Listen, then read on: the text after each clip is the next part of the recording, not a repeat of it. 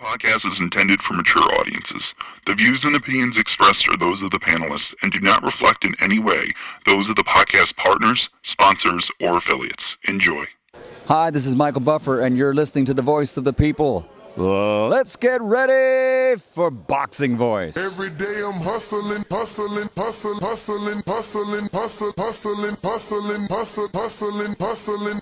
Every day I'm hustling, every day I'm hustling, every day I'm hustling, every day I'm hustling, every day I'm hustling, every day I'm hustling, every day I'm hustling, every day. You know the saying, stay hungry, stay humble.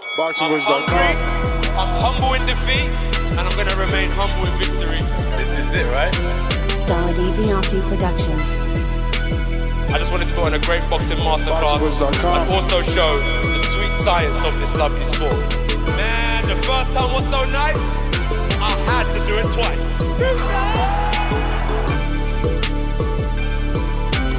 I'm prepared to the best of my capability, and I pray that I get the win. Look at it, like, I love Mike Tyson, how he came into the game on some different kind of vibe. You know what I mean, man? It takes a crazy man to want to fight, you know what I mean, day in, day out. The hardcore sport, as you said, no silk shoes. Ain't no other sight in the game to see the boxing boys. What up, what up, what up, what up, what up? Welcome back, ladies and gentlemen. Welcome back to another Sunday edition of the Boxing Voice Radio, where we recap this weekend's fights. And we had a lot of action this weekend. And according to Tank Davis, we had no action in the main event. Now, I am in agreement with Tank. It was a bit of a snooze fest. Jared Anderson did not separate himself from Riyad Merry. He just simply won the fight as a heavyweight version of Devin Haney. And it's cool for Devin to win the fight with a jab as a lightweight, not as a heavyweight. We watched the heavyweight division for knockouts. We watched the heavyweight division for excitement. We didn't really get that last night. We got someone going through the motions and ensuring the win without a doubt. He made sure he got the win. He pecked away at his opponent and was consistent with the jabs, but there was never any pizzazz. There was never any sparkle, and there was never any sort of entertainment. And this is the entertainment business. You're live on ESPN, so you know you got to impress. You have to impress. Hopefully he gets a return, and this isn't one of those situations where they're not happy with Jared, right? Because let's be real, this could turn into that. I know a lot of people see Jared as the next up, but if you're top rank and you've pulled him back now since the Charles Martin fight, you put him in there with a cruiserweight that you expected him to knock out just to get his hype back, and he doesn't. This is now the second decision that Big Baby Jared Anderson goes through. Now, in terms of Tank Davis, what did he have to say? A lot. He had a lot to say. Called Big Baby. First tweet was, boy, dumb ass. He's dumb ass. And he's talking about none other than Big Baby. The next tweet, someone asks him, Champ, what you watching, Champ? He says, weak ass heavyweight. I turned it off.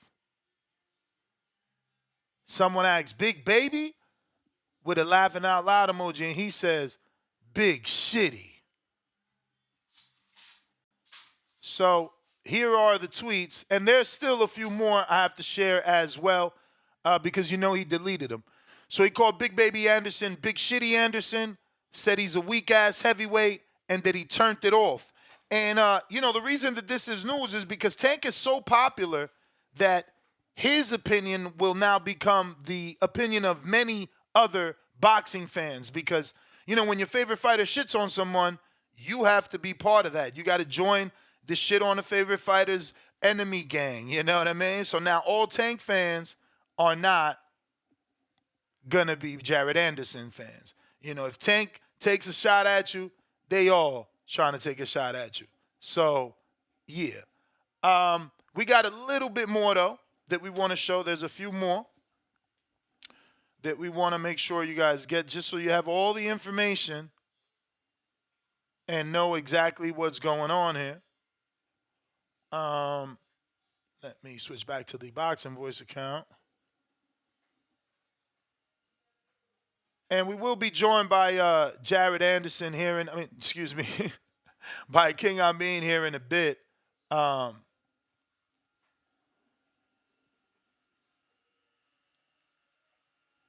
a sec.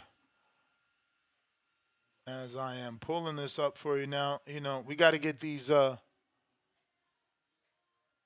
tweet and deletes. So I'm just double checking, and it looks like I got all of them. It looks like I got all the tweets, unless you guys see any others. Looks like those are all the tweets that, Tank put out. But outside of Tank, I did think it was a snooze fest. I mean, I did a live and shit, I think about after the 6th round, I was ready to quit. My live became complaining because it was a tedious fight where Jared never stepped on the gas, and it's his fault because it's your fight. Like, we're not here to see Riyad Murray. We're here to see you. Everyone's tuned in to see you. And, Riyad didn't do much.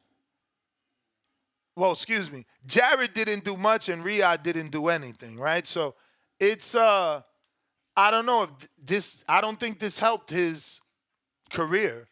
They put him in there with a cruiserweight so he could get a stoppage, so he could be, looking good again. I don't know that this helped that. No sense of urgency, no sense of concern to entertain his fans, where there was a huge section closed off. So, tickets didn't do well. People kept mentioning that during the live yesterday, like, yo, he can't sell. And I'm defending him because it's like, yo, he's not from Corpus Christi. Dude's from fucking Toledo, Ohio. He's not a household name yet where he can be like Tank and sell in any region. So, I was defending the ticket sales. He's not from Corpus Christi, but when you are main eventing, you have a duty to put on. It's the entertainment business, and I don't know that these guys are understanding that. But I'm sure they're going to have a conversation with him about stepping on that gas or ending up on a chopping block. Guido Villanella, he knew he was on a chopping block. And you heard Bradley. He's like, oh, well, they might bring him back because he fought with some motherfucking animo. He fought like he was trying to win, and not just survive, which is what a lot of these guys do, man. And television is smartening up. It's like, bro, we're not going to be paying you all these dollars and, you guys are just sitting around not really trying to win. Like, Riyad was there to pick up a check. And in situations like that, I think that those checks need to be reduced. Riyad didn't do nothing. He should get some sort of financial deduction because he depressed millions of people. He caused thousands to turn away. It was a horrible performance on behalf of Riyad Murray. He did nothing to make that fight. Maybe, I don't know. I know that he broke a record for the lowest punches thrown, which just was broken not too long ago. So he's not doing well, man. He really ruined this. He didn't make it a fight. And Jared coasted. He never felt the urgency. He never felt like, well, this ain't Riyad's show. They not here to see him. They here to see me. So let me get this fool out of here versus giving them something to talk about. Because, boy, are we going to talk about the fact that he couldn't stop a cruiserweight. This is that cruiserweight's only, what, 4 fight out of 4? He got knocked out in 1, and he won 1. I mean, I don't know, bro. Again, they calling him the next heavyweight hopeful.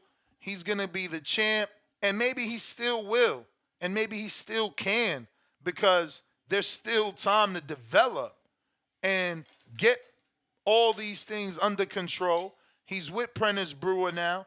Maybe, he can get these things under control. Maybe they can let him know when you're in that situation, you got to have that killer instinct. You're on television. You got to put on. You have to put on. But looks like I'm joined by the king of Essex. King Amin, what's going on, my brother? Good morning. What's not going on is we're not getting good feelings. I'm not getting good feedback from this Jared Anderson fight. And let me get right to it, man. I got no time to waste. I saw him warming up, and he was very happy. He was laughing, and usually I would say that a happy fighter is a dangerous fighter. But for me, that's usually what you see in camp. I'm used to like a relaxed fighter. That's cool. But the way Jared was, I'm going to go out on a limb and to say, based on the opponent, based on the performance, based on what I saw in totality, not only have I proclaimed that he's not on the level of a Fabio Wardley, might not be on the level of David Adelaide, because you need to see him in dire straits. I want to see, does he really have dog in him? I was tired of hearing people from Ohio talking about Jared Anderson and where he came from. He needs to demonstrate some demeanor that reflects like he's as desperate as the hood mentality that he seems to carry. So what I saw in the ring, my man was flat-footed. He's what Jared wanted. Jared wants confidence building fights. He doesn't want to be challenged to develop certain skills. He's still pulling back, bro. He's still pulling back, which is dangerous. He's committing the same sins he's been committing, and with bigger, faster, full-fledged heavyweights, it could be an issue. Riyad Murray countered him maybe 3 times, not a lot because he did absolutely nothing. But go ahead. It reminded me, George Arias. It reminded me of the George Arias fight a bit. But George Arias at least tried different things to try to get off somehow. I'm just disappointed that Jared Anderson has not taken any sorts of leaps and bounds for me to stamp him. And the funny thing is, it's so crazy. A few months ago, people were talking about, Jared Anderson and Anthony Joshua, which is ridiculous because when you talk about, and I would use them in the same context of a Joshua and a Jogbe, these are fighters that after a loss, after some tough times, they rebuild and they came back stronger. So even watching Jogbe on the card, I'm saying to myself, if they don't plan on matching him against a Jogbe at some point, or this talk of we got to carry him through 2024 with a bunch of, lesser than lesser opponents because 2025 is going to be his breakout year. What the fuck is that? For me, this is a very telling fight. He needs an immediate turnaround with a credible opponent, brother. They gave you this guy to look good. This guy was knocked out by Kevin Lerena, who Dubois knocked out. So now you got the mouthpiece of Bob Arum and the machine of ESPN saying that you want Deontay Wilder. It don't even look like you could beat Dubois, who ran through the guy that beat Riyad. So, I don't know, bro. You know something, it doesn't sound half bad when you think about it being a crossroads fight. Obviously a crossroads fight and again, the possibility of it happening, I think is slim to none. Crossroads for who? For both of them, for Anderson and Wilder, even though Wilder is, seems to be... wait a minute. You believe that even after what you saw yesterday, they'd still do the Wilder fight? I believe that is a fight. If you're talking about a credible heavyweight name, even despite the performance Wilder had against Parker, I'm okay with that. Because the last time we saw a glimmer of potential, he had to fight Charles Martin. We're talking Anderson, that is. So, you know, if he's the kind of fighter that's got to get up for the level of competition, Wilder it is. Because honestly, guys that I've been saying, right, the King of Essex, Fabio Wardley, Daniel Dubois, these young guys, his contemporaries on the other side, they smoke him. They smoke Jared Anderson. I'm not even. So look, that's my opinion. I gotta be the casual here. You know, I didn't buy Peacock, so I didn't watch the Wardley fight. And people tell me, people tell me that Clark maybe should have won. Based off that, you seen the fight. You just said, or made it. I mean, I interpret it as like he's not ready for the Fabio Wardleys, which means you still think even Wardley, if people thought he lost to Clark, can still beat Jared? Am I interpreting that right? Absolutely. Absolutely. Because you have in Wardley, shout out to Ipswich, you have Wardley, a white collar fighter. You guys know what that is. That's, you know, tantamount to Border Wars and, you know, a para-professional. These guys are not professional. So he came up through the white collar ranks and developed himself, and he has more will than skill. Anderson is probably more skill than will. So yeah, I'm going with the guy that is more determined, the guy that's willing to make more out of less. Absolutely. And so even if you're going to say that, or some people, yes, oh, by the way, it was 1.1 million tuned into that fight. Okay. So talk about being a draw between two solid contemporaries in the UK for a domestic title. Even if people thought Wardley lost the fight, they thought he lost to somebody with an Olympic pedigree. So again, the levels, even put Jared Anderson against a David Adelaide. I'd love to see that fight because Adelaide is probably less skilled, but this is a guy that's like, yo, I'm coming straight from the streets of South London and I need this boxing to carry me up and out of here. And he made it to the likes of Fabio Wardley in a showdown with somebody of his era. The closest thing that Jared Anderson could do that, he got to get it in against Efe Ajagba. That's the closest stateside contemporary he has where we can show who wants it more. That makes a fighter rise from a contender to a champion. It's that missing element. The thing with that is that they're stablemates, bro. You know, it's like Berlanga and Jacobs. They're stablemates because of the manager.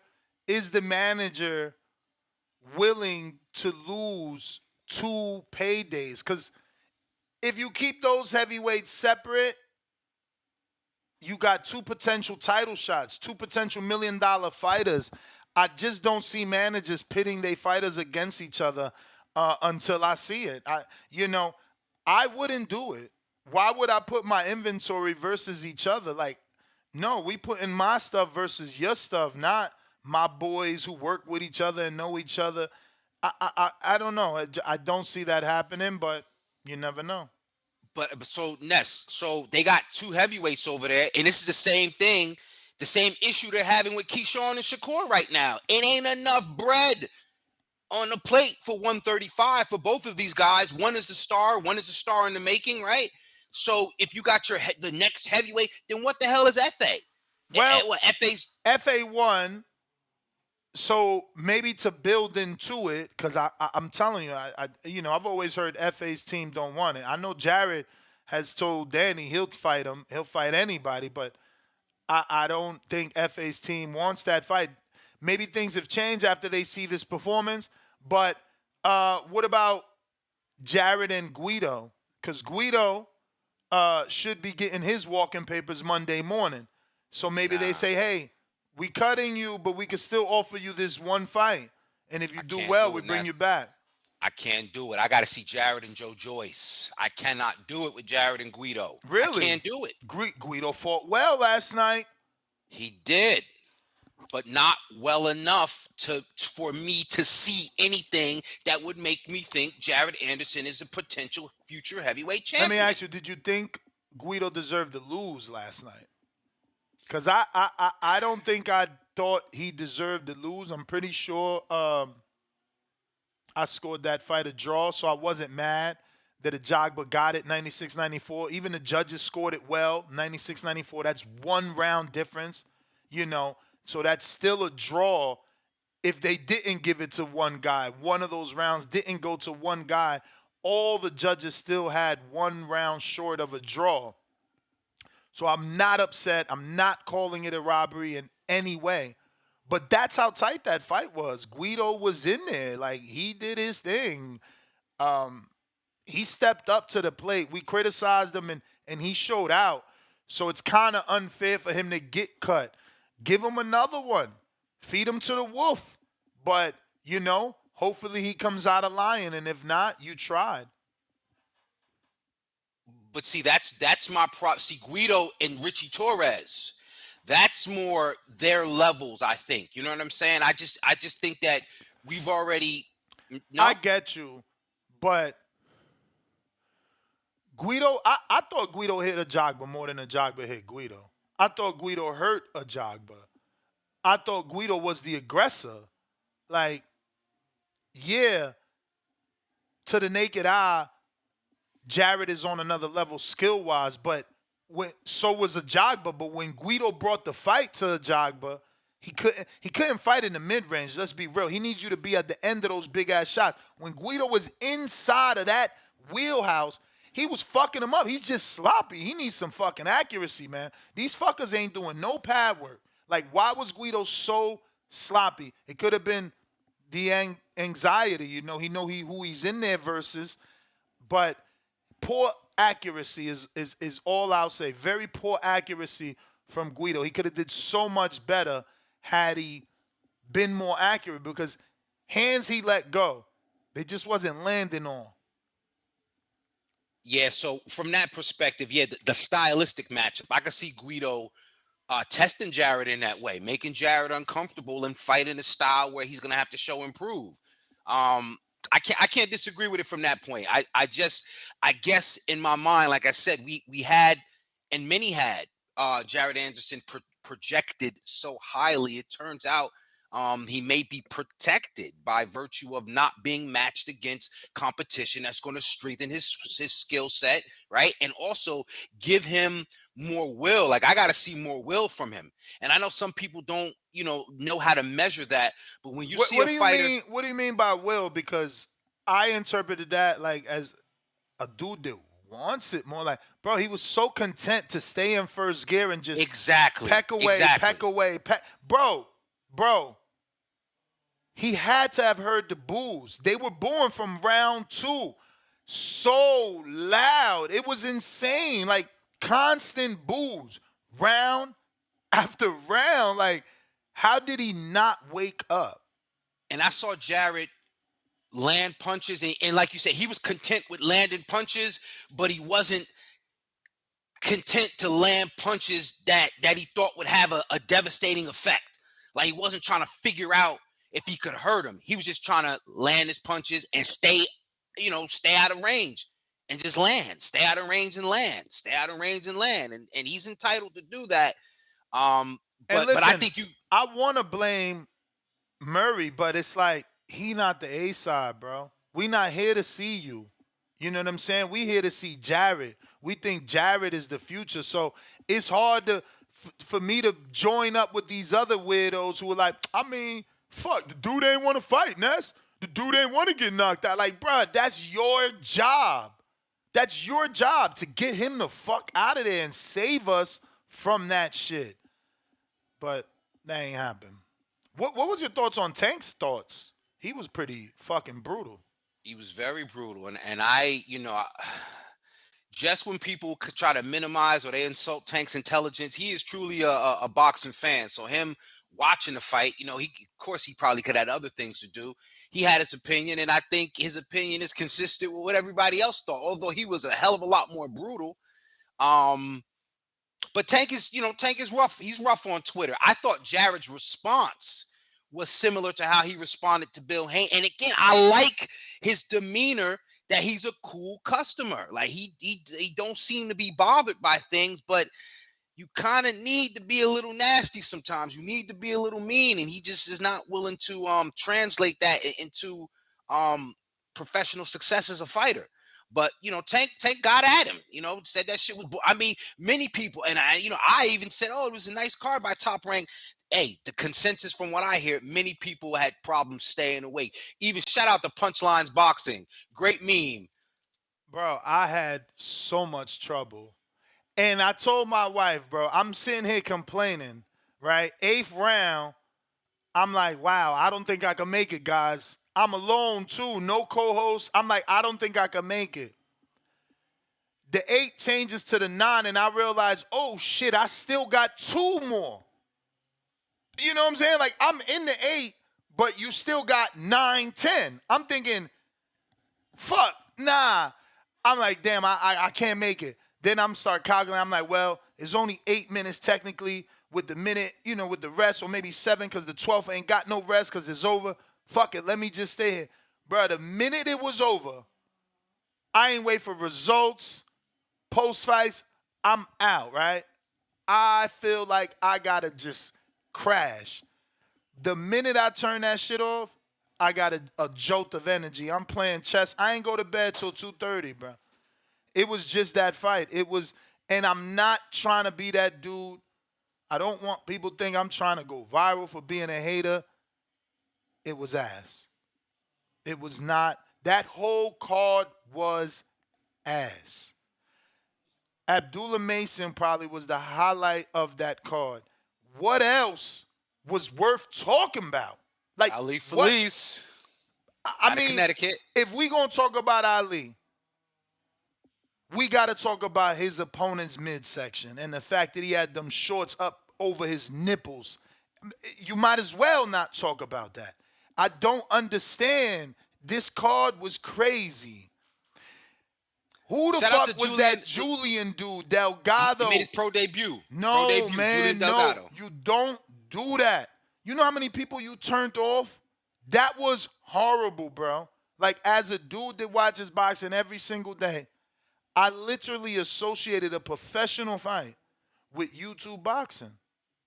I associated those 2 young men with some influences, man. I had no clue what I was watching, man. I bothered my source.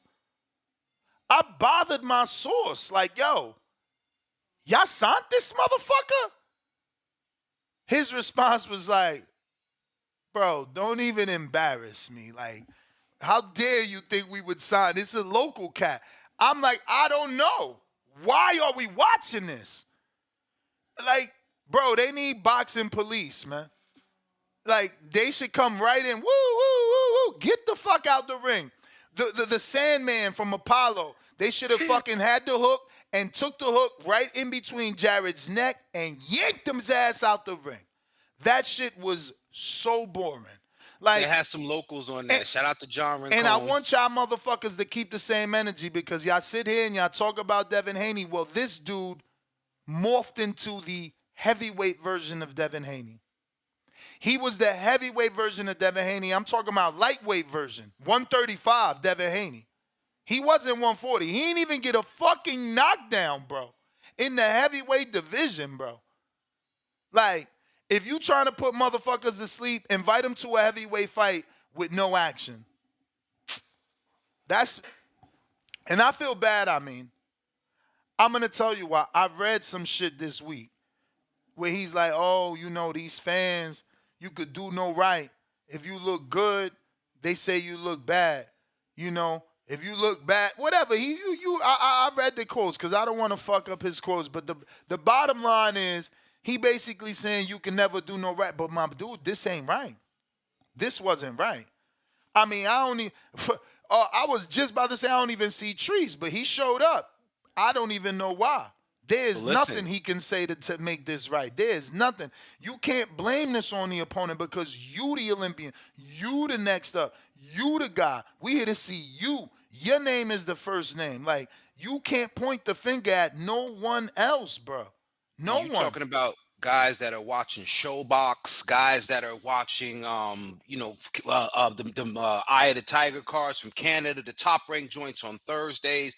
The fights from Japan on Tuesday mornings. That's hard to watch. we ain't turning down no boxing. You're talking about hardcores, but it has to be said when someone that's from that hardcore perspective, we have a right to say, yo, step it up, especially as a heavyweight. I think that's most important.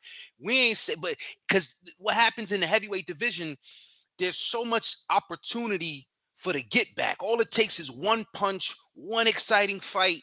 And when you get a fighter that's not even, kind of holding up that regard, it's making it tough. And I think about a fight like Dubois and Big Baby Miller, Of course, we would love to see the battle of the big babies. I don't know what's up with that.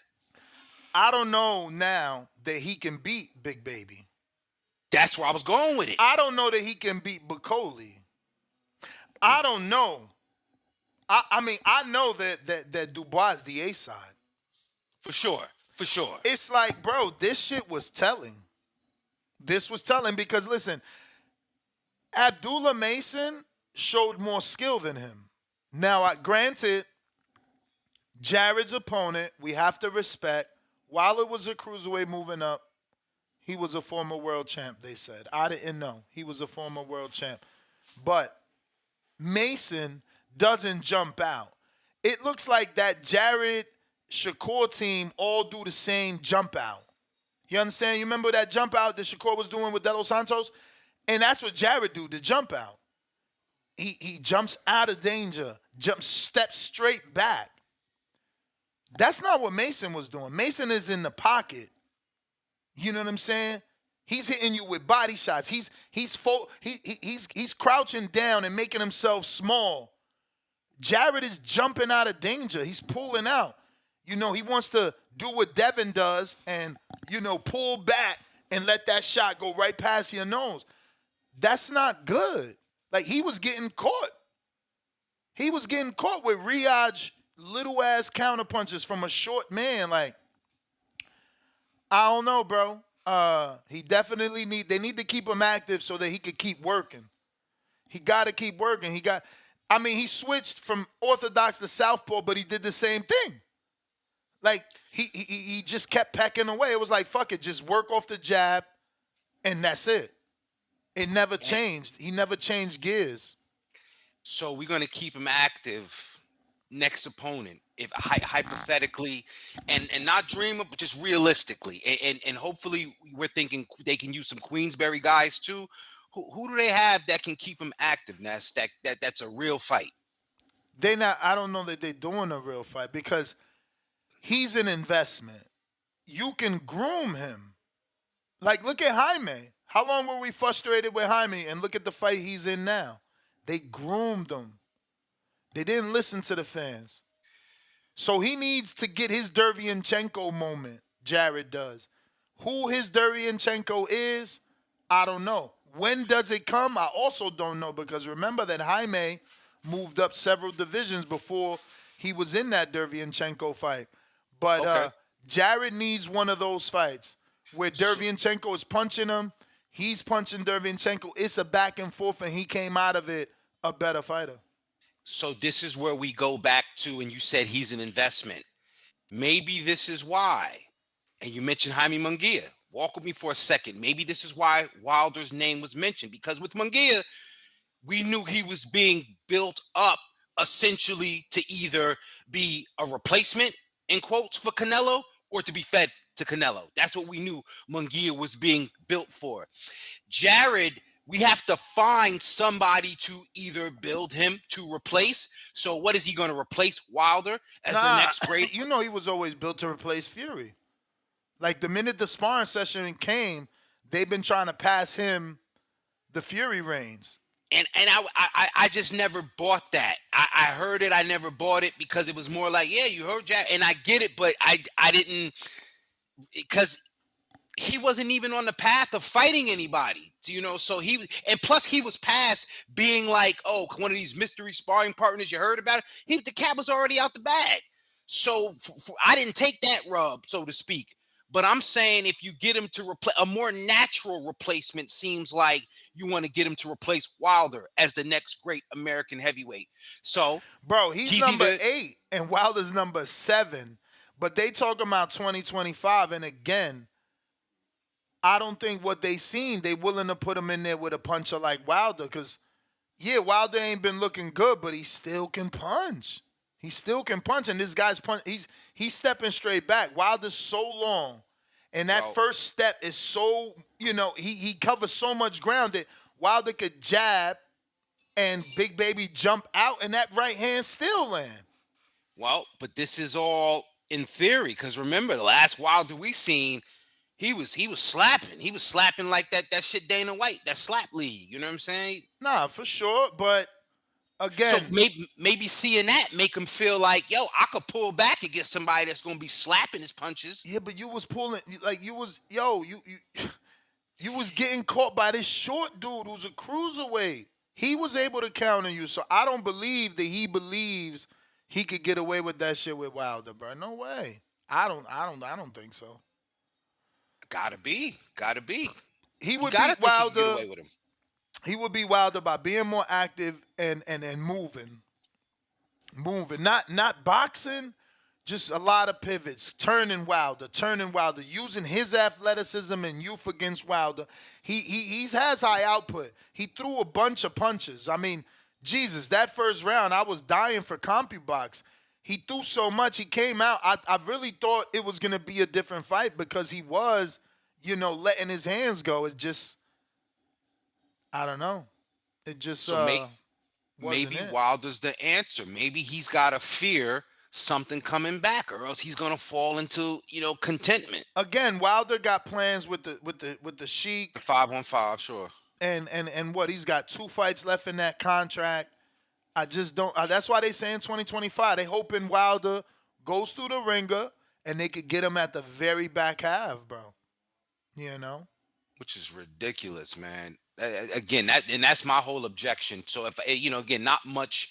We have our observations. It's objective. You can call it criticism, but one thing I cannot stand for, I can't sit through the whole rest of 2024, unless we're getting 2 to 3 more fights against credible opponents, and then tell me by 2025 he's in the title shot. And given the landscape of the title belts, if you got Fury and Usyk tentatively in the rematch, and potentially Joshua may have a WBA interim that he's waiting or whatever for. So yeah, in that regard, but you got to be fighting somebody in that time, and I have to be able to see more, or else I'm gonna have to write them off and say I'm looking at the Dubois and the Wardleys. They should get Pulev. They need to get like Pulev. They gotta go the traditional route, bro. Get you some 34s, 35s, 36, 37. Jared Anderson wants a Chris Lovejoy. That's who he wants as his next opponent. No. That would be bad for him. From the marketing standpoint, the internet would go wild. It would be a blatant step back, and it could hurt him, in so many different ways, even mentally, because now he'll, once the fans react, he'll realize that Top Rank doesn't believe in him. And, you don't want to question yourself, right? You don't want to be asking, do you still got it? But what about the rest of the card, man? Anything on that card you were happy about? Abdullah Mason did great. 4th round stoppage, about 2-3 knockdowns. Looks good. But his opponent, he's so good that his opponents are becoming turnoffs. Is that fair? Like, I don't want to be an Abdullah Mason hater. He's just so good. These fights are not turning. They're not. I'm not receiving them how I should, because it's like, he should be doing. It's like, bro, I was watching him last night, and I'm like, this is how Shakur should be fighting. This is how Shakur. Now, granted, he ain't in there with De Los Santos. So will he fight like Shakur when he fights De Los Santos, or will he be Abdullah Mason when he fights De Los Santos? But watching him, that's what I wanted from Shakur. Stay in the pocket. Block that shit. Hit this motherfucker with some shit and show him you are the man. Not that we on the same level. I think and one thing that's cool about it, my son, my youngest, 6 years old, he looked up and he was entertained by Abdullah Mason. And the first thing he asked, he said, "Dad, how old is that guy? He looks young." So I thought that was pretty interesting from a marketing standpoint, from just a casual, you can get a 6-year-old kid to be entertained by that fighting style. Look out. Now that being said, I want him to take a Jahai Tucker type step, as far as like, once you find yourself in these 8 rounds, like maybe step up the level of competition, fight somebody a little highly ranked. But Jahai is like at 54, or you just saying someone No, like no. him? No, not fight Jahai. I'm saying do what Jahai did. Once it seemed apparent that Jahai was, in too many showcases, he said, "Hey, give me one of these guys that's ranked number 5 in this division, or give me one of these guys that's ranked." And it made him a more appealing fighter because he had to learn some things, and it also gave him, a different style and some things to work on. So I'm just saying, because because some people would say the same thing about Shushu as well. Not necessarily me, but it's like, hey, you know what? We are we seeing Shushu? Are we seeing Abdullah Mason? Are we seeing these guys in just washing opponents that we know they're supposed to beat? So is it time for them to step up rounds, or is it time to step up opponents? And in Carrington's case, he's stepping up rounds, therefore with opponents that will go. With Mason, I think first he can step up slightly with the opponents, and then maybe look at the round. You don't have to do too many. You don't have to do no 10 rounds right away, but definitely I like to see him step up a level of competition. And the issue is it's only his second 8 rounder, so it's like, will they really step it up? And that's what I'm saying. And if they Yeah. do, like, is it gonna be a step up that we are familiar with, meaning a name that we like, a name that we know, something we're interested in, or is it a matchmaker step up where the matchmaker knows, hey, this guy's durable, he should give him some rounds. If Abdullah blows him out, he shows he's the goods. We don't know those inside tidbits. Maybe some of us have the ability, but like, we want to step up that we know, like, is he ready for a blue nose? No, I don't think so. Wow. Not yet. Hey, so you know what's crazy? Because that's the gift and the curse of having fought those 4 and 6 and now 8 rounders on televised.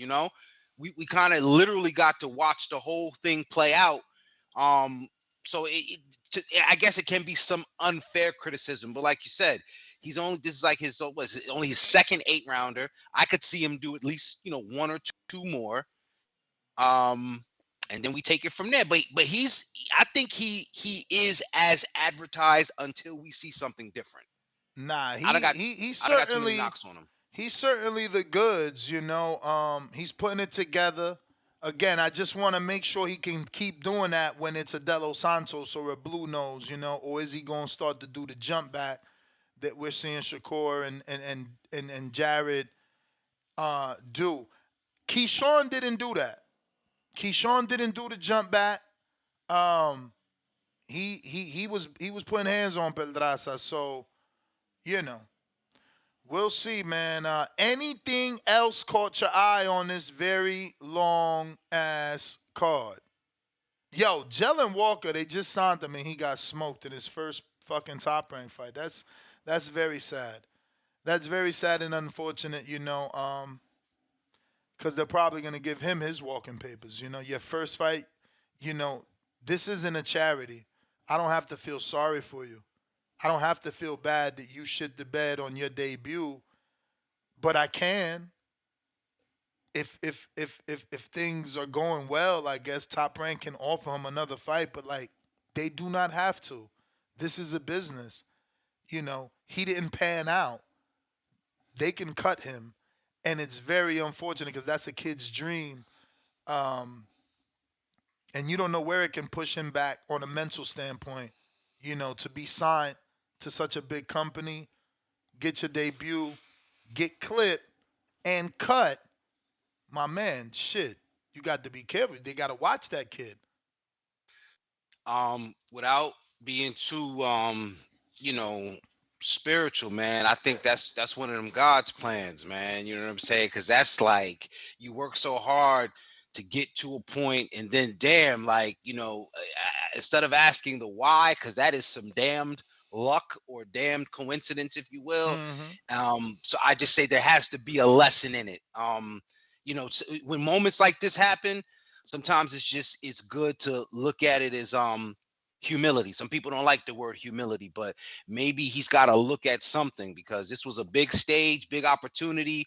Maybe he came in with the same team, a new team, who knows? But now they got to, and maybe it's to see if those people that was on the rise with him to that moment in the locker room, maybe this is God's way of trying to see, will those same people be there after this loss? Are those same people there this morning and when they hit the gym with him when he go next week, But shout out to Jalen Walker, man. Hold your head, man. Life is like that, man. Sometimes we get knocked the fuck out, man, but it's always another fight to train for. Champ, real quick, side topic, not to do with the fights last night, but we are talking heavyweight division and step ups. Obviously, Brandon Moore and Torres got announced. What are your thoughts? I mean, I know Torres is the A side, but yeah, like you picking them, and is it a whitewash? Because I'm seeing that no one's giving Brandon a shot. Because Brandon's still kind of raw. He's still unorthodox. He's more of an athletic fighter than he is a boxer. Torres is a project. He's been developed. And they want to see if it pans out. You think he's developed already? Because his only step up has been Curtis Harper. They've both fought and beat him. Obviously, Torres got an 8th round stoppage. Well, because that's what you want from your prospect that you plan on putting on. And I think with Bam, they might have wanted him to be what they consider more of an exciting style of fighter. But this is what I'd like to see them do with Jared. Because this is, in a way, some people could look at it and say that they don't believe in Richie. They say, nah, man, Richie, you being there, with somebody that's been working on this shit, been on the underground, been out of Florida, he's an athlete, he's a puncher, blah, blah, blah. They could look at it that way, and it could be remember, it was an 8-round fight with Curtis Harper. And Torres got the knockout in the 8th with Curtis Harper. No disrespect to Curtis Harper, but like, did you watch that fight? I mean, he legit looked like a homeless person. Yeah, but pause. I got to pause it before I say it. Dude was huge, out of shape or not. So the fact that, Richie put him down, he was chipping. Did he put him down? Because the stoppage, the ref jumped in. Was there a knockdown that I don't remember? No. But he was just rolling back against the ropes. You know what I'm saying? He was like a whale, like a beached whale, laid up, But the point is, he hurt him. And that's what people would like to see from Jared. Nobody has seen that on the big stage yet, or if at all, from Bam, Brandon Moore, that is. And it's a great fight for both of them. It's an opportunity for Bam.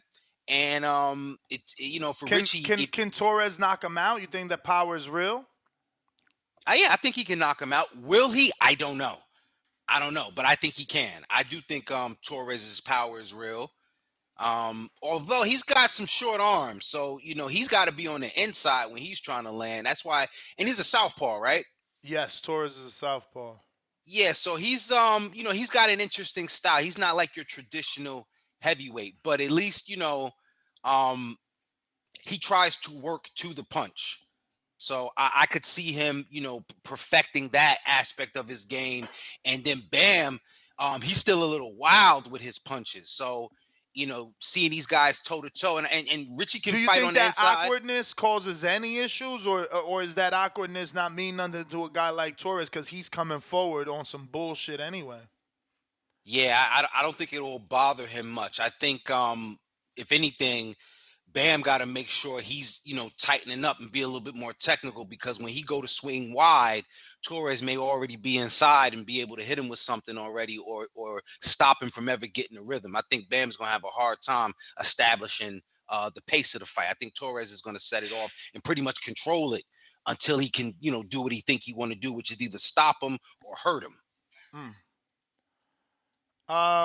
let's open up the phone lines. Anything else you want to talk about? Card or Yeah, man. Mr. Gibbs, I gotta talk about my girl Ellie Scottney. She's now the unified WBO, IBF, and Ring Magazine super bantamweight. That's 122 pounds for those that are unadulterated and uninitiated in this boxing thing. 122 is kind of scant. Not a lot of people there. I'm going to talk about it more in the championship rounds, but I want to see her in there because there ain't nobody else around. I want to see her there against Isaac's auntie, Erica Cruz, who just won a title early this year or late last year. So shout out to Ellie Scottney. Also, Rhiannon Dixon picked up the vacant WBO lightweight division title in a pretty tough fight. I got to say, though, right away, Caroline Dubois, Cooks Dixon, and I can't wait to see the outcome of Beatrice Ferreira and her upcoming title bout. So lots happened yesterday that has indications moving forward into what's going on in the landscape of women's boxing. So yeah, I just wanted to shout out those fights, man. I guess. What's your thoughts on Charlie Suarez? Is it? Oh yeah, the Filipino homie. He looks old, right? But he's not. Like, or at least he looks old, but he doesn't at least 40. perform old. Damn, you said at least 40? I'm gonna have to look it up. I thought he was 40. I don't know how old he is. Damn, so he is old. All right, I'll Google it. Give me a sec. But yeah, worth mentioning or what? I say Zelfa Barrett, Jordan Gill a little bit because that's the 130-pound division. 35 he is, so not 40. He's 35. Okay, see? Not too far off. He certainly got a 45-year-old look, though, going on. 55-year-old look, damn near. Fuck it, then. We open up these phone lines. We got Al in the Bay. What do you say? If you're watching this on YouTube, go ahead and hit that thumbs up. Absolutely free. It ain't going to hurt you, infect you, or nothing like that. What it's going to do is definitely make sure that people, unlike yourself, find out about TBV. Al, talk to us. Yo. Bay Area. Stand up. Pittsburgh on the map, man. Yeah, man, that Jerry Anderson fight was it was kind of boring, but like you said, the competition wasn't there for him, but he was supposed to finish him. When a guy don't give you that much effort back, then you don't feel that pressure from that other fighter. Jared Anderson was supposed to finish him. He was supposed to step on the gas like it was Fast and the Furious and get him out of there. But he didn't. He kind of just cruised all the way back. And then I didn't like the ending where, after he won and, he had to talk, and it was just like cockiness, like, oh, anybody can get it that's around, he said, anybody can get it that's around my weight division. Like, you didn't even do nothing. All that huffing and puffing, you didn't even do nothing. But I think Top Rank should just throw him in the fire with Frank Sanchez and says, man, you're going to either sink or swim.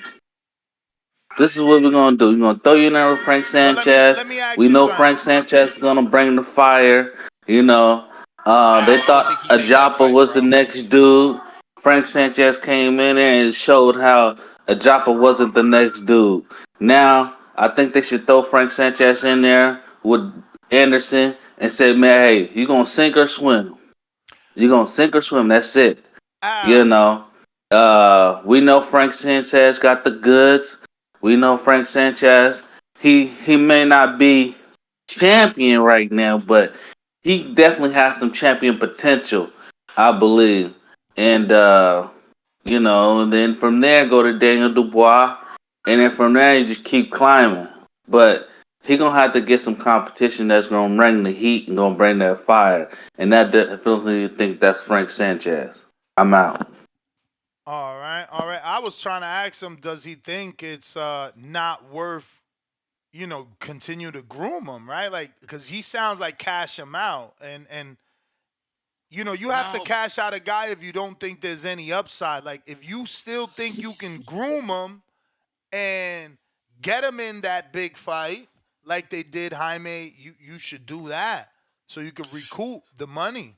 But I don't think he was saying that. I think he was trying to say, I know I've been saying it, is it's not a cash out if you're trying to see how good he is. Like Ness, imagine you got that vet.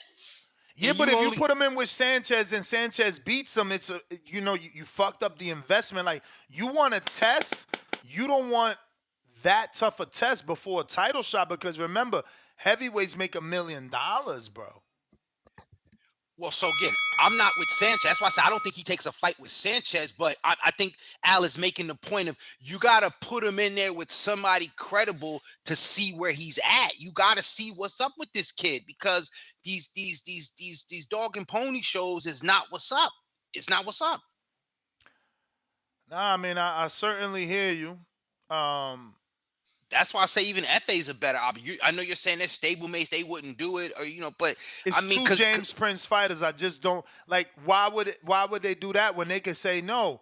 Let's put FA in with Sanchez rematch, or let's put Jared with Sanchez and FA with JoJo. You know what I'm saying? Like, they would want to make two separate paydays and keep those dudes going in separate directions.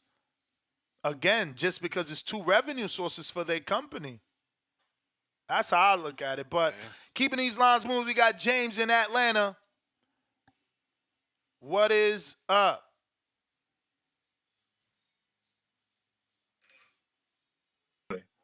Yo, I was talking with Vega last night, man. I was running through some names and shit, and a lot of the names I was coming up with, man, these guys either already got fights or we truly, after what we saw last night, man, he may not be ready. So, how do you like maybe a Jeremiah Milton or even a David Adelaide for a David Adelaide? I like. I love Adelaide. He's no more Milton. known. He's more known than Milton. Milton, he's got to show us that he's gonna let his hands go. Like, Milton is a bigger version of Riyad Murray. Hell, I say Jermaine Franklin. Yeah, sure.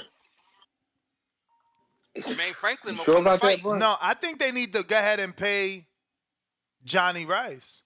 Me too. Just pay him and see could Jared actually beat him. I seen Jared beat on Johnny Rice in sparring. Now, that's not, Johnny trains with 28-ounce gloves. That's not 10-ounce gloves. You get hit with a Johnny Rice right hand, you see Guido Villanella quit. Where he went, he took all FA shots yesterday. I was shocked Guido took all them goddamn shots from FA. He never once looked buzzed. Impressive. He was impressive. The 1-2 and then try to turn them every time in the early rounds. I think that fight definitely deserved to be a draw. But I was biased. I was going with FA, but Guido deserves to still be on Top Rank after that loss last night. But the main event was disappointing. Tank was 100% right. It was a shit fight. I don't know, man. I mean, Shakur was just talking shit about Richardson Hitchens, saying if you train with me, you get a knockout. And then you got his ace homeboy, Jared Anderson, do that shit last night. I don't know if training with Shakur really helps niggas out though, for real. Abdullah Mason was impressive. I'll give him that credit. Shushu was still the better prospect at the Top Rank. But Mason is coming along well. Ness, the other bullshit that been going on that been more entertaining. What do you think about all the Ryan Garcia shit that been coming out lately? With him saying that Kanye's finally gonna walk him out, to the fuck Errol Spence, to even the calling out Bud Crawford in the future. Ryan Garcia is wild, man. He's doing a hell of a promotion. I thought the Crawford shit was just cap. Season just cap and just Earl cap. shit, I thought that was just he picked a side. For sure. Him picking a side, but he also told the truth that we all knew existed, right? Those were the rumors. We had shows here talking about it, and all he did was confirm. And what did I say? I told y'all that my source told me that Derek woke up once he started getting the AJ and Ryan checks. And what did Ryan say? How is it that I'm paying him more than you and I made less money for my fight? That So, shit crazy. motherfuckers just That better shit crazy. realize that, this is a dirty business. It is. It is a dirty business. But yeah, but also with the Kanye West walkout, you think it's gonna be the biggest walkout in boxing history? Because I That definitely shit put ain't that on the scale happening, better than I mean, if he pull it off, is he gonna pull it off? Is he I really mean, gonna get Kanye? After all I them don't doubt. curses and shit, like I don't think Kanye fucking with him. You sure about that? If he I do, don't listen, doubt it. that's what we need, brother. I'm not I Hmm. want Ryan to succeed commercially and keep being the guy that he is. Hmm. I want the event to do well. So hey, if he could get Kanye, that's gonna put hella eyeballs. Hey, Hmm. Ryan must have heard me talking about him too, JB. You talking about all his antics with his dumbass video. I am the embodiment of speed. Get the fuck out. That's the point I was Yeah. making to you guys, ladies and gentlemen. That kind of goofy shit don't mean a thing. I am the embodiment of what the fuck kind of anime movie was you watching before you decided to set up your tripod, you fucking goofy? Yo, Bruh, man, you gotta give Ryan credit, man. He's bringing eyes to the sports, man. He gonna have asses in those seats, man, next weekend, man. So shout out to Ryan, and definitely shout out to y'all for this morning show. I'll hop back on if I hear something, man.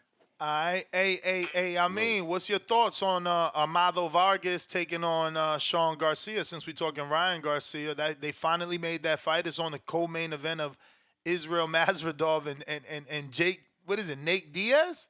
Yeah, Ain't that the dude that got beat up by Jake? yeah. Jorge Masvidal, yeah. Okay, Nate that's cool Diaz. though, cause like now one of those dudes might end up being a Jake victim.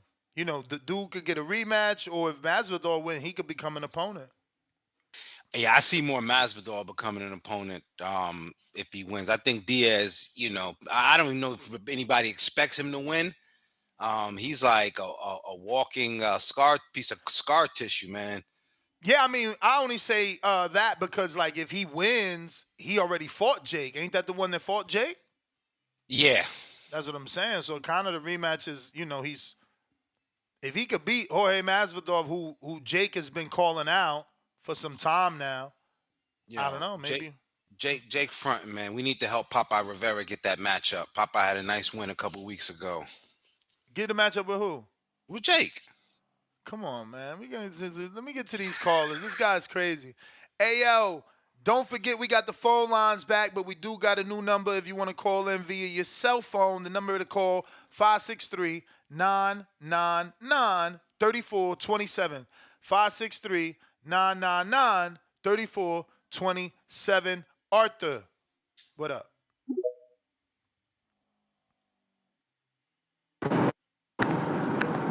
Yo, what's good? What up with you? Yeah, I'm driving right now, but yeah, that fight was disappointing. Like, Jared supposed to be the next great heavyweight or whatever, but you know what I'm saying? That was wild. He would have flipped. He would have flipped him over. You know what I'm saying? Dude in there looking like a stump. Like Wilder would just flip him over. Went on by his night. I could have enjoyed my night, but it is what it is. Far as and top rank, they not slick. They just want to age the division out. They just want to age the division out, try to give Jared the easiest pass that he can. You know what I'm saying? But it's business. I feel Yep. like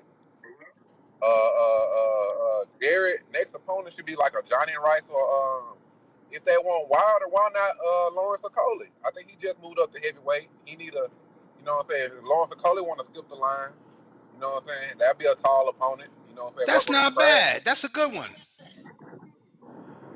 You know what I'm saying? Somebody that can work on his craft, work on his defense. A long opponent. Wait, I thought That's a top Okoli was dog, fighting. big heavyweight. No, I thought Okoli was fighting Noel. The When? Let me check. I'm sorry. I don't know. I thought I seen something like that. But yeah, I still think that's a good fight though, because it'll help Okoli, you know what I'm saying, skip the line a little bit. And it's a good fight for Jared because, he can fight a tall opponent. He gotta be sharp on his defense, etc. You know what I'm saying? So or even if Okoli try to come in there and try to come and box him, it can help him to fight to cut the ring off, you know what I'm saying, work on his combination, stuff like that. So Yeah, I like that Okoli pick. Some people, I don't know if they'd like it because they'd say he's just moving up, but yeah, I'm cool with that Okoli and Anderson. I like that, man. That's a good one. See, that's somebody that know boxing, man. Shout out to Arthur. All right, Art, you done? Yeah, that's my call. You the man, champ. You the man. Let me get to these super chats. Damien with the Cash App, he says $2. You ain't even read my 3 Cash Apps last night. Bruh, blame Big Baby. But I'm gonna read him right now. Blame Big Baby, man. He had me woozy, bruh. It was a snooze for I was about to fall asleep. We got Damien from yesterday. He says, bruh, what's up with the betting show? We moving that officially to Saturday so we could get that done because Fridays is just, we go too over on the daily show. Damien, $2 more. And they say out loud, Canelo can do what he wants. Damien, $2 more. Listen to the Mauricio Suleiman interview. Say they won't strip a champ. Yeah, I mean, because they consider everything, right? They don't just do what the IBF do, is what he was saying. You got to keep it in the context. We were comparing the WBC not mandating or stripping specifically as much as the IBF, who are known to do that. And his defense was more like, well, why would you strip a champion? He's trying to make XYZ fight. Shout out Damien. Let me see what else we got. We got to get to these super chats as well. If you haven't already, hit that thumbs up. Please do so. Absolutely free. Costs you nothing. Have you subscribed? I need those numbers. I'm trying to get Floyd Mayweather on here. He told me I got to get 1 million subscribers. Y'all ain't helped me. So we ain't never getting Mayweather. Just know that. But when we do get the 1 million, he's coming right on. ASAP. But you got to get us there. We got Brandon Maurice, been a member for 38 months on that contender level. Salute.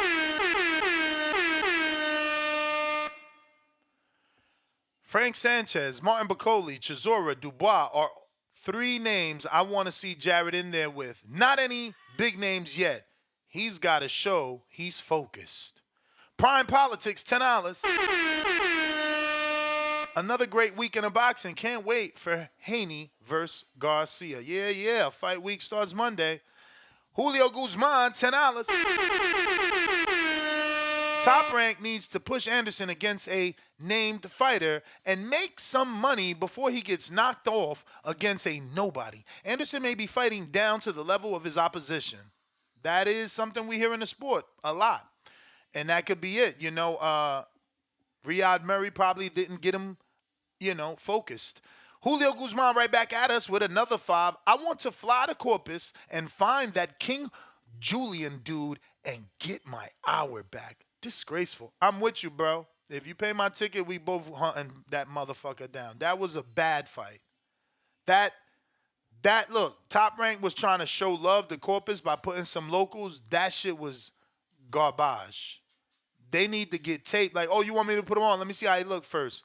You can't just put that dude on like that. That shit was bad for television. Horrible. Horrible, man. Years of lurking, $2. Looks like he's being trained to be a lightweight. Okay, he talking about Jared? You really disrespectful. Just Dre, $5. I missed the fight, but it sounds like I didn't miss anything, actually. Yeah, man. Yeah, watch the highlights. That's the best part because you'll see all the actual punches landed. Mike Likes TV, $2. I fell asleep during the Anderson fight. Sleeping emoji, crying emoji. Nah, man. I'm shocked I did not. I'm telling you, if you listen, it was torture. It was torture. There was so much dead silence on my live. Bruh, Jesus, bruh. That was bad. Mike Likes TV, $2 more. Ness, Ryan just posted he got in an accident. Ryan posted the other day he got jumped by 10 dudes. Ryan posted him kissing on a girl saying we ain't never had sex. Ryan posted fuck Earl. Ryan posted fuck Kanye. Ryan posting, man. Ryan's posting. Mike Likes TV, $2. Correction, his mother got in a car accident. Well, I hope she's doing okay. Henry Brown, $5. I watched both Top Rank and UFC, and Jarrett played it safe. Safe, smart, but not exciting. And the UFC had exciting KOs. Rolo in a photo, $2. Jared Anderson versus Alexander, what the fuck, Zakowski? I don't know who that is, but what about the other dude that got booted from TV, Kuzabuski? That might have been a good name, too. He was bringing it until he went low too much. Yeah, maybe that's what he was going for. Or this is Zakutski. Yeah, Zakutski. I never heard of Alexander Zakutski. Leonard Sterling, 2-pounder. Rosansky versus Okoli for the WBC. Yeah, but no, you spelled that wrong. It's Rozeki. Ain't it Rozeki? Ain't Rozeki fighting Okoli? I don't know. I didn't know if that was going down. I mean, I interviewed him. I'm pretty sure he said it was done, or was he saying another name? Was he talking about Noel? I think he's talking about Noel. Rozeki is talking about Noel, the Pedro Diaz fighter, and Leonard didn't spell this wrong, and he is saying Rosansky versus Okoli for the Bridgerweight title, which is a totally different division. James in Atlanta, $2. Rick Ross, diss to Drake. Thoughts? I haven't heard it yet. I put it in the pre-pro. You tripping. I haven't heard it yet. Again, Jared threw me completely off, bro. After that, I had to smoke hella L's, play chess, and get in a better space before I went to my bedroom with my wife. I didn't want to give her bad energy because of that shitty fight. But we all caught up, so we going back to the phone lines. Borough City E. Find out if E got that gumbo again, too. E, check. If not, I'm going to Indiana. Khaled. What up? What up, bro? Can you hear me, bro? We good? Perfect. Phone lines is back. Yeah, bro. Hey. Yes, sir. Hey, my man Jared just didn't look enthusiastic last night. You know what I'm saying? Like, he didn't fight with a fire and, like, vigor in him. So maybe the opponent aspect of it was the thing, man. You know what I'm saying? Somebody mentioned Frank Sanchez. That'll be a good fight. Maybe we should consider maybe even, bringing in some new trainers. I know my favorite trainer right now in boxing is Robert Garcia, but I don't know if he's dealing with heavyweights. You know what I'm saying? I know he deal with, like, some of the smaller guys, but, like, I think he teaches this guy some things, and he got some real fighters over there that could probably take him out of that jump back style and kind of get him like a different type of style, man. But he just didn't look fired up, man. And he said some interesting things about wanting to retire, and he's had some like law enforcement issues, and he's talked about not having money. So his focus might not be on his focus right now. So, man, it's just an interesting thing. It's unfortunate because I watched the fight, and it just, he wasn't punching with the vigor. He looked slow. He just looked unenthusiastic about it. So, but we're not gonna throw him away. He does need to be built up properly, man. But so give us some options. Switch the scenery up. Who we building him up with? Like I said, I got Frank Sanchez. And then I'm not too familiar with like the name heavyweight guys like that. So that's the name who I'm familiar with. And then, like, I know he's still in, like, a prospect type of – well, I shouldn't say prospect lane, but he don't have that many fights, Frank Sanchez. So I think that and he has a solid name, so I would go with him. But, yeah, I don't even have any names to offer, man. My fault, bro. But, yeah, man, that's my call, man. I appreciate y'all, bro. Nah, appreciate you. And Frank Sanchez, that's the name. It's the second time, third time we heard that name. Yeah, people certainly bringing it up. Yeah. Which is crazy because he's not the most exciting fighter, you know what I mean? If we seen Jared box last night, then what do we think we see? Because that's what I seen. I'm like, yo, I'm seeing Jared boxing this guy. Like, you didn't even need to box that guy. I don't get it. Maybe he felt something on some of those 3 counters that landed that, made him, rethink the strategy, I guess. I am not sure. But we're going to keep the lines moving. Once again, the phone lines is back. The number to call if you want to use your cell phone is 563-999-3427. Drew, let me try Barrow City E. Are you there, Barrow City E? Yeah. Barrow City E. Barrow City E. All right. We're going to Drew. What it do? Yo, good morning. Top of the morning, gentlemen.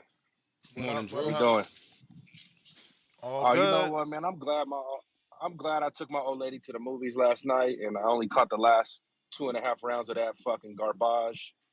This shit was atrocious. Go watch that new Guy Ritchie though movie, Ness. I know you'll like it. Ministry of Unruly Gentlemen, some shit like that. It was a real good flick. Jared Anderson, man. I mean, you mentioned that he's doing that step back. He hasn't learned from the Charles Martin fight. This is a step down. The reason Charles Martin was able to catch him because he's taller than him or at eye level. So the length, that step back shit don't work.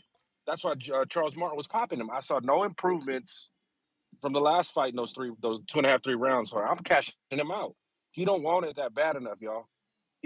Treese want him to be the heavyweight champ more than Jared want to be the heavyweight champ.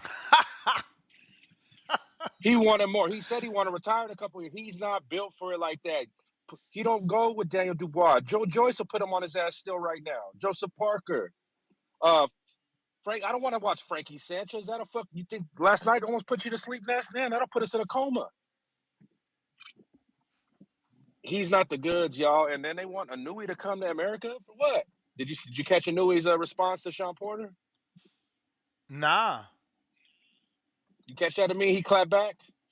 Nah, what happened? Yeah, I didn't even know it looked Sean like Porter said hieroglyphics. something. No disrespect, but what did he say? Oh, it has to translate. He basically said, like, nah, man, if there's a fight worthy in America that's worth my time, I'd do it. But right now, the money and the light is in, and the lighter weights is in Japan. Just flex his A-side shit. So I'm staying here. Everybody want to come get the champ, come over here. But he's right. Yo, I didn't see nothing. I didn't see nothing from Jared Anderson that let me know that he worked on what he needed to work on last from the Charles Martin fight. Because can we agree this was a step down, correct, in competition? Absolutely. And you don't, at the very least, go a sidestep because he is a former champ, but is a cruiserweight, that had been knocked out by a lesser opposition than Jared. Yeah. And I can't say he's a former heavyweight champ. So he's a former cruiserweight champ. So at that level, he hasn't done nothing. Charles Martin showed that. Man, if Charles Martin would have put his foot on the gas, he might have gotten Jared out of there. So I sold all my stock in Jared Anderson a long time ago, bro. He ain't the goods. He don't want to be the goods. But he could be though, right? He could. I'm from a physically gifted standpoint and the skill set, yes. But does he have that desire in him? I mean, has he got that Mamba mentality where he's like, nah, fuck it, I got to get better. I'm going to be the dog in 2025. Let's go. Let me run through all these dudes. Does he want it like that? He's still young, though. He's only 24. So, yeah, I mean, absolutely. Come on, Ness. No, I'm just Mason saying. only 20. No. Devin Haney's only 25. Okay, and Devin is ahead of his time. That's why they brag about who did what we did at this age. I'm just saying there's still time for Jared. You're talking about selling stock. I don't disagree with you. But Devin Haney, Teofimo, they're around the same age. It's like sink or swim. Get off the pot, bro. Like, and you in camp with Shakur, and you've been around Bud. Like, the way he talks, though, it's like he doesn't want it that bad. Is that fair to say? For sure. I mean, that's your interpretation. For him, he probably thought he boxed a perfect fight like Shakur, They probably going to hit you with, it ain't all about knockouts. I got the win. No, it's the hurt business. It's the sweet science of bruising. You make them miss, you make them pay. I didn't see him make them pay. That's the problem with these fighters, that we're educated fight fans. Some of us have been in the ring. We know what the fuck we talking about. So you can't, and that's just not working anymore. And they're going to keep Jared out for how long? And this is going to be the taste in everybody's mouth. Just like Shakur. Yeah, we don't know. I mean, I don't think they're going to know in terms of a return date just because he's got court Monday. So we got to find out what's up with that. And by we, I mean Top Rank, not us. Find out what's up with that and then know what's the next court date and is there even time to put a fight? And also, what's the severity? What is the judge and prosecutor saying? You know, are they talking jail time or not? Because if they not, and it's probation that is being offered, not that you're accepting, but is being offered, then that means we can put a fight together because you're not going into jail. So until they don't have that certainty, I don't know that they're going to give them another fight. But again, phone lines are open. Number to call 563 999 3427. Discord available as well for anybody who wants to speak. Looks like we got Big If on the check-in. What is up?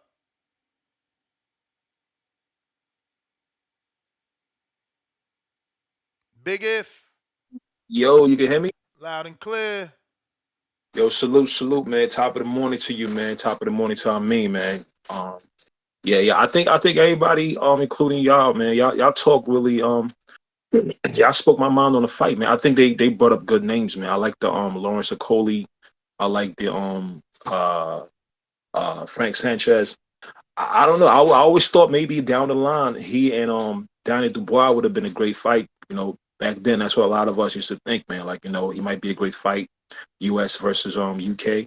But it seems like Dubois may be a little bit ahead of him, progress wise. But another name that I thought about, although it's gonna be like an uphill battle, is Adji Cabell, because that dude has like really solid names on his resume.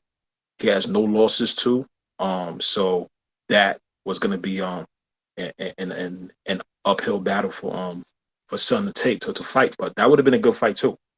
Probably one of his toughest fight yet, man. But salute to y'all. I hope Danny was on because I was about to check him real quick because I'm from New York, but I know about the LEP Bogus Boys and somebody called him and asked him and he's from Chicago and he don't even know who that is. Danny, man, Hey, step look, your hip hop. if I'm going in for the kill. Facts. You know what I mean? Word. Salute to y'all, man. I'm out. Peace.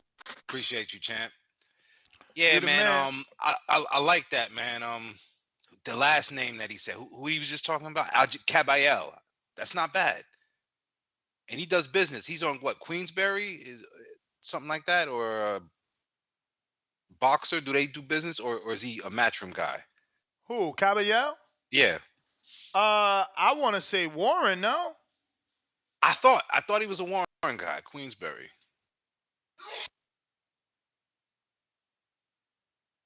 Let me see. We going to Jay Billy.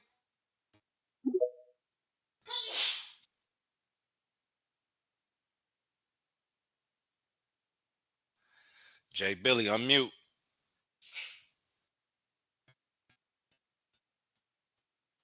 Don't tell me Twitter tripping today.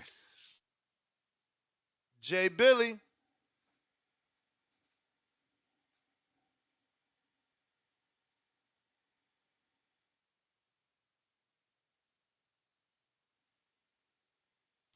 Fats, what it do? Yo. You. Fats, what up? What up? What up? What up? What up, I mean? What up? What up, Ness? Man, I caught the last 2.5 rounds of that Anderson fight.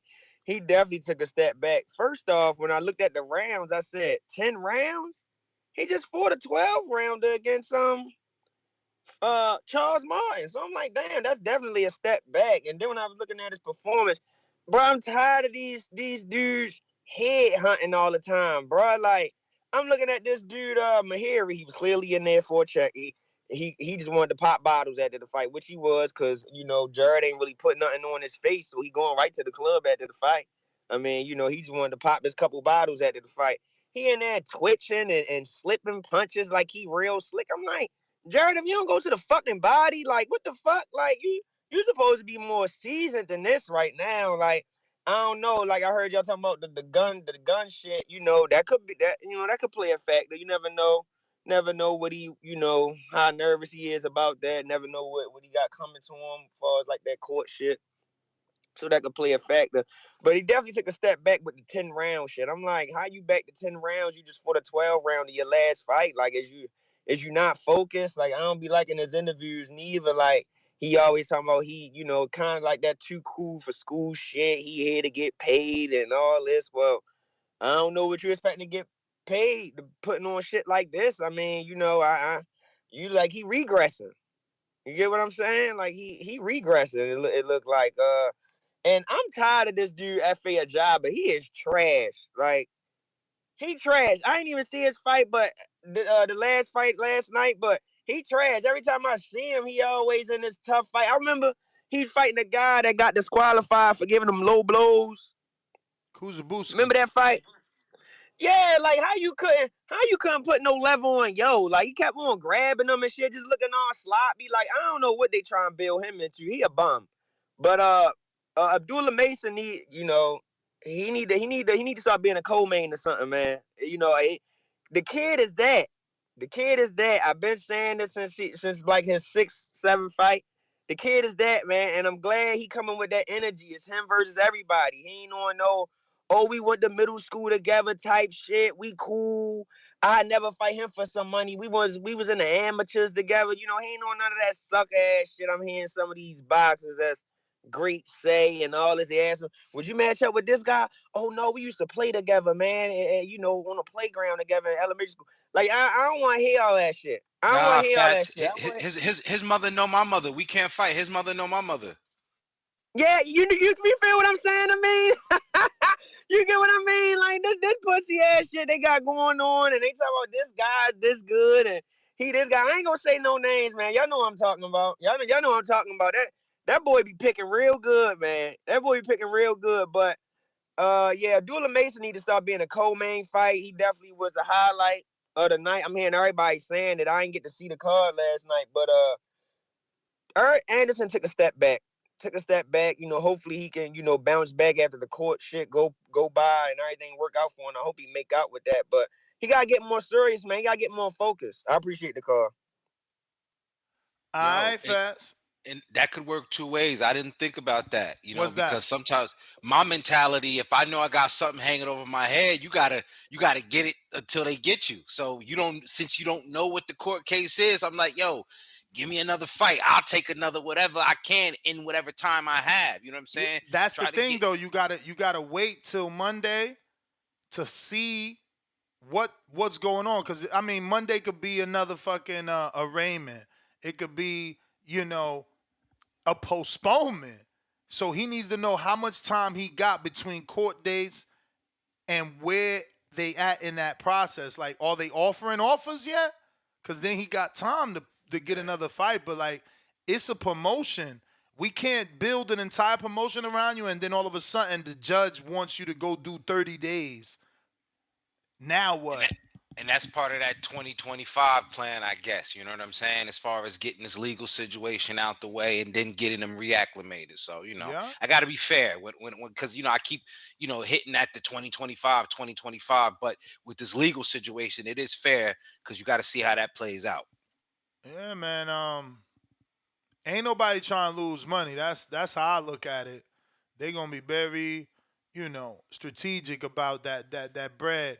But phone line's still open. Jay Billy, what up?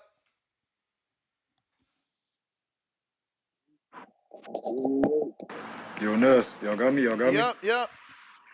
Yes, sir. Shout out Ness, shout out to me, putting in that work. Man, the future of boxing. The future looks bright with Abdullah Mason, man. I was telling the guys in the back call one, I said, don't blink. I said, don't blink. You put him down in the first round and then put him down a couple more times.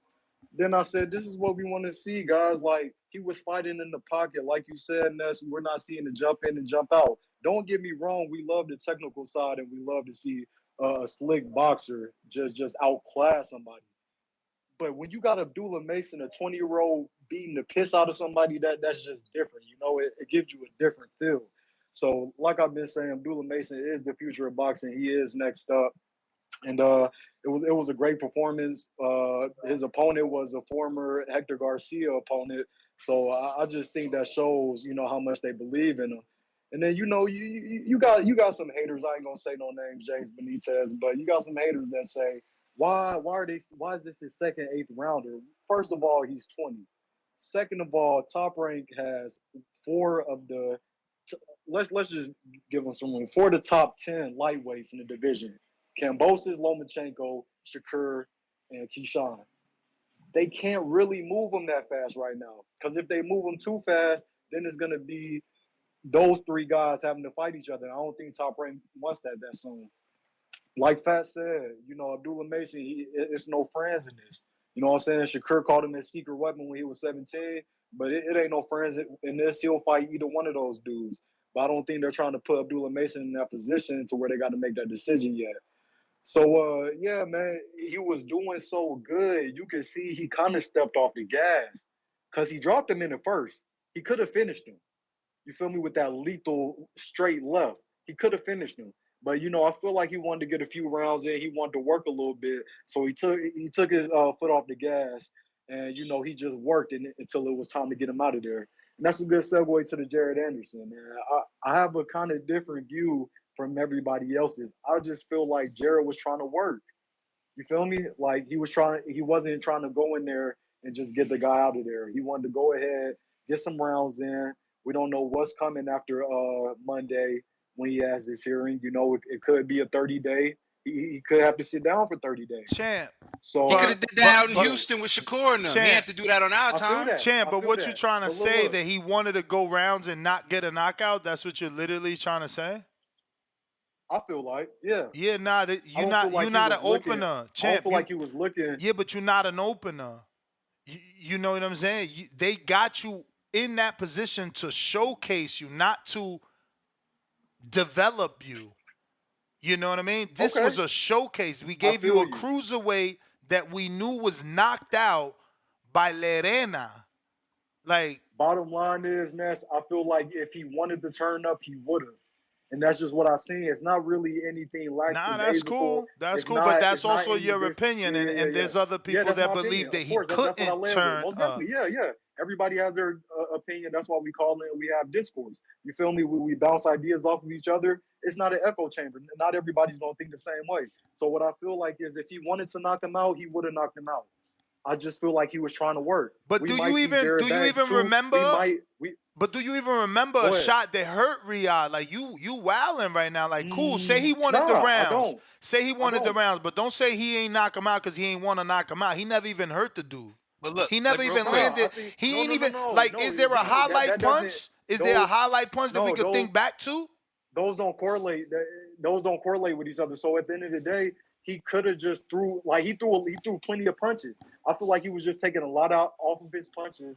He just really wanted to work. There's still a lot of things that he like the pullback. Okay. I feel like he might be trying to work that out, work the kinks out with that. Bro, like you a main event, man. That's all I was going to ask. Understand. Do you think that is fair? And not only fair, do you think it's appropriate for him as a main event on your time and my time to be working things out in the main event? It's boxing at the end of the day, and he's gonna have to go into deep waters eventually. So I feel like he wanted to do that early on. Yes, next year they're gonna step him up, get him in the title contention. We don't want him to get into deep waters his first eliminator. You feel me? Go ahead and get that experience, because that's what we saw. Bro, this wasn't deep waters. 16 straights. Yeah, yes it was, Nash. Yes it was. He went 10 rounds. That's what I mean. That's what I mean by deep waters. No, but you changing the definition, bro. Like, okay, that could be it. It could, like I said. So anybody that gets to the 10th round is in deep waters, though. No. Okay, let me go back to what I was saying. He wanted to work. He wanted to get some rounds in. He wanted to get some cardio in. We might see him again later on this year. You feel me? Nah, I'm just looking at it on the brighter side. I feel like you're making excuses. But that is the bell. That's not even my fighter, though. No, I hear you, but you still making excuses, because it's like, bro, you giving them a pass. It's like, oh, he working on shit. Well, ask for the opener. Don't be the main event. Your ring walk was more exciting than your fight. Like, what the fuck are we talking about here? Barrel City E, what up?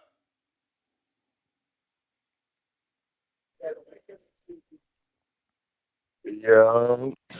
What up? Yeah, man. To the That's that Jarrett gumbo fight, E. man. I'm gonna keep it 100. I really didn't think it was a bad performance by him. Like I was more so mad at the nigga Mary. He the one getting a life changing opportunity to change his family life with a win over Jared right now Is and Mary is into Mary his the pound name for into the pound top talent? 10. Mary came to get on the back foot, but the worst part about it, you could tell, and Jared could tell just by a few of his responses from poking at his defense the nigga one kept himself on balance and was always in a position to counter him. Like you gotta give Mirror respect and it's like that man is not a bum. Average nigga Mirror probably knocked the fuck out. Cause you could tell he got power. He twitchier than what you think, more athletic than what you think. And the nigga was always in position to counter and he was trying to beat Jared in all night long. And I'm proud of Jared for not falling asleep at the wheel and just eating them. My nigga, I'm not about to throw heavy when I see you waiting on me to throw heavy to counter me. And he was keeping his body in that position all night long. That was one of those learning curve fights. The only thing I really wish Jared would have did, mixing a little bit more body work, and it was 4 or 5 times throughout the fight, he would get him stuck in the corner and he would set everything up perfectly with his foot feints, his head feints, jab, jab. Only thing is, he wouldn't let his hands go as much as I would like him to. I felt like he could have really put together some nice combinations once you get him in that corner because you don't have to worry about but so many things once you have him in a position like that. Like he can't throw but so many different type shots. And with Jared elite in and out range control, I felt like he could have really did damage to Mary in the corners. But that's a learning process. I know niggas don't want to hear it. The nigga ain't got nothing but 16 fucking fights. The man going on 17 fights, and you trying to get him ready. People don't understand, but that heavyweight shit different. One mistake, that fight is over. One mistake. That's all it takes in the heavyweight division. One mistake and it's over. You know what I mean? One bad move and it's over. You getting up off the canvas and your legs gone. Like I really appreciate what he was doing. He was pressing the action. He was trying to initiate the action. Mary didn't want to fight. Like, I'm not gonna come and get mad at Jarrett because he couldn't get a guy out there who literally at the highest professional level is choosing only to survive. He's choosing not to engage and wait on you to make a mistake so he can. He caught Jared with a big shot one time, and Jared said, "All right, I get you. You on that same Charles Martin shit, trying to lull me to sleep so you could catch me with a big one. Won't happen again." And for the rest of the night, he would stick the nigga with a hard jab in his face. It wasn't a pity pat jab. That was a stiff jab he was hitting him with. He would go to the body, not as much as I like facts. I really wish he would have went to the body more, just like you. But at the same time, I like the way he controlled the distance and was able to touch him without getting touched, especially when the dude is only waiting to counter you. That's all he was doing the whole night, Ness. Strictly waiting to counter Jared. I feel like that was a good learning curve fight for him to learn how to control his aggression, be patient, take what the defense give you. Only thing I would add more is when you get him in them corners like that, and you gotta put them paws on. You gotta put them fevers on them. Instead of doing 2, 3, maybe try 4, 5. You see what I'm saying? And try That's to the do it as bell, champ. responsive defensive responsibly as you can. But You heard? That's the bell. That's the bell. But yeah, that's my yeah, call, man, man. y'all making excuses. That shit sound crazy to put the onus on the dude that isn't the pound for pound fighter, the hopeful, the next grade. Like I haven't read any of those headlines with the name Riyad Murray in it. These fuckers is weird, bro. I'm telling you, but I get it, man. It's your favorite fighter. Y'all gotta do what y'all gotta do, man. Protection at all costs. I hear ya. I Call for got Trojans.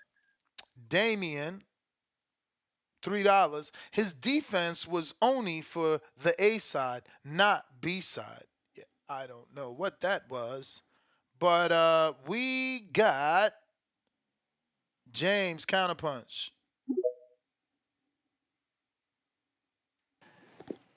Yo, Ness, man, since we ain't making excuses for fighters, man, let me start with Abdullah Mason. For what the card was last night, it was a good performance. But the opponent himself, man, the opponent was a career featherweight fighter, man. So let's be real here, man. He should have got him out way earlier because it was so many levels between it. And Abdullah, I'm not sure if Top Rank's really sold on him. Like you said, this is second fight. This is second 8 round. His is second 8 rounder.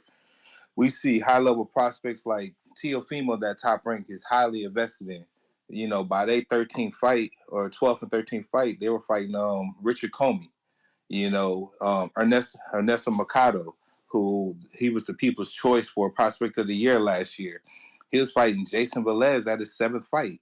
So and the Hank Lundys of the world. You know, so let's be real here. You know, I don't know if Abdullah is good as they say. He might be great in the gym. No, but all right. But like Mhm. Tito Go has ahead. better competition, but who looks better in the ring?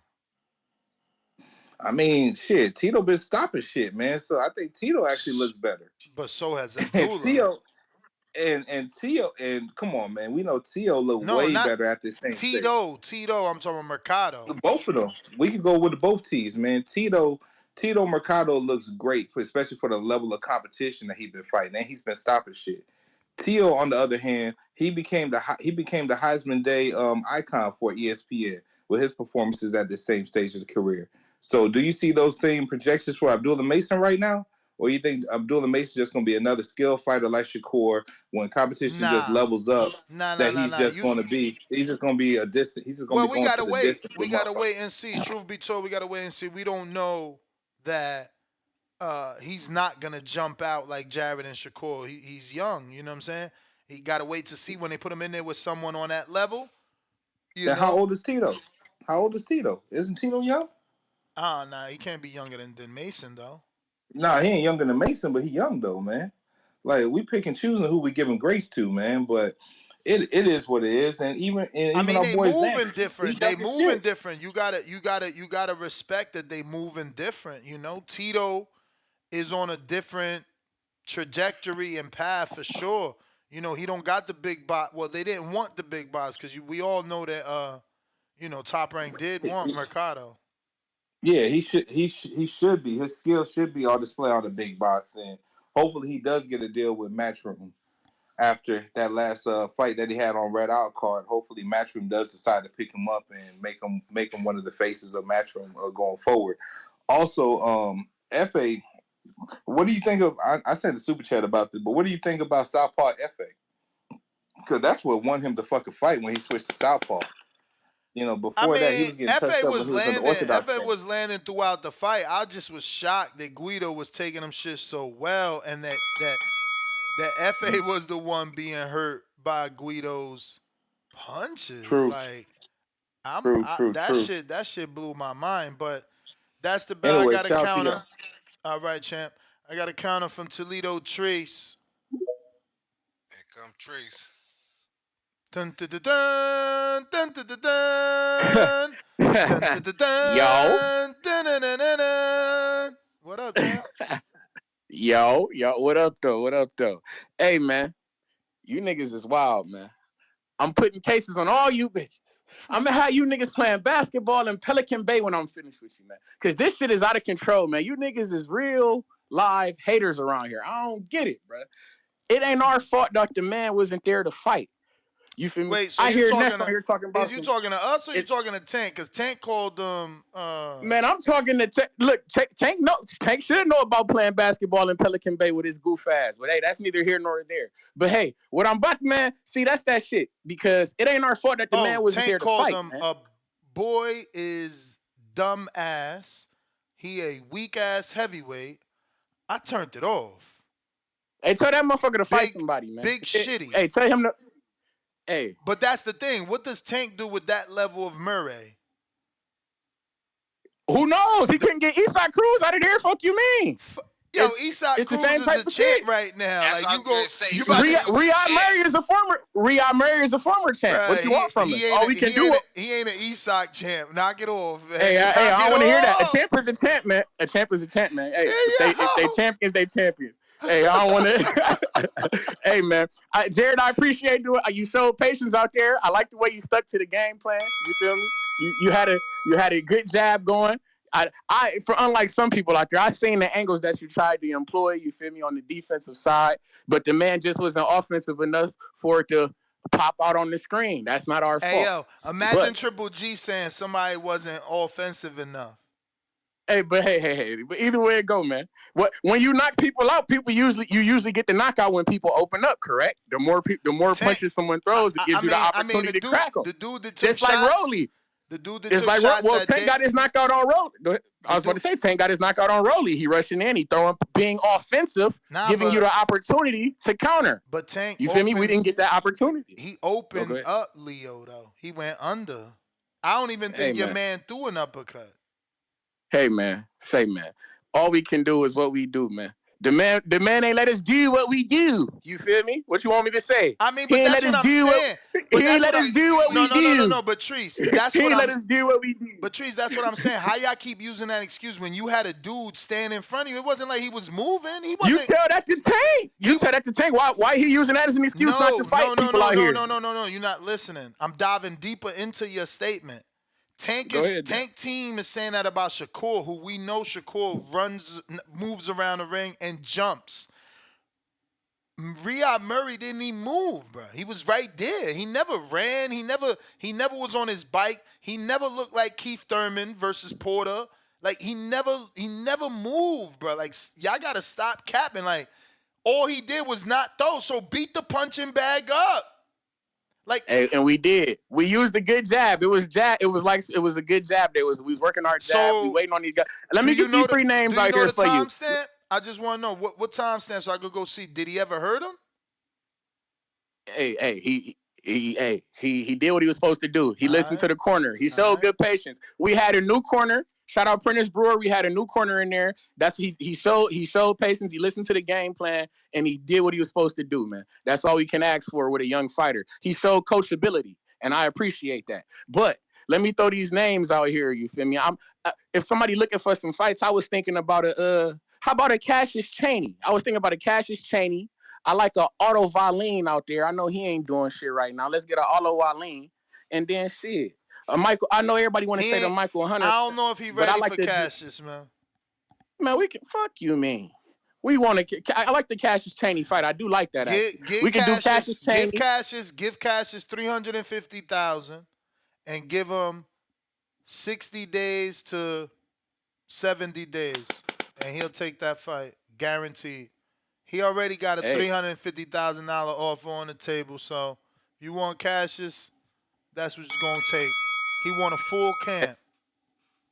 Hey man, I want the fight. I like that Cassius Chaney fight, and then want that and fight. then by the way, I like that fight. By the way, and then listen, I want Jermaine. He ain't never fought nobody that could punch like Cassius. Let's be real. Like that Jermaine Franklin Charles Martin. What's point to the Charles Martin knockout that I could talk about? Hey, that's neither here nor there. That's what we're trying to show you. We're trying to show y'all that this movement is serious. I'm trying to tell you telling that me the was man the the puncher. I'm trying to tell you that was the bell, and I sent you the counter. Let me run it. They not ready for that puncher yet. I'm telling you, they should. Let me run it before they go with Wilder. But yeah, you know we can't run it, Chan. Why are you doing that? Trying to make me look like the bad guy. C-Dub. I don't know. Cassius Chaney. That's a good fight. That's a good fight. Yo, how the audio? Straight, that's what's up, man. Shout out TBV. Smash that like button. It's free. Do something with yourself. You know, man, it was a good night of boxing, man. It was okay. You know, I got straight through. There was no weight, no line. You know, Top Rank does it again. Prospect heaven. You know, Abdullah Mason did great. You know, he looked great. I'm not sure why people are getting ahead of themselves, man. You know, that's what's wrong with this society, man. It's a microwave society. They see somebody look real good and say, "Oh, he could beat Nick Ball. Oh, he's ready for the champion." And this is his second 8-round fight. Next just had to get on their head about being in 6-round fights. Y'all gotta stop this shit. Let a person have their natural progression, man. Like my man, like Toledo say, man, build they fighter, man. Start rushing shit. And then Jerry Anderson, he looked good. So don't get mad at the criticisms. You know, you got some pros and you got some cons. You have some strengths and you have some weaknesses. You have some good things you did. You have some bad things. The good things he did, stay disciplined. Yeah. We know Damn. he stayed. Hey, We know he stayed C-Dub, disciplined. let me see Yo, something. yo. Okay, I did press your time, so I'm going to pause. It's officially paused. Question Yeah. for the two of y'all. Has Abdullah Mason fought anyone better than or on the level of Anthony Cuba, Leo's I'm not fighter? sure. Leo's fighter that I'm not just sure. fought Carmel Moulton. I missed that. I missed that fight. It was on TV. I It's heard on the last. I heard YouTube. that. It's on Yeah, YouTube I'm by gonna Premier Boxing check it out. Champions too. So it's the original fight. What about you? I mean, you got an answer for that? No, I don't think so. You don't think he has fought anyone on that level? No. Okay. Okay. Shit, Audience, shout out King. I didn't audience, know you was on there, man. audience. Before I press play for C Dub, think about that. And when you call in, since we talking Abdullah, let me know. Has he faced an Anthony Cuba the way Carmel just has in his third fight? Third fight. Yeah. Go ahead, I Belt. mean, the guy has fast twitch. He has good pop. He looked like the goods, but we just got to see the natural progression. Let's see an 8-round fight. Let's see a 10-round fight. Let's see a opponent like Anthony Cooper. You know what I'm saying? I'm sure when I go to box, Rick, I'm gonna find out about him. But yeah, Jerry Anderson, the discipline was great, but we want to see you capitalize. The man looked like he was ready. His opponent, what y'all saying is, his opponent looked like he was ready to hit the club right after the fight. He didn't have not an abrasion on his face, a mark on his face. They look like sparring partners. That's what y'all want to see? That's not what y'all want to see, is it? Y'all want to see the man, okay, he was disciplined. He was good. He was within himself. He was composed. But now we need you to step on the gas. After you got the man in the shell, aren't you training for a one-punch counter puncher? He's just going to throw one. And then you need to get back on, throw your combos, pick your spots, punch placement. What we doing? You got him fold up in the shell. And I remember, you know what, before I go, high-level shit. I remember when Triple G was doing this against Canelo. Triple G had Canelo on the ropes, and he just was probing with the jab. I'm like, damn, he's not going. But guess what? Canelo is elite counterpuncher. Canelo has elite power. Canelo has elite timing. That's why Triple G was cautious. Why was Jerry Anderson so cautious with this guy? Who was he? Hey, C-Dub, before you go, what you think about Wilder and Jared Anderson versus Wilder? Statue shit. Gonna knock down the Great Wall. What you thought I was gonna say, King, on me? Yeah. What you thought I was gonna say, man? Statue shit. You think they'll do that? I mean, You gonna think knock they'll down do the Great that? Wall for them boys. You think Wilder would look at that fight? I mean, he should. It's a good fight. The man don't move his head off the line. You know, he comes forward, and it's going to be who could get who first. So he should, man. Statue should. You know, shout out TBV. Smash that like button. It's free. Do something with yourself. All right. Treese, you got a counter courtesy of Drew. I DM'd you. But I don't actually think you've dropped off. Fats counter. Yo. Yo. Yeah, I had to counter back in because did I just hear that Kamel Moulton is better than Abdullah Mason? No. You heard that Carmel Moulton has possibly fought in a tougher opponent than anyone Abdullah has faced. I mean, don't get me wrong. I don't know where ESPN be getting them guys from. I mean, they do be fresh. They do be fresh out the street though. There's a couple of them guys, them dudes. I'm looking like, damn, yo, like it look like they just offered that dude a fight last week. Like, you know what I'm saying? Like some of them guys do be crazy. But I mean, I ain't gonna sit here and say that. I mean, how many 8-round fights did Kamel Moulton for instance? I mean, we want to say Yo, that. champ, that was his first one in his third fight. That was the first one in the third fight? I mean, that's impressive. That is impressive. That's beyond impressive. Yeah, that beyond is impressive. Like, he skipped the 7 straight 6-round fights that Abdullah had. He skipped but that. think about it though. I mean, how many people have done that though? You get what I mean? Not a Like lot. so Not a lot. that's He's what I'm saying. special. He's special. So that's what I'm saying. So are we gonna sit here and say a boxer that hasn't done that? Let's just say like Tank. If Tank done that, we gonna sit here and say Kamel Moulton better than Tank? Like, come on, bro. We're Yeah, not but sitting here and say something we crazy never like that. said that. You came on saying that. We just said Kamel Moulton arguably has fought a better opponent in his third fight.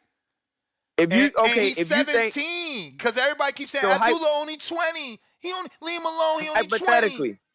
Okay, so since we comparing the two Carmel's hypothetically, because 17. Carmel's 17, and he jumped the Kamel line. but I know that is impressive. I can't take that from him. But Kamel at 126, right? Yeah.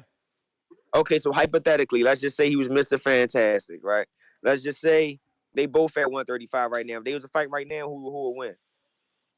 I mean, Abdullah's big guy. It's hard for me not to. It's hard for me not Skills to. Pay the bills. Yeah, no, I'm picking Carmel. Fuck is we talking about? Oh, so you pick Kamel over Abdullah Mason? They fight right now? My dude, Carmel. I'm about to text his dad. I bet you they fucking sparred already. Like, what is you talking about, man? I don't see that. Yeah, you don't. I don't see that. You don't. But It's remember, a tough fight. remember, It's a I'm tough the fight. same dude that told y'all he kicked that unified champ ass that a new AB. He kicked his ass in sparring. He kicked his ass in sparring. Sparring. That's No, come on, yeah, man. You sound like Shakur. I sound like Shakur, except that unlike Shakur, in Carmel Moulton's third fight, he fought an 8-rounder. You know what I'm saying? With That's Anthony impressive. Cuba. Okay. So the sparring that I saw, means something. It means something because we don't see nobody else doing what he's doing. Only Loma and Rigo did it. So Kamel Ray be better than Floyd Mayweather. Just go ahead and say it. That sound like you ready to say it. I mean, you want to say it. You want to say it. He's certainly gonna have a better style, a more fan-friendly style. You seen his fight? Everybody excited about what he did. Yeah, his style. Some his people style don't like. definitely Some people don't like that he took as many shots, but his style is a Tank style, is a friendly style. But I gotta go. Yeah, I appreciate But the yeah, call. I think he the goods, man. Yeah, man. I'm gonna text Carmel, man. I'm gonna text him, see if he tell me did they spar. I'm pretty sure they sparred. Like I said, I think it's it's fair and and unfair because these kids are in the spotlight, so they're going to be compared. Max, they're both very young. I'm texting his dad better. But go ahead, I'm sorry. No, I'm just saying that they're both young and they both, prospects. But I think sometimes it's easy to say like one is being moved differently, but remember, I just Abdullah had the benefit or the curse of being all those 4 and 6 rounders was on Top Rank. You know what I'm saying? He's been in the public eye for a long time. So I'm not saying, or I guess we shouldn't think less of what he's done as far as him being visible to us over this period of time, simply because we're seeing Carmel on the back end of these big pay-per-views and he's stepping it up in again, I think both of them is incredible in their own right. You know what I'm saying? Absolutely. Trees counter, courtesy of Drew.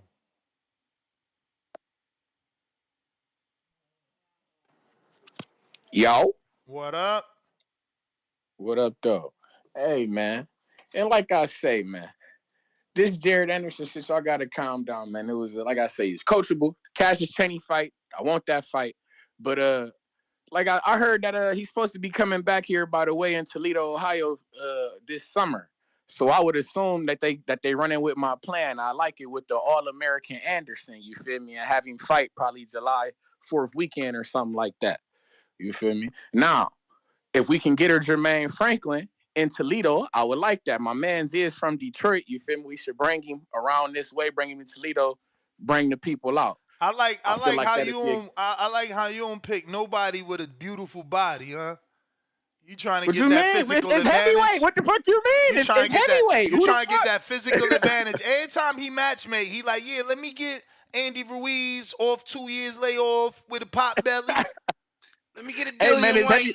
Hey, if Anthony Joshua can do it, why can't I, man? Anthony Joshua fought Jermaine Franklin and Andy Ruiz. Why the fuck can't we, man? Damn, they trying to build us to fight Anthony Joshua. I'm just trying to let me build my fighter. Damn, you trying to build a brand nest. I'm trying to build a fighter. It's a difference. I'm trying to tell you what the fuck going on. You just don't want to hear me, man. Hey, Let me Trees, do what about that Dillian White? he old, dusty, rusty to me. I'll take it though. But you feel me? I want somebody a little bit live. If we gonna get somebody old, give me Mahmoud Char. At least he got a belt. You feel me? Let's knock his shit loose and take that strap up off of him. You feel me? Yeah, like your man said, Ness. Yeah. What Robert Diaz say? The fans make the best matchmakers. You feel me? I'm a true fan about this Toledo shit. Let me build my fighters, Ness. I know what the fuck going on around here, man. Shout out TBV. Shout out Toledo, Ohio, man. Y'all be cool. His dad answered. Let's see. Because I ain't lead with the question. I had to lead with a buenos dias. Buenos dias. ¿Cómo estás? What is up? Don't advise. Yo, who we going to? We going to Nike Hendricks. What up?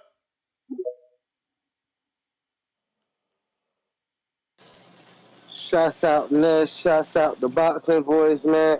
Hey Les, man, I'm here, man, to tell you, man, stop the slander, man. Don't be putting this man and Haney in the same convo. When you was like he jabbing like Haney, hey, Haney was in the fire at 24, undisputed, Australia. This man, none was on the line.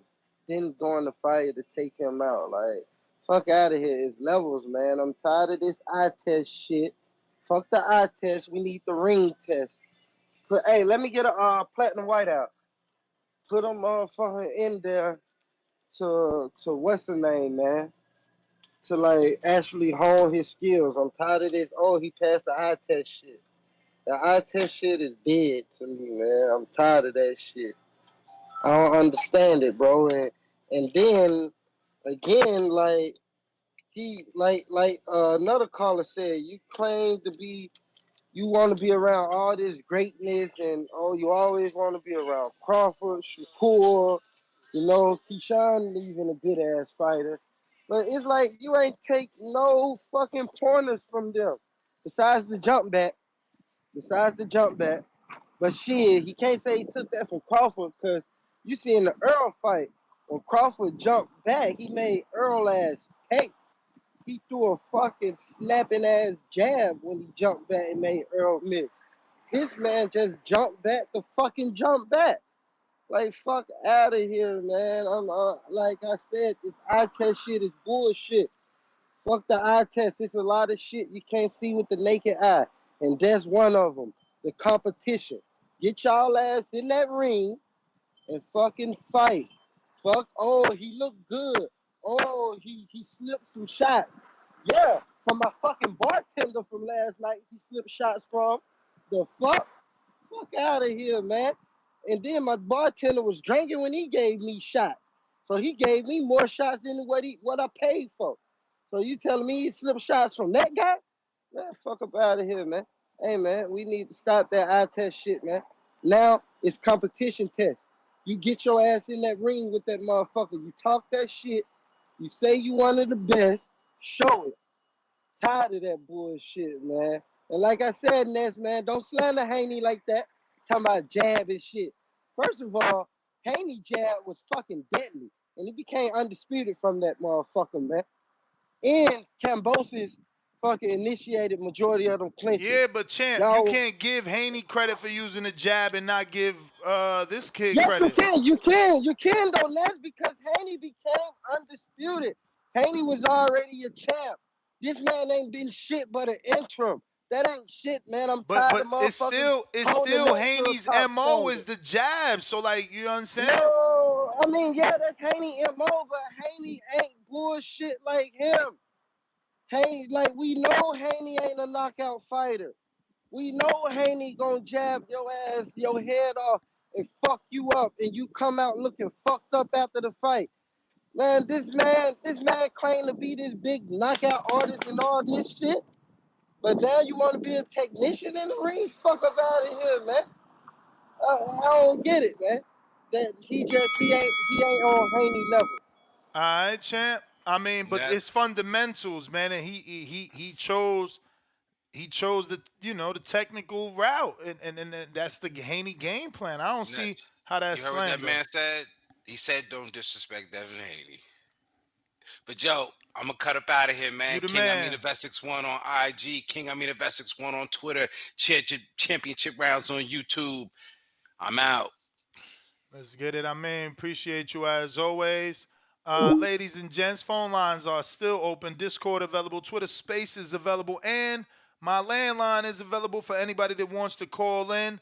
That number to call is 563-999-3427.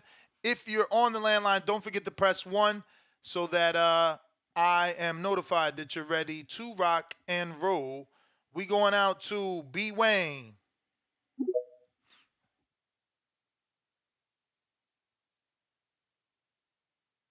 Don't forget to subscribe and smash the thumbs up. Absolutely free way to support the show while we wait for our next caller to connect.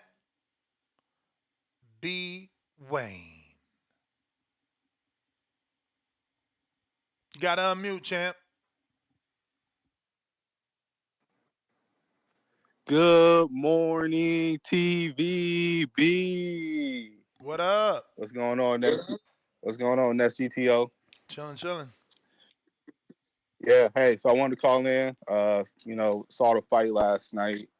Jared Anderson. I'm never gonna hate on any fighter from the mud. So shout out Jared Anderson.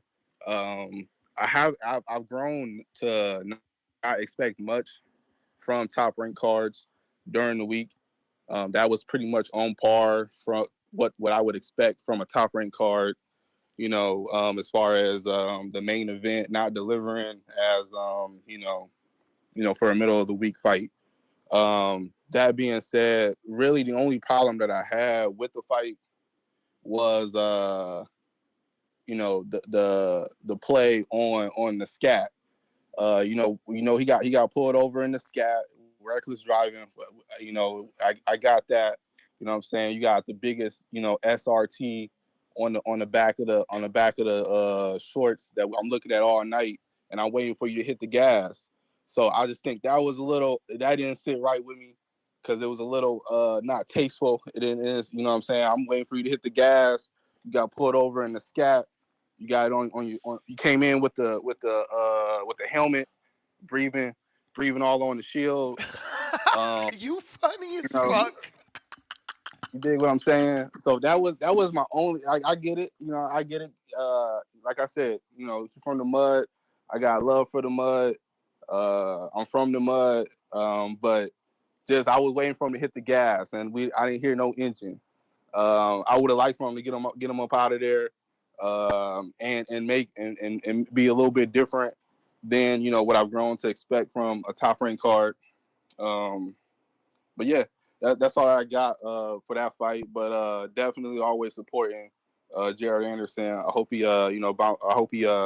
his next fight is bigger and better, and he much success. And then also Ness, I need you to think about I like the intros, you know what I'm saying? I like the intros with the interview trash talking. I don't know, maybe you can put together like a little 15-minute loop or something like that on YouTube of just like, the of like your intro. You dig what I'm saying? I'll play that. Like I don't know if you know what ASMR is, but that's that type shit that I would listen to, just put on in the background, let it play. You dig what I'm saying? But that's what I got. Y'all have a good day. I'm out. All right. Appreciate you. And I wonder if he means looping all the intros that we have, because we have a few dozen over the years. I guess making like a TBV intro loop. We can do it. We can do it. If you are looking to call in, the number to call 563-999-3427. Go ahead and press that one button, or Discord and Twitter Spaces available. We got a super chat here I have to get to from Rolo in the photo, $5. Alexander Zakuski, Ukrainian, new EBU Euro champ, 6'9", with power, lengthy, and fights like a light heavyweight. Yeah, man. Well, they might not put him in there with Jared. You know what I'm saying? Like 6'9" and power. I don't know. $2. Southpaw FA is what won that fight for him. Yeah, I mean, I don't know. That was it was a matter of what the judges saw because it was a 1 round difference. I had it a draw on my scorecard. Um, so yeah, go Joe, $2. There is only one Bam. Stop it, please. I mean, yeah, I mean the other guy's name is OJ Bam. Aiden Dwyer, $2. Come on, big baby, American future heavyweight champ. Um, Mad Bet, $5. Winner of the last month's Kenichi Bears. Daily dose of Tank Will. Tank Will bust the ghost. Tank Will summer. And, excuse me, all will be well. Boxing Messiah returns. Alrighty then. We're going to Quan. What up?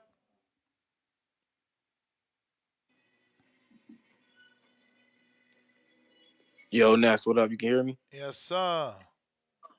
Yo, what up? What up? Shoot, though, just looking at some of them fights last night, man. Shout out to Abdullah Mason. That was an amazing performance.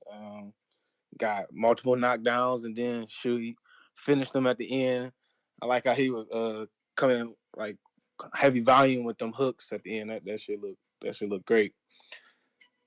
It make me excited for the future. You know, it's a lot of talent coming up, and now I'm just gonna be waiting to see who gonna come out on top out of all of them young dogs. I mean, you got Abdullah, Tiger Johnson. I mean, Carmel Moulton, Zaquin Moses. I mean, it's a lot of them young dudes, and it's gonna be nice to see who gonna win out of all of them. So yeah, shout out to the young talent coming up. But the Jared performance, I mean, I was looking at it, I'm like, it wasn't a bad performance. It just looked like a sparring match. I mean, obviously that's what people don't like to see. They wanted to see him get him up out there, A but it's like sparring shit. match on cruise control. Come on, y'all gotta stop this shit. We've seen more exciting sparring matches. There's better sparring matches on YouTube.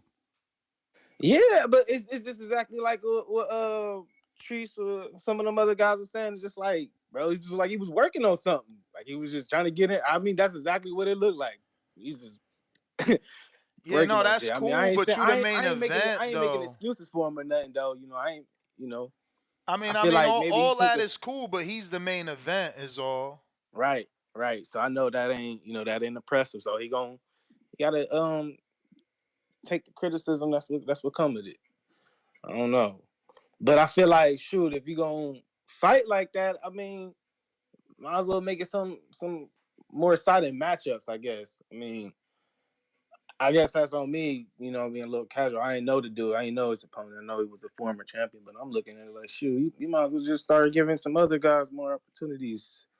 I felt like a little Jeremiah Milton or something. Or, I mean, Yeah, I mean, I is don't know. Jeremiah gonna take it? He better. Shoot, what else? I mean, even whatever happened with Brandon Moore. I mean, I don't know anybody. Some Brandon Moore names. fighting Torres now. He got a tough fight on his I know. hands. Just some of them names. That's why I was calling. I want Top Rank to really get them in there with some intriguing names. Something. Even if you're gonna keep a hometown shoe, I feel like I know Ronnie Hines got a fight coming up, but I feel like he'll give him a better fight than that other dude from yesterday. But I don't know. I just want to see Jerry. I just want to see some more excitement from him. But I understand he got a lot of shit going on, so I'm just stay patient on him. But yeah, that's my call. Shout out TVV. All right, champ. We got Mr. Perfect.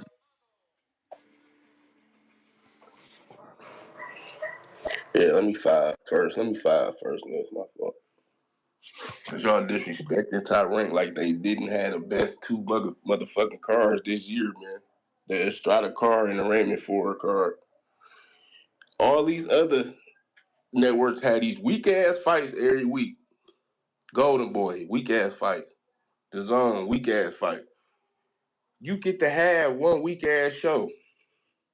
So I don't think Tyrann can have another weak ass show like this. So and Anthony Cuba, Abdullah, I don't think he fought nobody like him. So, but I think his next fight got to be a step up fight, bro. Like it got to be because last night you could see him. He could have got that nigga out first, second round. He was playing with him. He wanted to get some more rounds on his belt, and that's his second 8-round fight. That's not his first. That's his second 8-round fight. And then Jared Anderson. Nah, you misunderstood us. We never said it was his first. We said Moulton is 17 years old and in his third fight had an 8-round fight. Moulton lost to Quinn Moses, somebody in the amateurs, champ. It don't matter. Man, that was a year and a half ago. If you don't cut that, was that a year and a half ago? Out. Was that if a year you and a don't half cut ago? that shit out, like you want some protection plan shit, that's your attempt of protecting. That sounds weird. You bullshit, man. Yes, that was a year. That wasn't that long ago. Dude, amateurs. You never heard the phrase? Bro. Some dudes pan out better in the before pros? you go pro, what are you? What you before mean? You go pro, what are you? You a pro? Huh? He's a pro. Before you go pro, you pro? Oh, amateur. Thank you. So you still gotta bring that up, and he ain't. Hey yo, when the last time you brought up motherfucking Danny Garcia beating Bud in amateurs? Man, you serious, bro? When the last time you brought? When the last time I heard you bring up Danny beating motherfucking Mikey in amateurs? Or what about Thurman beating Demetrius in amateurs? Like, what are we talking about? No, they're not far from that, bro. That's what I'm telling. That's only a year and a half, 2 years. Listen, all I'm saying is this. You sound like a dude that got called out and said, nah, my brother about to fight you. Because what the fuck Quinn Moses got to do with this conversation? He is associate and in the camp with Abdullah Mason, bro. What you mean? You don't think he's sparring him? Yo, you funny. I'm just saying you don't think he's sparring him, and don't act like Carmel didn't get beat, bro. Like, come on, man. But I'm not saying Abdullah beat him. I just don't even understand how Carmel losing to Zay Quinn, but already being in an 8-rounder that's... you know what? Let me just shut up because they're going to make me a hater, and that's not what I am. I'm just a truth teller. That's all. That's how it's going to get cut up. That's how it's going to get cut up. Yeah, by casual. And the next thing, I mean, by the fighter too. Next thing you know, he going to be posting that I'm a hater. So I'm going to just shut up. True. It is what it is. Yeah, true. But I mean, he ain't fought nobody like Anthony Cuba. And his next fight, bro, gotta be against somebody that's undefeated. I don't think he faced an undefeated fighter, have you, Abdullah? I don't even know. He gotta fight an undefeated fighter, bro. Like, he not gonna fight Keyshawn. He not fighting Shakur. Them the 3 top niggas. That's like top 10 in every WBC, IBF, all that shit. So how the fuck? I don't get that. Shakur gonna probably have to move up, bro, because WBC number 3 is Keyshawn, right? Yeah. I think it's Keyshawn. So he gonna have to move because they not gonna fight each other. So that's gonna be what, 1 and 2 just sitting there? Yeah. They like, gonna I don't get that shit. They gonna reign together like the How Charlos. You gonna undisputed then? You not. Well, yeah, but you know Jamal was like, let me move up, let my brother shine. So that's what I'm thinking Shakur gonna have to do, but he want that tank fight, so I don't know if that nigga gonna do that. So that's gonna be. I mean, you I know don't know, Shakur bro. gonna think that they don't want to fight him. Yeah, he they friend. Oh. Yeah, he they friend, but he gonna think they. If push came to shove, he would fight them, and they won't fight him because he's so skilled. So we'll see how it works out. That's why he gonna stay down to 135 for that long. Because you gonna have to move up. He is, because who's going? How he gonna lead a tank fight when that's the biggest fight he can make for his life? Yeah, Tank gonna let that nigga wait though. I think the Devin fight will come before that at a catch weight. I don't think so. I think he'll fight I don't know. Shakur first, but I could be wrong. Yeah, we just gonna have to see, but I know for sure that Abdullah got to fight an undefeated fighter next, bro. Like, it's no way around it. Like, the nigga's so skilled, and he playing with these niggas. Like, you got to put him in a fire, bro. He got 12 fights. Keyshawn got 10. Supposed to be 11 if the weed shit. So that's why I'm like, what the fuck? Nah, I count that shit. That shit was lame. They stole that fight from that boy. Man, yeah, it At least definitely he was. got I count paid that though. shit. At least he got paid. Can't take his money. Facts. So the next fight, Abdullah, you gotta come undefeated, bro. That's the only way. And I don't think Tyrank gonna put on another bullshit show like this. That nigga with them shorts high as hell. I don't know where that nigga came from. Bro, I don't know Bro, where that that was nigga came from. hilarious. And I don't Even the Dominican fighter had high ass shorts. That was like a theme for them, but that's the bell. But nah, that was like a theme for them, bro. It was like dudes with the shorts way too high. That shit was crazy, man. Brandon, Cincinnati. If you haven't already done so, go ahead and subscribe to the YouTube channel right now. We at 207,150. So we need about another 900 folks to get us to 208,000 subscribers. Brandon in Cincinnati trying you again. Get and Yo, smash Ness, the thumbs up while we wait for him to connect. What up, champ? what's going on, brother? Shout out to you for the impromptu Sunday show, morning after shit. Hardest working man in show business. Keep it up.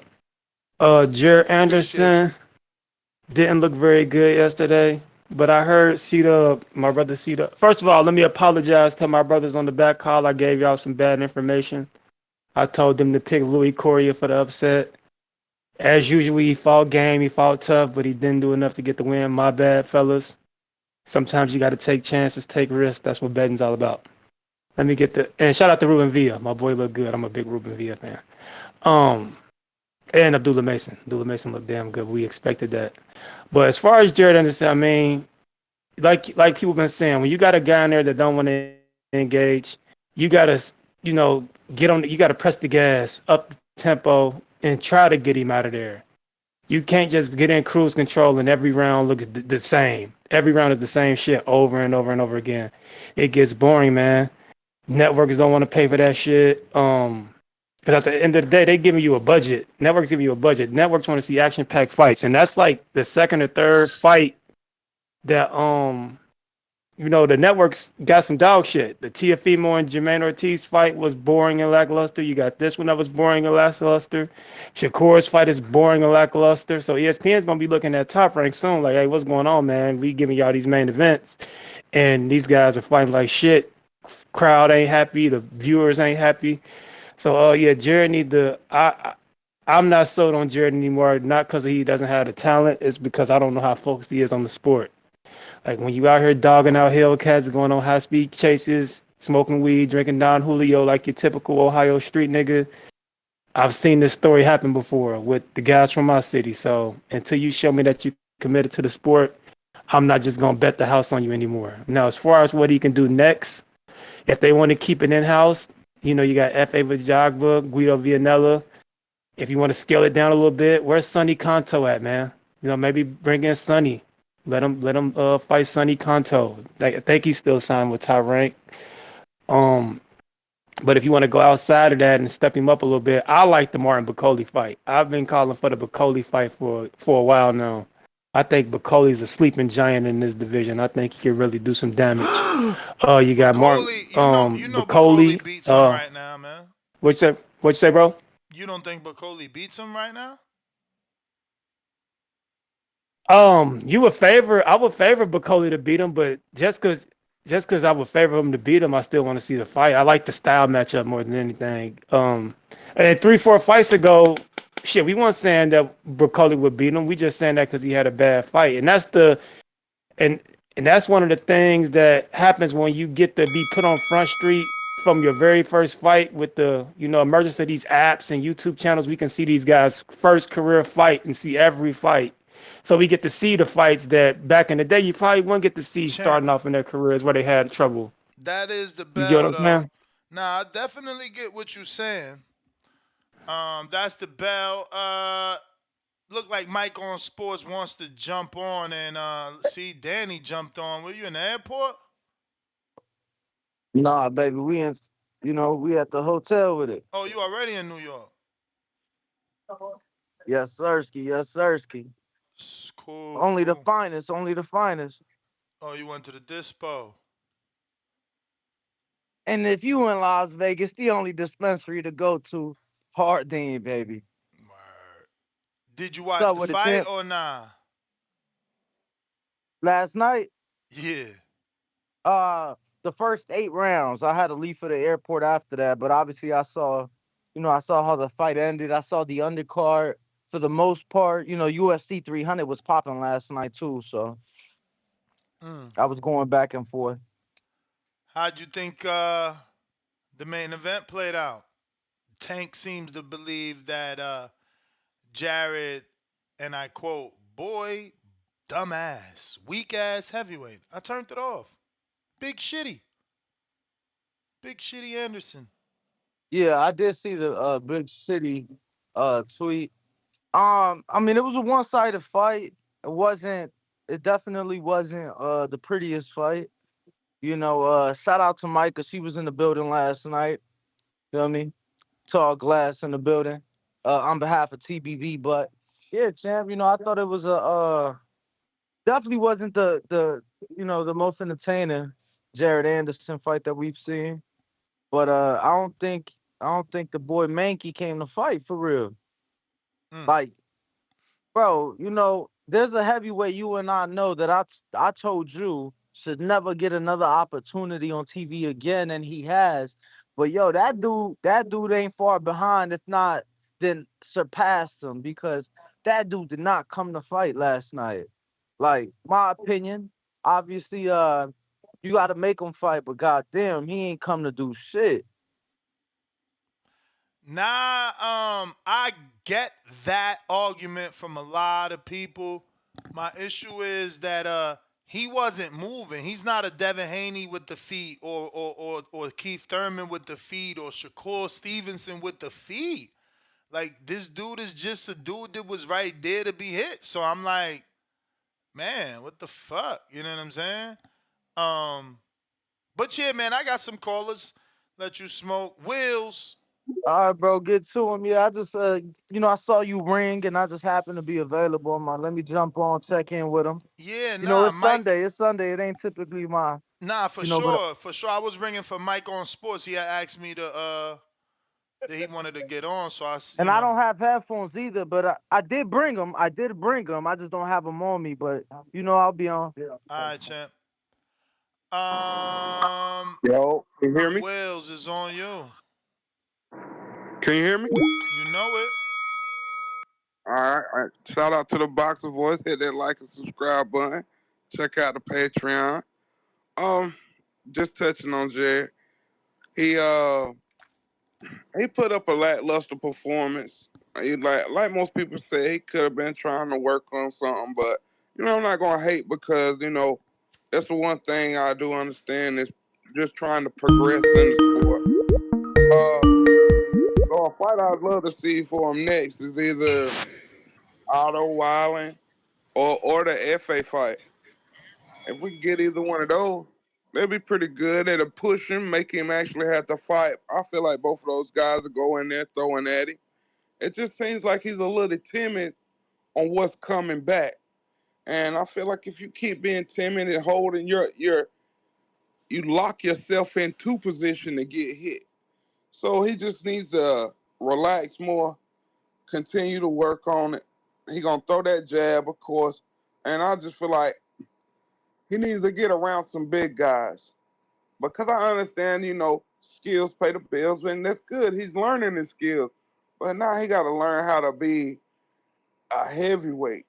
One that's going to not be worried about what's coming at him and throw them things sometimes. Because last night, dude wasn't throwing nothing. He was worried about air coming at him. Like, he could have took that dude out easily.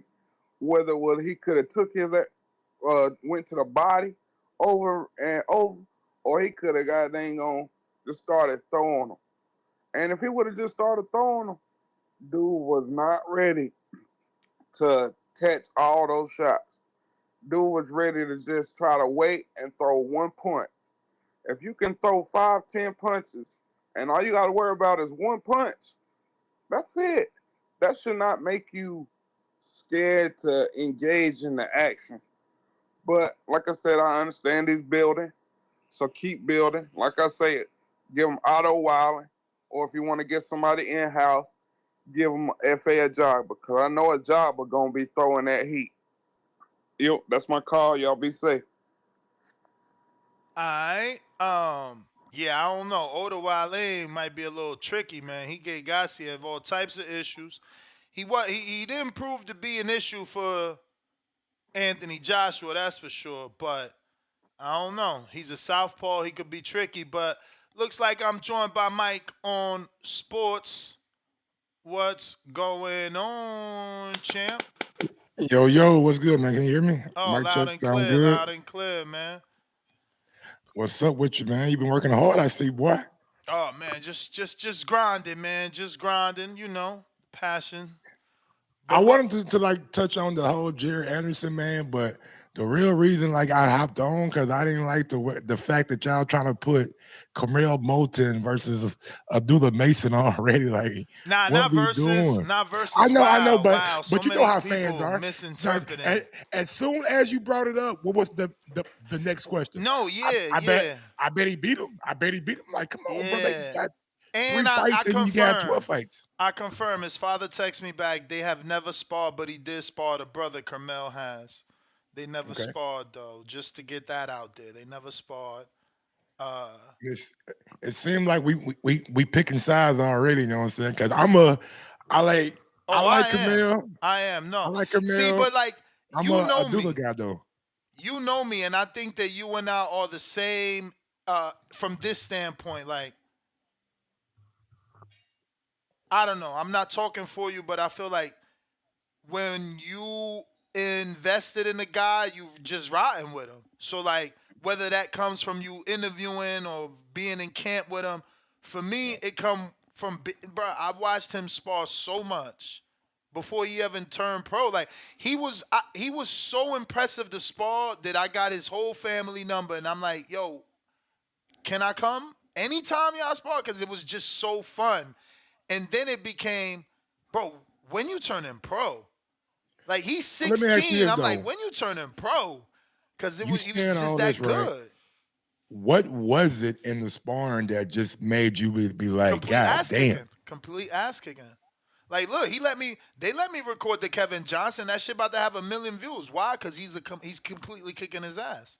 I watched him completely kick the dude in New Age just beat for the belts. No way. The unified champ. Before New Way beat him, I kept a secret. I would just say I watched him beat the shit out of a unified champ. Once a New Way beat him, I came clean and said, that's the man I've been telling y'all, Carmel at 17 kicked his ass while he was a unified champ. Like, I've watched him put hands on almost everyone in Las Vegas, man. Everyone. You name the name so I don't get in trouble. Like, everyone. Trust me, I've heard the same things about that young man. I've heard like when people say like he is whooping pro boxers, like whooping their ass. Yes. Like I've heard that on multiple occasions. I've seen dudes schedule 6, do 4.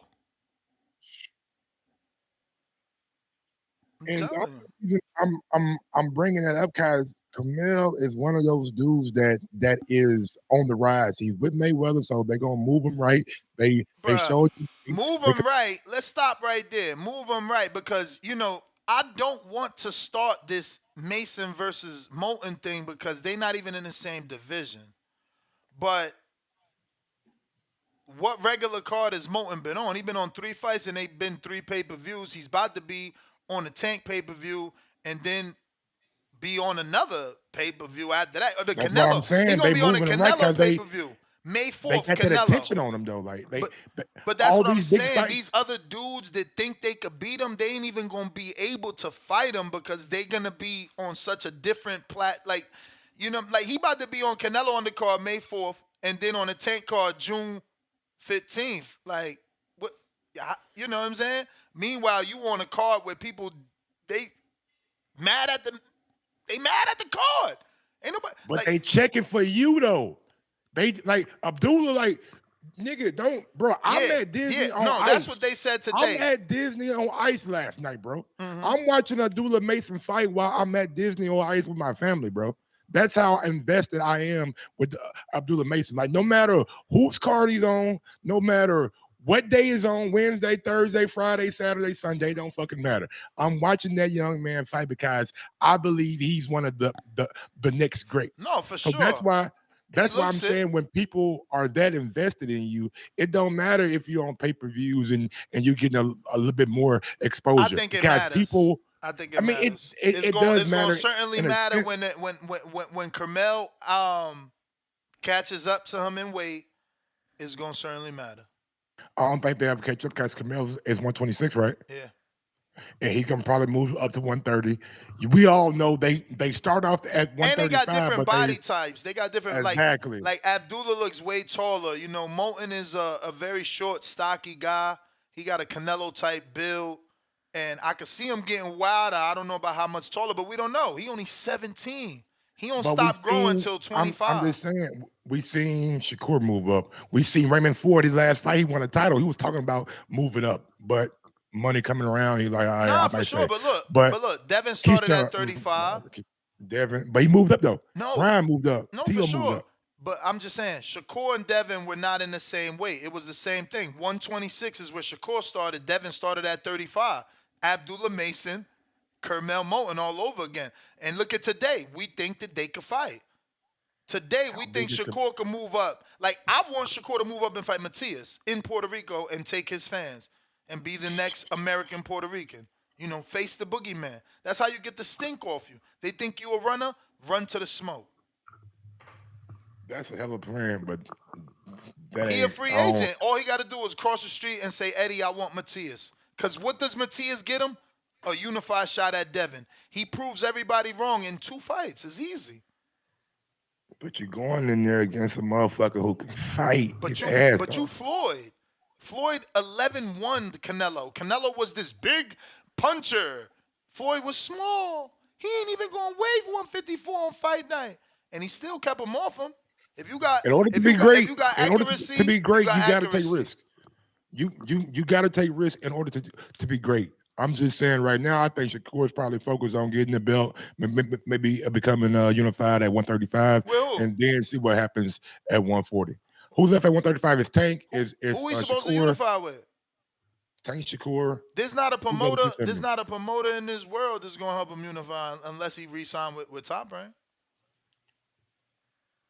So Who can help him unify? Help us Who understand your plan. help me understand who has all the belts? It's Shakur, Tank. Uh-huh. Who else? Loma Camboso's fighting for a vacant. Navarrete Barantek fighting for a vacant. Navarrete. You got, but you're gonna have to re-sign with Top Rank, and then Keyword, you might get lost in the sauce. You might get lost in the sauce. Keyword re-sign. So now what happens when Shakur re-signs? Can you guarantee that Fernando Beltran from Zanfa Promotions is going to allow his 126-pounder to move up and fight Shakur at 35? I mean, you got Navarrete. That's about the only guy that makes sense. Navarrete fought Oscar Valdez already, so that's a fight that Top Rank could be eyeing. But I'm outside of Beltran. that, I'm Beltran. Fernando. I'm Zanfa. So I'm like, I don't want that Shakur fight, Bob Arum. I want Loma, the 36-year-old southpaw who just won the belt from Cambosis, who's older, slower, bigger name, not a more appealing fight. Loma probably get first dibs on anything because he gonna get first dibs on Navarrete too, because he's also not gonna want the tougher fight in Shakur. Shakur's gonna re-sign and possibly be frozen out. So what do you do then? Do you re-sign or do you run your hand at being a free agent? You go to Matchroom and you move up because again, not even Matchroom could get you the Tank fight. So why are you gonna stay at 35? You're gonna take your WBC belt from Top Rank, go to Matchroom and get on top of Mount Everest and say, Tank, I want to fight you. Like Devin, I got 20 million that you can ignore. I got But Turley Egg and let Sheik that me you can ask you ignore. this Turkey though, Al though. Sheik. Like, Tank ain't We listening to seen them dudes. we seen the negotiation before with Devin and Shakur. Take the minimum, take this, take Nah, the that, whatever. difference now. Now, let me ask you this though. If Devin and Ryan have a good pay-per-view, a successful one, Devin wins. They do 700,000 buys. Shakur moves up, fights Matias. Does he have the bargaining power to Who? get the split that he wants? He'll get a favorable split. It won't No, be he better won't, than man. Devin's. But let me tell you Devin gonna this. sun him again. Devin But gonna sun him. no, You know he gonna don't try to think sun him again. don't think of it that way. Think that we have Eddie Hearn, the greatest promoter in the last 10 years, to be the mitigator. He already works Bro. fantastic with Devin Haney. So all People already can't tell Devin shit. He moved no, like he no, floored already. So no. imagine coming off a successful I pay per think view. How he gonna I move? think that you are interpreting the relationship that he and Eddie Hearn have. I'm I'm not. I get they have a good partnership. I'm just saying, coming off a successful pay per view with Ryan, Shakur ain't never done a pay per view. He might get less now than what he was going to get with the mandatory because I'm that guy now. Again, I don't think that would be an issue simply because You lying. no, listen, I don't think money will be an issue because if you are correct in your hypothetical scenario, right? Devin is a star.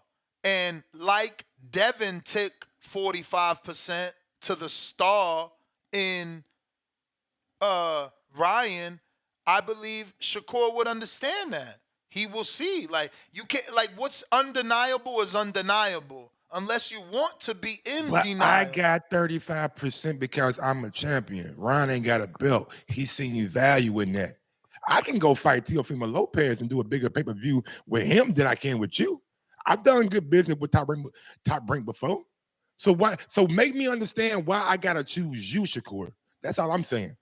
Because Shakur, it's either in-house. way he go, he Again, might you put not himself in a bad situation. no, Why not go to PBC? I think you're Fight not Rolly. I think you're not looking at the Eddie again, the Eddie being the mitigator, bro. Eddie making this smoothly. Eddie not having to sit both men down at the same table. Eddie talking to one and then the other. Eddie making it happen. And I believe he can. I believe he What can. what does Devin team do time and time again? And they do it probably better than a lot of people in boxing. They What? come back to the drawing board, they look, and they say, "What is the biggest fight?" Then Bill Haney gets on multiple platforms, yours included, That's and starts building up yeah, interest but and building listen, up. Go ahead. what does the zone let's forget the zone. What is Matchroom lacking? A Matchroom star, boxing. American star. All right. All right. So you're gonna tell me that they're gonna what? Marinate a fight that's been marinating since 135? They finally got two American pound for pound fighters. I don't get why you Devin works with them on a fight by fight basis. Like, I'm not but understanding how that's they my got him. but that's my point. Him I and can come back to the drawing board, and and that's Tio might be a bigger fight though. Ness. where is Tio Teofimo Lopez champ? versus Devin Haney Champ. is bigger to me than Shakur and Devin Haney. Why exactly? Explain to us. Castillo has wins over Lomachenko. He moved up, had a big win over Josh Taylor, somebody who was undisputed at 140. He has the Ring Magazine belt at 140 that says he is the best 140 on the planet. He also has the WBO title at 140. Teofimo Lopez, to me, has done a little bit more and has a little bit more buzz. Maybe Shakur may be more accomplished with the accolades, but the bigger wins, the bigger notoriety, I would say, comes from Teofimo Lopez. And I'm a bigger Shakur fan than Tio, but I gotta keep it 100. Mm. Yeah, I'm gonna just give you some facts. Talk to me. Tio there's video that, could be seen of T.O. questioning whether he has it. T.O. was dropped twice by Sandor Martin. One was officially recorded. T.O. lost to Cambosos, who Devin beat the shit out of. T.O. unfortunately in this generation isn't undefeated, which that O Mayweather sold it so well. Devin is in fact undefeated. Shakur is in fact undefeated. That represents being perfect. It's a bigger fight with those two. I don't Sheerly know, off the bro. undefeated records. Put a Sheerly poll off up. this. Put a poll up No, no, there. no, no, no. Oh, no. It's not about a poll. It's about who is more skillful. These people are going to buy the fight. Ask them which one they rather watch. It's the two most skillful fighters of this era, not named Crawford and Canelo. But you can put it however And you want maybe a to. new way. If the fans deem the Teofimo Lopez fight more important and more watchable, it don't matter how. Fans are They fans. won't. They do what they do. They won't. How do you know? Put a poll up. Because I got a beat of the street, my man. I'm the Put a fucking. poll up there. I'm the Let me get a beat on the streets. street too. Once we get to my first poll, we ain't reach my goal. We don't get to my likes. I don't take down that poll. You gotta Man, hit that like button, man. Yeah, hit that free And let like. me know, man. Y'all got T.O. or y'all want Shakur? I'm just curious. For Devin Haney next, which one would be a more intriguing fight? Let me get my phone so I can look at this damn YouTube I can't chat. believe you think T.O. is a bigger fight than Devin Haney and Shakur. Y'all was just shitting on Shakur last week. The nigga boring, Mike. Oh, we done with him. I'm not watching him no more. I had to come on your show. I ain't say that though. Oh my I said I ain't watching him. Get the fuck out of No. here. You ain't say you. I ain't fickle like I'm that. saying you said he shit the bed. He shit the bed. That don't mean he ain't one of the most skilled. Like, it's him and Devin, bruh. Okay. Again, like I said, not named Crawford, Inoue, Canelo. Who else? Well, damn, I guess you got to throw Fury and Usyk in that motherfucker, too. Guillermo Rigondeaux was one of the most skillful motherfuckers ever.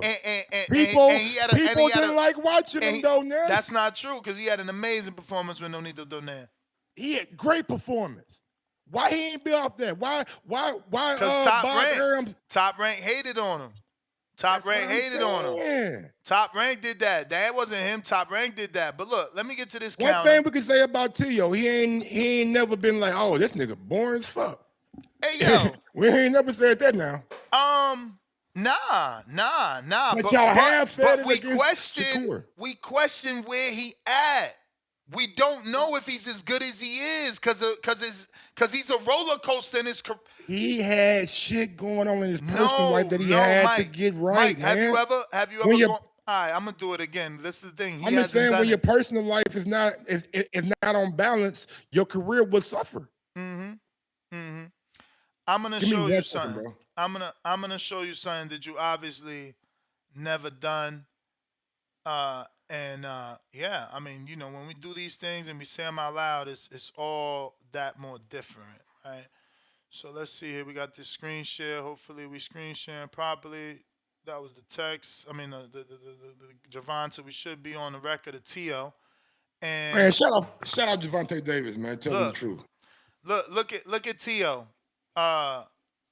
We don't even know who Edis Talati is, but we're gonna start there. He gets that knockout, then he fights Masayoshi Nakatani, and he looks bad, right? So he goes from knocking out Diego and being upward trajectory to struggling with the tall Nakatani, going down in the roller coaster again.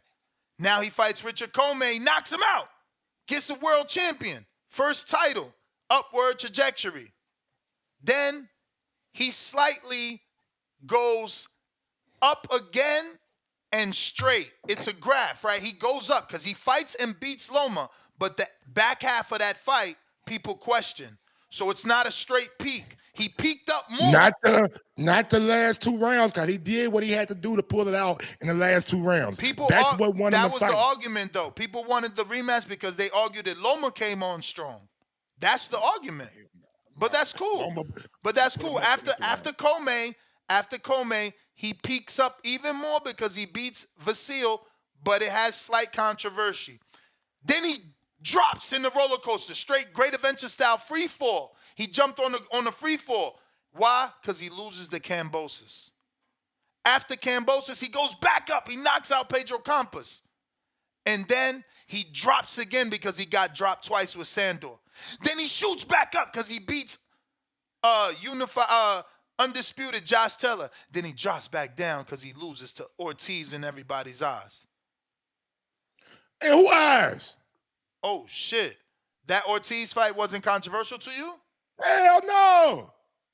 Oh. Ortiz, nigga, put his shit up the last couple rounds. He's like, okay, I did enough to win. You got what y'all always tell me. You gotta be the champ. FYI, the scores outside of the robbery score, which is 117, 111, the other scores are 7-5, 115, 113, which means 1 round to what's his name? Jermaine, and it's a draw. 2 rounds to Jermaine.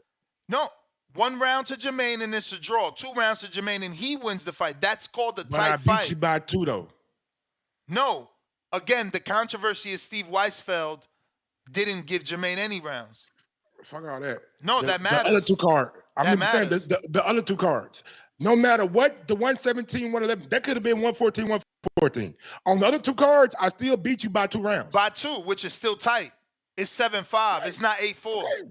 It's 7-5. Well, hey, you should have done more in those last 2 rounds to pull it out, Jermaine. And listen, instead of moving around. Again, the argument, Mike, is not win or loss. The argument is this. Look, roller coaster.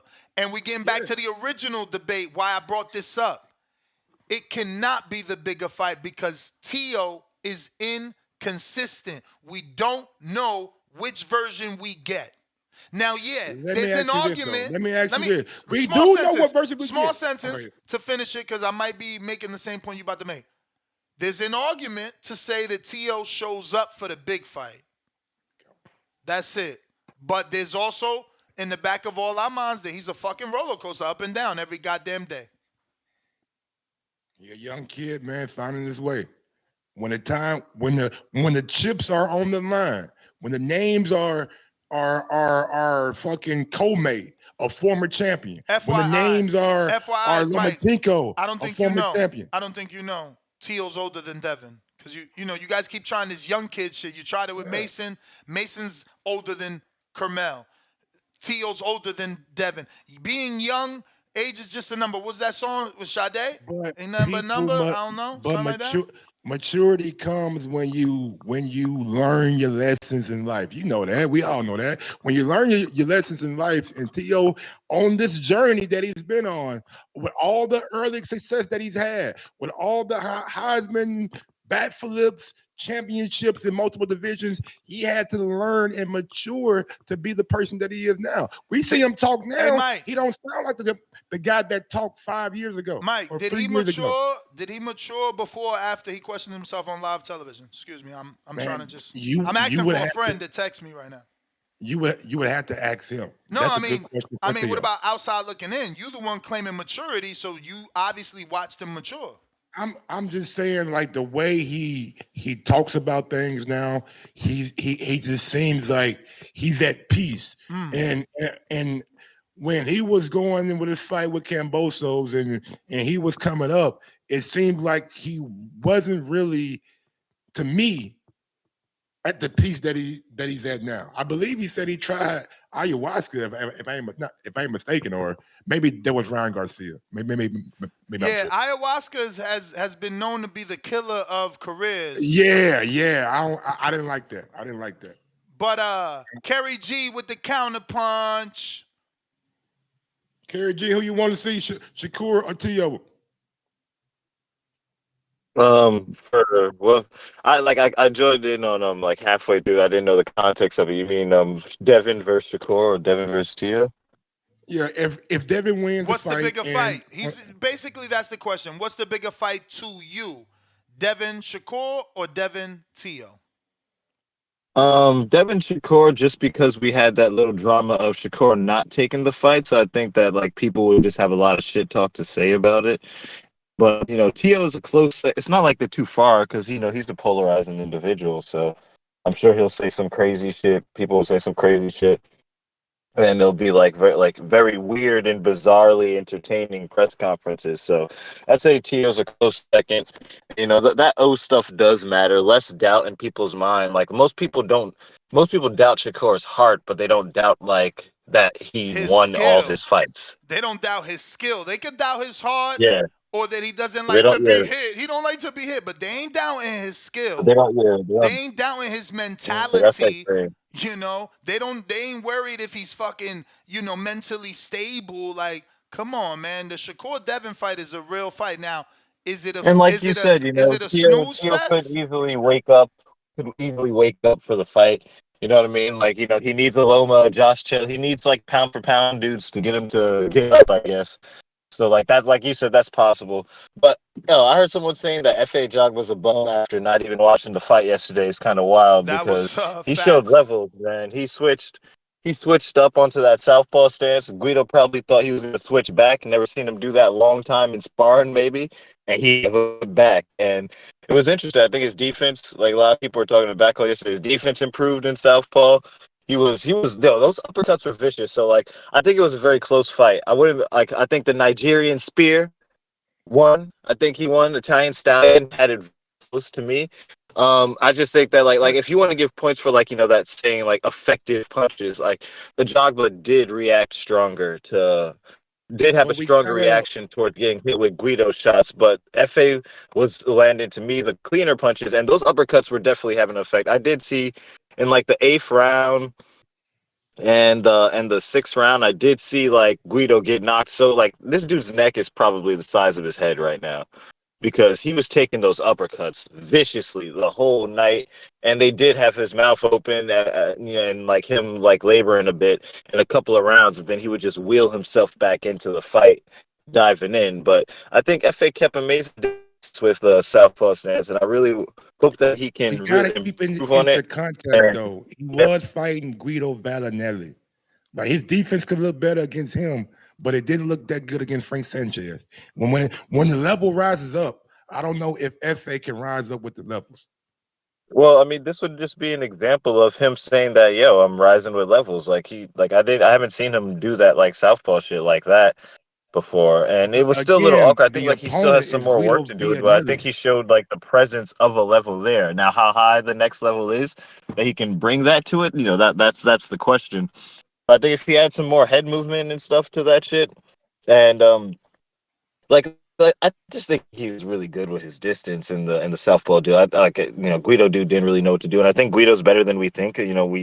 We somehow equate lots of times names to skill just because we don't know a guy. That's why I don't think I'm not gonna hate on Shakur for this Artem fight because people want to be like Frank Martin is bad because of the Artem fight. I just think Artem was that good. Like, yeah, duh, we don't know him, but like he was an Olympian, and then he came in and show you, yo, I can box with dudes. I can, hurt dudes, stun them, make them think twice and shit. So it's like, yeah, like we can't be like name whores with it. So I want to give Guido all his props, and like he did a good fight on that. I just think FA was just cleaner with it. He did look really stiff and Champ, orthodox, but like I think it got more fluid with the southpaw. So I just wanted to work on that. And Jared Kerry, Anderson, I thought he fought well. Kerry, The jab was good. Kerry. I think he had a lot of poise. Like obviously, you're heavyweight, you got to entertain the crowd and everything. You missed out on that. You'll get Hey, him next time, Kerry. champ. But I think he showed a lot of poise, and that. That Yeah, was he the would. bell. Yeah, That was the but bell. man, one thing about heavyweights, man, that's always gonna hold true. Like once you lose to somebody that's on the level, and no disrespect to like Johnny Rice, but we know he's one of those guys that via Nelly. Like I was expecting FA to go out there And destroy and him. yes, Nigerian Nightmare, whatever you want to call him. And to me, last night he didn't look as lean as I've seen him in the past.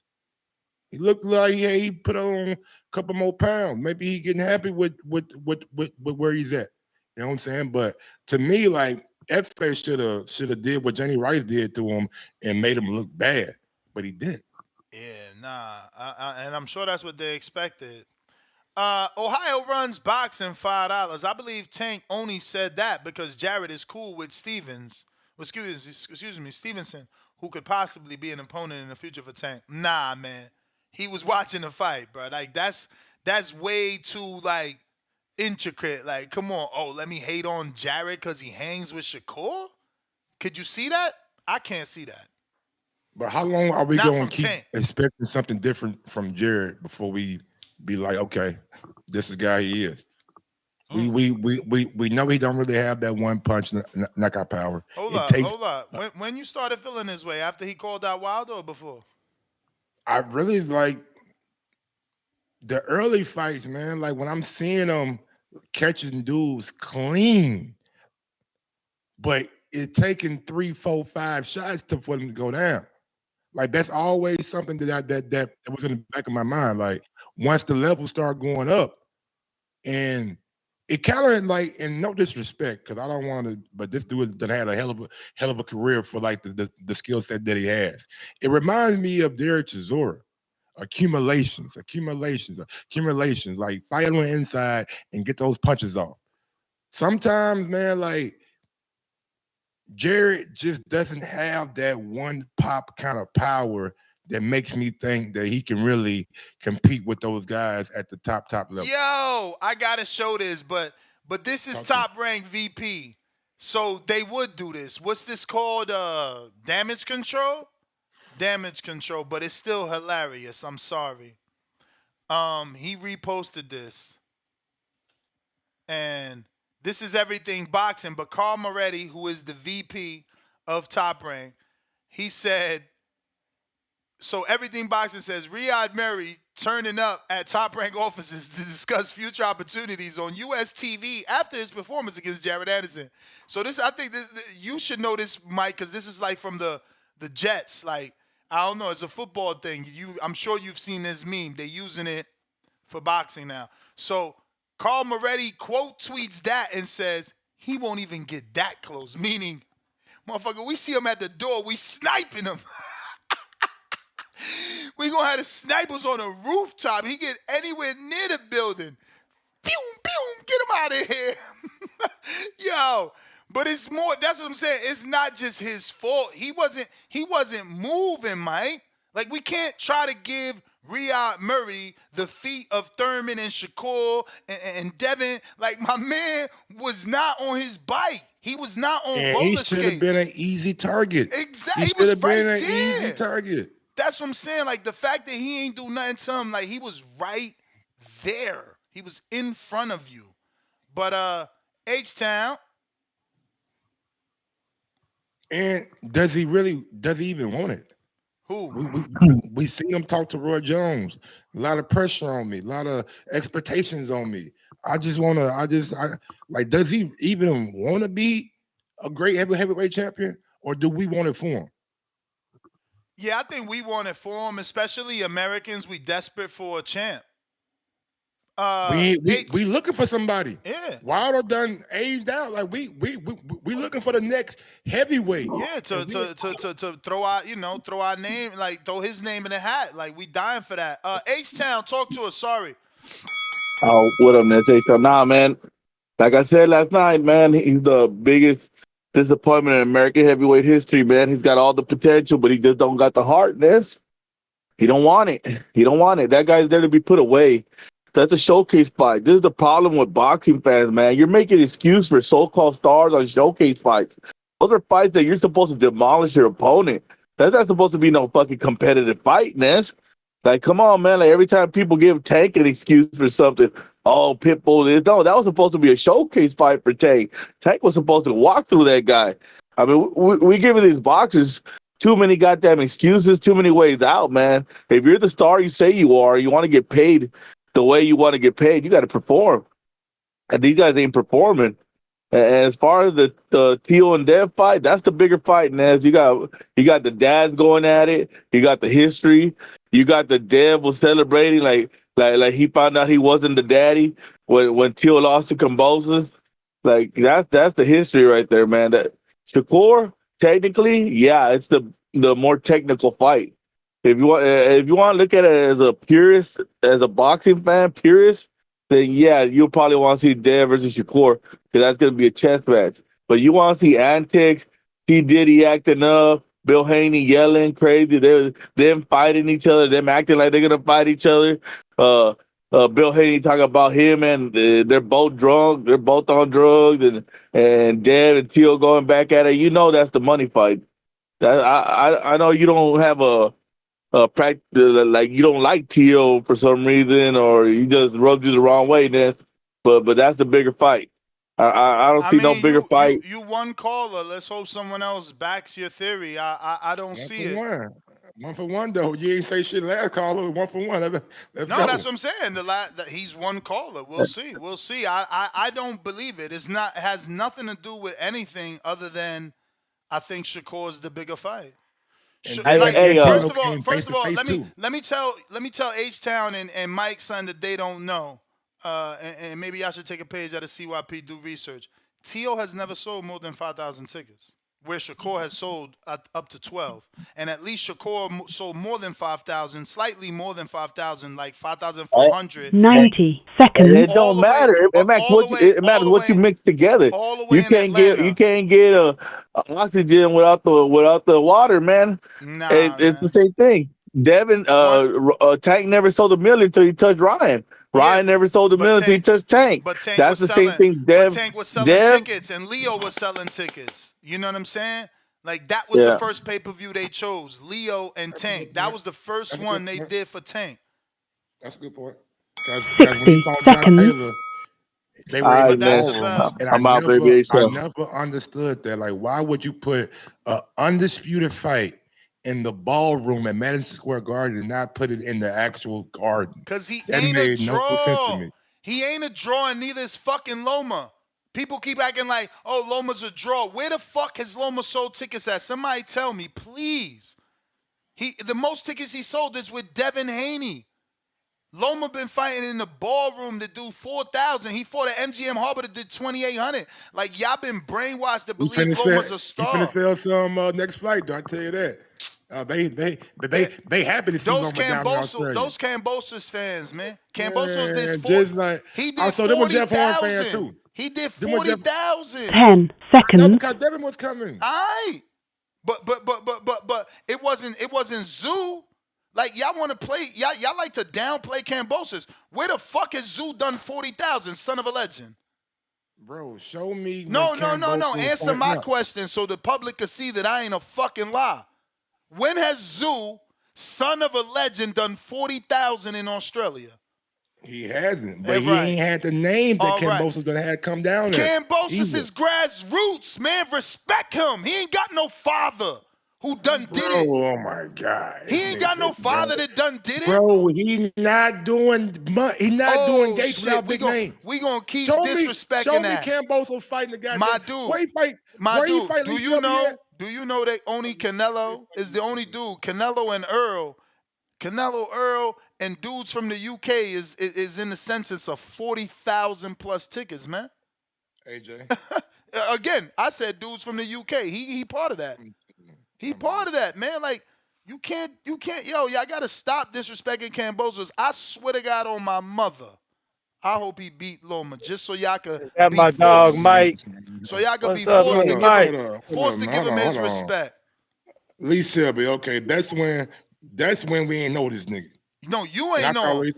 I thought Lee Selby won. And I thought Lee Selby won. I knew Lee Selby. That's my man, the Welsh Yeah, I Mayweather. know. I'm talking about Camboso. That's when we ain't know Camboso when he fought Lee Selby. We know Lee Selby, my nigga. He was with PBC. Lopez did 4.2 million views on ESPN. Wasn't we in a pandemic? Fuck, we You talking niggas want about? me to mute up? Or Nah, y'all? Nah, nah. go ahead. He trying to Okay. prolong his argument because matter of fact, what answer the question before we ring the bell. What's the bigger fight to you? Mike, Tio and Devin is a bigger fight right now. I hate you, bro. I mean, the Tio has a more fan friendly style. You got two different racial demographics coming together. Um, it's a more entertaining fight at the end of the day. I mean, nobody wants to see these niggas foot faint battle and not and see who can out jab each other for 12 rounds. Like nobody wants to see that, and that's we just being real, bro. We just being real. Um, that's just my opinion anyway. What the fuck do I know? But yeah, I think T.O. and Devin is a bigger fight than Shakur and Devin. I mean, there's two skilled guys, two slick boxers, but usually when you put that together, it's a pretty shitty fight. But I was trying to finish my point about Jared Anderson earlier or whatever. But one thing about Jared Anderson that we gotta stop doing, we gotta stop throwing guys away, or after we see one bad fight, throw guys away. You know. I feel like we getting to see these guys earlier than we would have back in the day. Could you imagine if like we seen Andre Ward when he fought Darnell Boone? What would guys would have been saying if that shit was televised and Darnell Boone wobbled him, dropped him, and arguably beat him that fight? We would have been saying Andre Ward wasn't shit. Andre Ward wasn't good. Then Andre Ward would only become one of the greatest fighters ever. Like Wilder versus Harold Sconyers. What if that was televised? Y'all would have been, well, we say that anyway, that Wilder ain't that good. But you get my point. Like, we get to see these guys earlier in their careers because of these apps and because these guys are getting fast tracked these days, that we can't just criticize them if they ain't having a perfect performance fight in and fight out. So that's my opinion on Jared Anderson. I know the talent is there, the punching power is there, the skills are there. I just don't know if he's focused on the sport. And that's the problem that I have with Jared. Because once a guy tells me that he don't want to box long term, and once he's doing shit outside of the ring that concerns me, then yeah, I know all I need to know. I ain't gonna give you the benefit of the doubt no more. So, but all in all, like I said, it was a shit fight. Top rank. You know, some of their bigger stars, T.O., Big Baby, Shakur, they've put on shit performances these last three fights. That's not a good look for the company. So they need to get it together, man. Maybe it's a matchmaking problem. I don't know. But I ain't I ain't saying that he's not the goods anymore, but I'm just saying there was a time where I just thought Jared Anderson was gonna be like whooping everybody's ass and taking names, and he was ready for the champions and former champions. Now I'm ready to scale that back. Martin Bucoli's, Man, give me Daniel people like Dubois that. 2 times over Jared Anderson. I take Oh, Dubois in a heartbeat. damn. Yeah, Dubois and Jared Anderson. Right now, I think Dubois got to be the favorite. He's been there with tougher comp. He's faced a little more adversity. So yeah, I agree with that, Mike. What But would yeah, did Daniel have done to that dude last night? He, bruh, Daniel beat the dude that beat him. He Daniel beat the knocked dude out the that beat him. dude. He Yeah. knocked him So out. yeah, Yo, Daniel would that's have the knocked that bell, motherfucker Brandon. Let me out. keep it moving. That's the bell. That's the boomerang, courtesy of Stainless. Nike Hendricks counterpunch. Man, can't make this up, bro. You can't make it. I didn't even know. Oh, you didn't know that Lerena No. got knocked out. Lerena knocked out Riyadh. No. Also, Lorena beat Murdy. Yeah, Oh yeah, my God. by knockout. Yeah, bro. He should have killed that boy last night. No, Paul, I'm sorry. He should have knocked his ass out cold last night. Yeah. He's not on the level that we expect Jared to get to. That's just He facts. should probably go to Bridgerweight, you think? Come on, Ness, man. Can we get to the caller, bro? Knight Hendricks. Yo, you can hear me? Yeah, I hear you. Yo. All right, man. Shouts out to y'all, man. Hey, better fight next T.O. and Devin, man. What? You Shakur, yeah, too? yeah, Man. yeah, man. Hey, man, Shakur, he had his shot, man. He at 135 now, man. I'm just being realistic right now.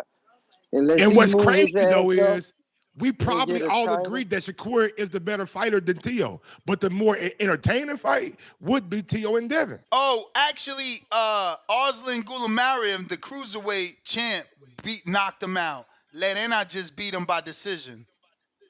Oh, damn.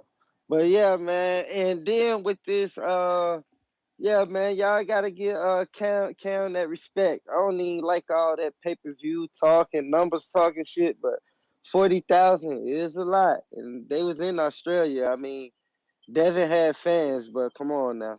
He Name when was he did in the 40,000 whole. without Devin. Name when he I'm did saying 40,000 though, without Lomachenko. Name when Zeus, no, son of a legend, did it.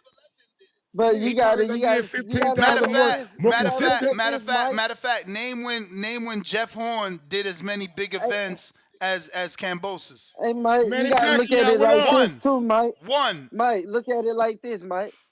The country put up some bread for fucking Yup. Cam. I ain't never seen that shit before. I ain't Two never seen the times. U.S. put up. They put it I ain't up When never seen have three. the they U.S. They put put it up up put three up money. bread times. when it I never wasn't a seen the U.S. put up superstar money for coming Hey though? Floyd.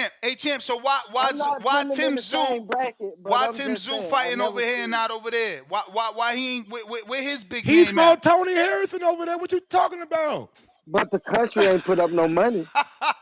That was no The limit. country ain't Hey, put up guess no what? money. We don't need the money because Hey, Tim Zoo gonna bring it in. I'm just But the saying. No, country I'm You just feel see. me? saying, Nah, the Mike. country You see got what to look George at No, it doing. the like this, country seen man. that Cambosos needed fucking welfare, You so we got to came look through at it for like him. this, Man, man. he hating on Hey, Cam. hey, I gotta say this. I ain't putting them in the same bracket, but I never seen the U.S. put up money for Nigga Floyd. need food stamps and shit. Come I'm on, just man. Yeah, saying, Tim man. Zoo don't need You no say it got, food you again, stamps. Knight. got it. Say it again. He trying to I'm act not. like he ain't I'm, hear you. I'm not putting them in the same bracket, but the truth is the truth. I never seen the U.S. put up money for Floyd. I'm just saying, man. We Floyd's don't in a need him to different put up the bracket. money. That's all I'm Floyd gonna saying, bring the though. money But you gotta in. look at That's the what you don't importance get. of it. When you gotta I'm put up just the saying money, what Ness that is means you saying. don't think that you're You gonna gotta bring it see the in. point of what Ness saying. Cambosis brung in them people, man. Nah, they only want to And give Crawford credit when Crawford bring in money. When he get people like like, hedge funds to put 25 million for Earl, or he got Black Prom connects or Saudi phone numbers.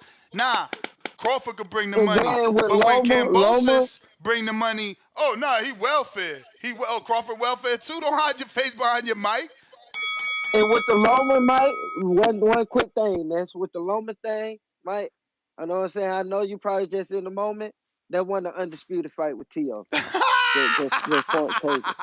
That wasn't an I mean, undisputed fight yeah, with I mean, Tio. That's why it was I in the keep Hulu. forgetting because That's they why it try was to in the frame it Hulu. as that like T.O. You can't tell T.O. I that. got you, You Mike. can't I tell got you, T.O. Yeah, Mike. that. but I that's got why you. You was you in the heard him. moment. You That's heard him. why I was That's in why the I was in the Hulu. Hulu theater. That's why I was in the Hulu. It wasn't Yo, undisputed. y'all brutal. But that's my Y'all call, brutal. man. He said that's why I was in the Hulu. And he the That's a same shirt. dude that said That's a he'd rather shirt. see T.O. and Devin. Yeah. Come on, man. They Nah, can't make this up. he's spitting facts though. He's showing you I'm not biased. I'd rather see T.O., but T.O. not big. Yeah, he was at the little Hulu theater. You know what I'm saying? He like his style though. That's a win for T.O. Like, you got a real fan. That he like you not for your popularity, like you for the way you fight. Counterpunch, Mr. Perfect.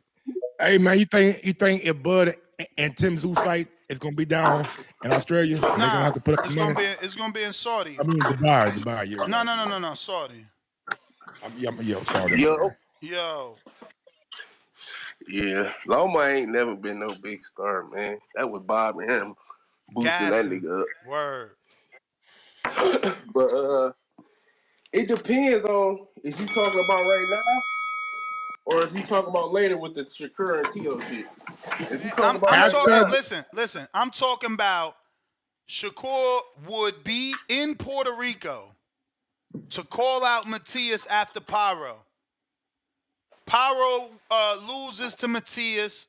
Shakur steps in the ring, calls him out. Goes back to Top Rank July 6th, does his fight. Him and Matias so could he fight in so, September, hold up, November, Shakur coming up December. to 40? I mean Shakur going up to 40? that would be my plan. This is all hypothetical Okay, conversations. okay. So if you doing that, okay, I understand that. Okay. I'm gonna make it But simple for you, big dog.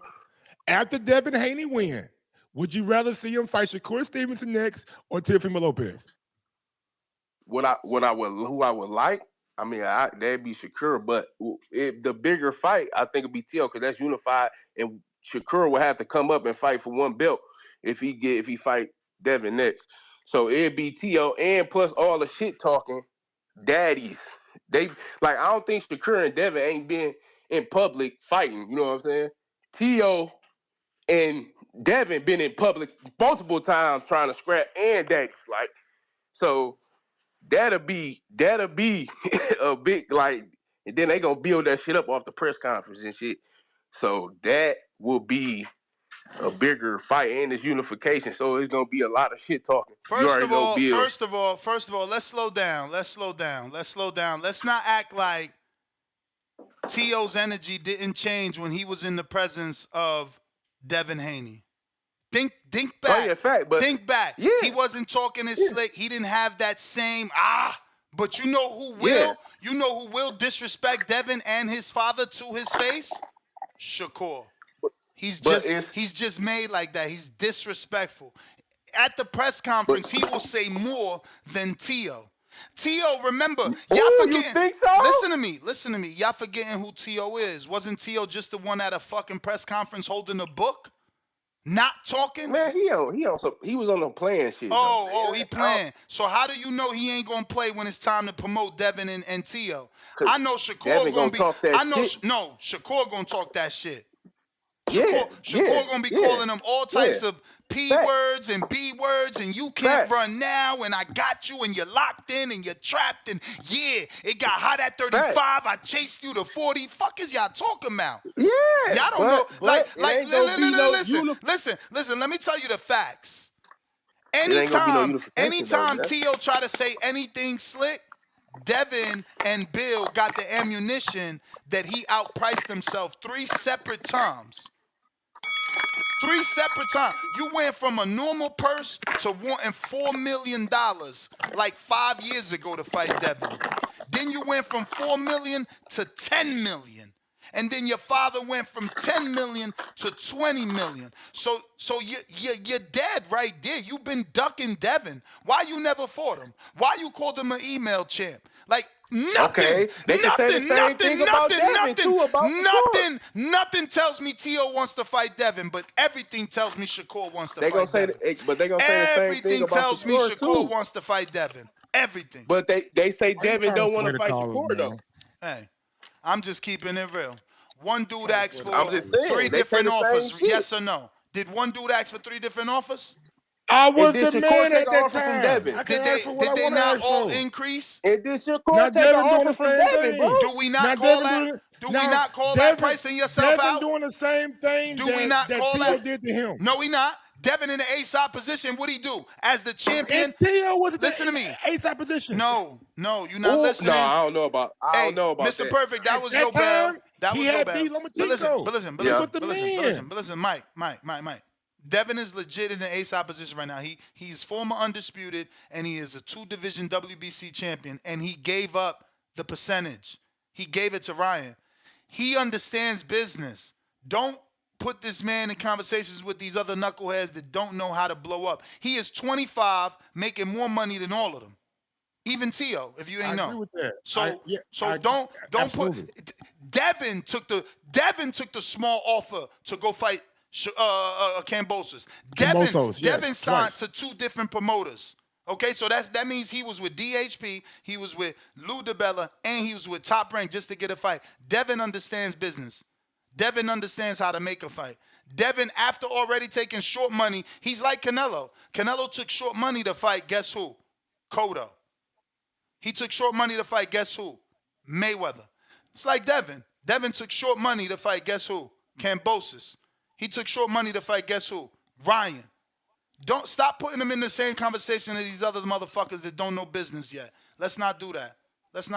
That boy is 25 years old and on his way to being a motherfucking, the blueprint. He and his father are the blueprint.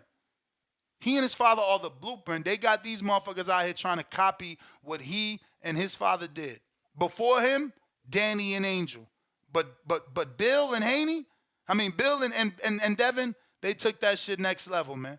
Nobody's doing what they doing, and a lot of people is hating. But show me the other motherfucker that at 25 years old is doing all that he's done, making all that he's made, and in the position that he's in. You can't. No, he's in a great Because position. Tank ain't even All that I'm saying age. is, Tank can't even get in the conversation because he's not even that age. And he ain't yeah, accomplished he's what not Devin on Mouse either. accomplished. And he don't He ask ain't for the on Mouse either. fights. He don't ask for the fights. He not out here trying to negotiate the fights. He not out here giving up the lion's share to make the fights. None of these niggas, they not Canelo, that's it. Floyd, that's it. Because Floyd took short money. Canelo took short money. Talk to me about dudes that took short money to make the fight for the fans. Then we in the same conversation. Till then, Bud took your money against Earl. well, there you go. He in that conversation. Hey man, shout out to a new way too. He's one of those guys that's putting 30,000+ in seats every time he fights. Yeah, I mean, shit. Top Rank is bragging that they making over $20 million gate for that fight with Damn. Neri. Yeah, they said it. They Hello. said it on. So I hear you, Kerry G. I'm gonna just say this Word. last sentence. They said it on their social media first, and then they said it on the live telecast last night. Take it away. So y'all can kill all that. He needs to come to America to be a fucking star. That's He where ain't the gotta come to argument America. started. That's where the argument But started. oh yeah, nah, he don't need to. He don't need to.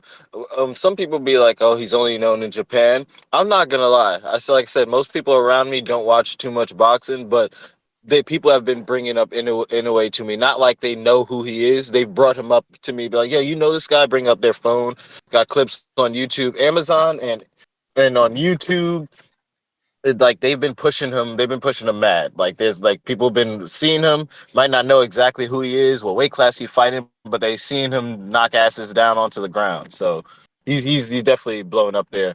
But I also want to Oh, point this Kerry out that G. I don't think Devin. Sorry, you. What's up? Let me pause your time. Shout out to Dan the man on Twitter, always helping us out. I got to screen share this. Hopefully, it's the right screen share for context. Um, this is why Tank took a shot. We forget. I'm a Hardin smoker. Remember for the Tank Oh yeah, Ryan Jared fight. Anderson talk shit. Yes, for the Tank Ryan fight with the green purse. And he tagged him and he said, not tagged him, but he wrote, "Bro, no way money doing this to you boys. Y'all been had sugar in y'all tank." Pun on words, you know what I'm saying? Mm-hmm. And he reposted Tank's, reel of him walking into the arena or the press conference with the green purse, which I'm screen sharing. So no wonder Tank took a shot back. But now you can go ahead. My bad. I just wanted to give the audience context as to why. Because, outside of the fight not being great, I thought that's it. I forgot about this issue. But go ahead. But I don't think anybody could say that Devin is a boring fighter. Like, maybe there might have been some fights that left a bad taste in your mouth, like previously. But that Loma fight was exciting as hell. Whether whoever you thought you won, Devin fought in the pocket when he could have had probably an easier fight with a different game plan, but he fought in that pocket with them. The Regis fight, you might be like, "Oh, we knew Regis was what, whatever." Nah, fuck that shit. That was exciting because he was going in there against Regis. He was trying to go for it. He was fighting. He was standing in front of him, throwing shots, got a knockdown. I don't think Devin's built like that anymore to like try to like sacrifice it, like the fans' enjoyment for his performance. And I think he would take it to Shakur, and Shakur would be surprised as fuck and not expect it. He would still do great. Probably could even win because I gotta say that's a 50-50 fight. But Devin was more exciting than a heavyweight. So yeah, I'll stop talking crap. He's giving you two super exciting performances in a row. He's more exciting than the heavyweight thing, man. Like I watched a women's UFC fight, and I was going apeshit yesterday night after watching the whole Jared Anderson fight. I was like, Jesus damn, he Christ. boxed really well. He boxed really well. I'm not taking away from that, but it's just like it didn't get me high at all. No dopamine drops. No special effects. Just straight up and down. So Word. I gotta say that, like, yeah, don't this Shakur Devin fight. I don't know if it would not fight. I think Teal gets discouraged and shit like that. Probably go through a mental break in the ring like that, unless he's doing his rise to the occasion shit. But that's all I gotta say. And F.A. Jagba is the shit. Just needs to work on being more fluid. Work on that self-post stance. Nigerian spear on top. Peace out. All right. Is Anthony Joshua a star? Would you say? Yeah. How known is Anthony Joshua by the casuals in America? Not as much as he is in other parts of the world. And the only reason I say that is because Leonard Ellaby tweeted about well, yesterday he said, "Sean, I know exactly where you're coming from. The young man is definitely a rock star in Japan, and he's generating enormous revenue. But outside of the diehards, he's relatively unknown in the U.S. where we actually live. I get it. So I don't like I don't think like you Yeah, I need mean, to but cross boxing that. is bigger than just the U.S., That's what especially I'm when you saying. generating the money that Anthony and Inoue generate. They force the American to go there. Like, listen, LB and Sean can say all they want, but where did Fulton go? Did Inoue fight Fulton here because it was more money to be generated, or did he have to take his ass all the way to Japan to make the biggest paycheck of his life? Like, bro, these arguments are silly, but they're gonna say we don't know nothing about the business. That's their answer. You know what I mean? I wish they They gave us all a the time straight talk about it. answer. I wish we got straight answers from them. Army Mike, what up?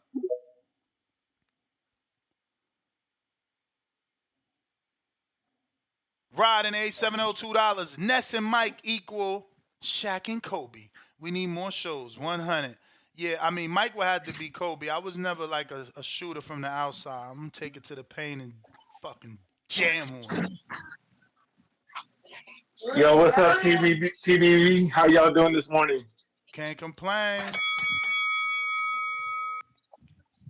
Hey, so I watched the fights last night. I thought that Jogba looked pretty good. He was able to make adjustments after he got hurt and outbox and do what he needed to do to get the win. Um, the Jared Anderson fight was extremely boring.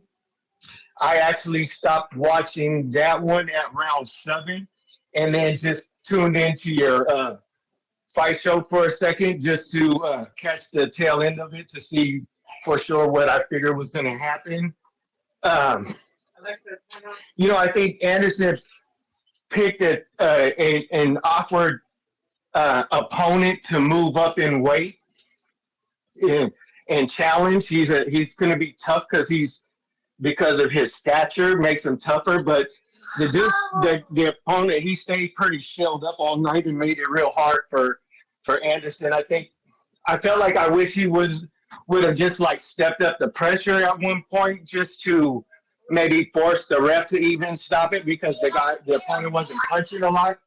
But that was kind of how I felt on his performance. He looks pretty good and all that, but he should have been a little bit more picky about the guy he moved up in weight. He should have fought someone more like when Benavidez fought Andre or something like that.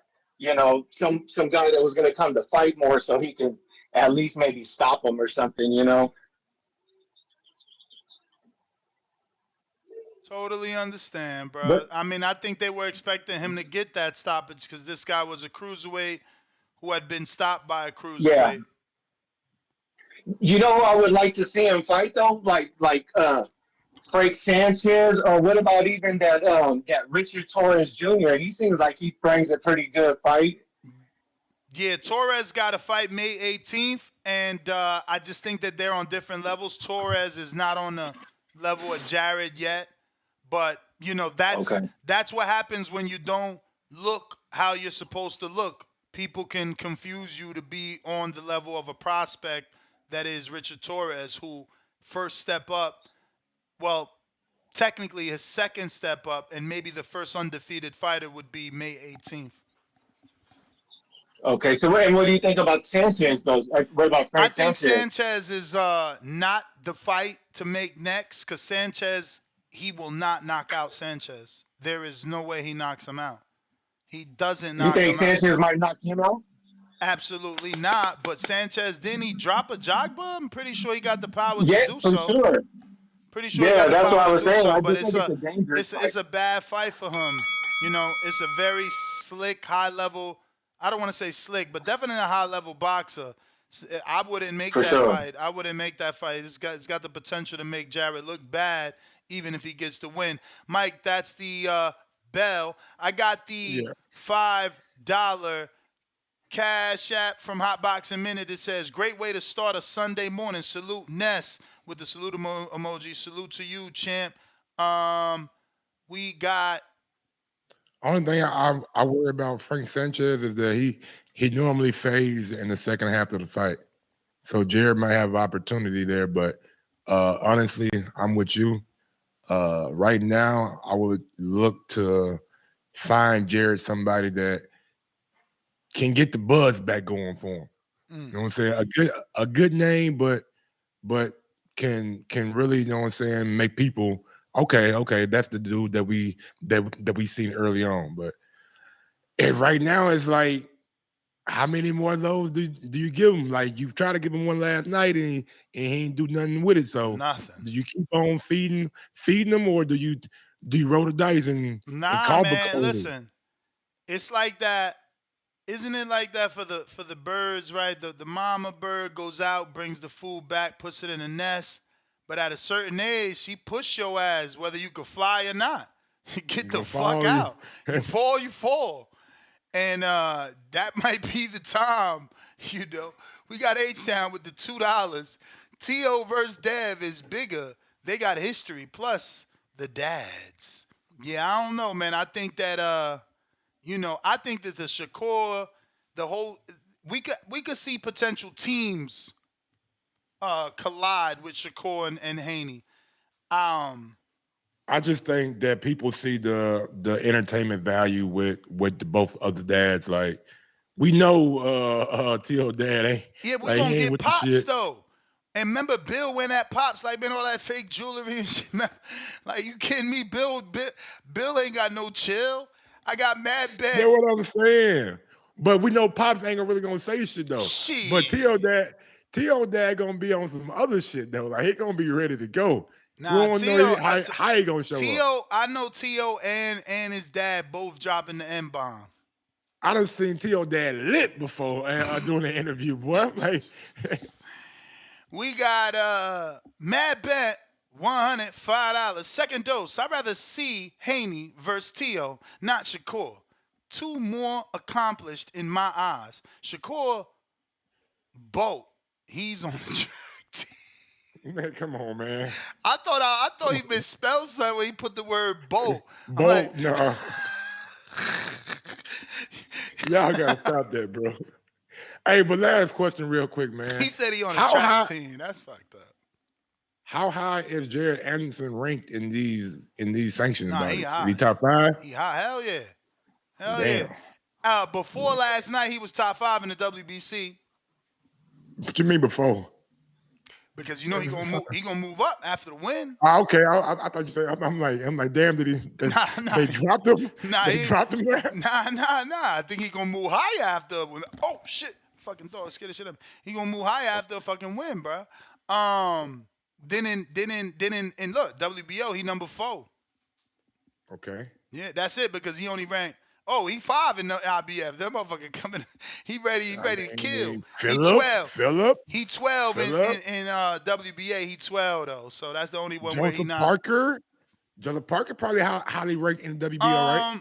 Yeah, but I don't think like Parker calling out Dillian White and AJ. He looking for names and rematches, and Yeah. I value that. Like, Man, he gonna beat the shit out of Dylan White right now. yeah, but hey, he won his get back. I like Yeah, that. You yeah. know what I'm I like saying? it. And I and, like it. and and nobody can say, oh, he trying to get a big fight. Dillian White ain't even relevant right now. He just won his get Not back. right now. He just won his get Dylan back. So I like Dylan that. just got back at it. So Yeah, he we'll had a see tune if up. Dylan end up in Saudi on somebody's card. When do Matchroom The 5 and on Queens 5 press Bay conference is tomorrow. announce? Okay, great. Yeah. Damn, Anthony Yard, man, what are we doing, bro? What? He ain't a free agent according to Warren, but he probably ain't But gonna be he part ain't of the 5 signed on though 5. either. Probably ain't He gonna be ain't part of the signed 5 though on Let 5. either. him cook. Let him cook. Let him cook. What up, Jerry? Let Yeah. him cook. Feliz Domingos, amigos. What's going on, Mike? You and I have never chatted. How are you today? What's going on, Big Doc? Hey, listen, Mike. You got to excuse Ness. He's trying to win Shakur's love. Hoping Shakur is listening, going, come on, man, give me a shot. Get back in. Listen, ain't no way in hell Shakur versus Haney is bigger than T.O. versus Haney. Ain't no way in hell. Yes, not only is it the green print, those guys have serious history together. And Shakur and him have a little back and forth.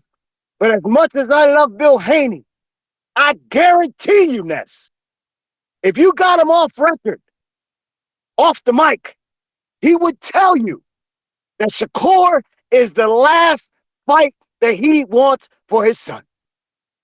Because if there's one guy out there that he's probably going to lose to, it's Shakur Stevenson. It's not a good matchup stylistically. It's not a good matchup mentally. It's just not a good matchup. But I that agree. Teofimo smoke, I'm with you, Ness.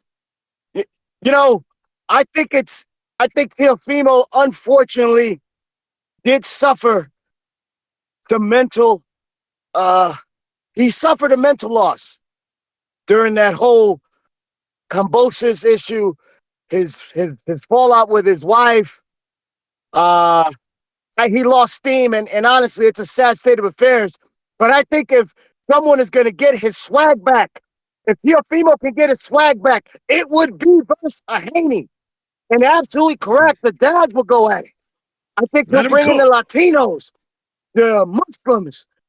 He walked the earth with ESPN and depending on the platform.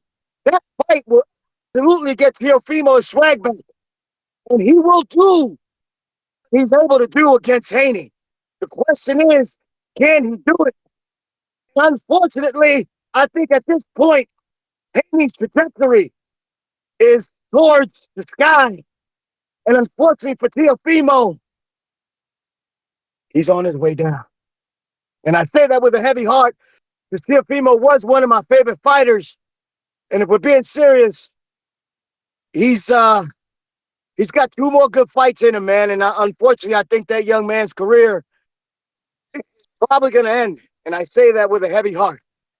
But I want you to enjoy the rest of your Sunday, my friends. It's Jerry Soriano. Yolanda Palana. I think that's a bit excessive. 2 more fights, and then his career gonna end. Like Jesus Christ, Yeah, what we doing? yeah, man. I mean, And y'all was right though, bro. what's If that? you ever in Vegas and y'all need some good ass smoke to smoke on, when I got off the plane, my first 5 minutes in Vegas, I took my ass over to Jardine before they closed. I got there at It ain't 11, Jardine. It 11:45. ain't a jar. It's I'm Hardin. sorry. It Harding, my means bad. garden in Spanish. Oh, okay. Well, Jardin. I was definitely out there, goddamn me plucking and goddamn me good buds and shit. You feel me? Did you go alone? No, me and my wife went. Okay, so So you I looked pulled at the up there, floor. man. Got me a half. Bro, I got You a was only half. looking at the floor then. What you mean? Oh, it's hold on. What you mean? So y'all, it's like a VIP room or some shit somewhere? Never Oh, mind. okay. Okay, I got you. I'm going next time I'm in Vegas. I make sure I call Ness. Hey, bro, because I got out like there like 11:45 out the got there like 11:45. They close in 15 minutes. Oh Got wow, me a you got it right in time. Yeah, got me a half for like $50, bro. Last me the Nice, whole time I was in nice. Vegas. I said, bro, I got a half for 50 Yeah. of some No, some every day there's deals on halves and whole bro. ounces. And it was some fire. You hear me? Yeah. Bro, I'm rolling cow legs. You big ass blunts, bro. He like, yo, I ain't leaving none of Man. this here. How many days you was in town? Damn. What was that? Uh, February? so yeah, I was there from Sunday to Wednesday. Oh We yeah, we went out to the you had Mojave the storm. Desert. My job actually got me a free rental card, so I was I Oh was I, I wow, was happy about that shit. So that's yeah, dope. but yeah, man, we had fun though. We had fun. We went over to Vic and Anthony's at the Golden Nugget in Old Vegas, and we did some shit on the strip. Took pictures in front of the Bellagio, and she wanted to go to the Paris and the New York signs and take pictures and shit. So, Dope. but yeah, we had fun. Shout out Vegas though, man. Hardin. Go there, get you some good ass bud. They got all what you need. And they got some lovely ladies. Well, they got some nice looking young women there. Make sure I clean So that he up. wasn't looking at the floor, y'all. What you mean? Moose.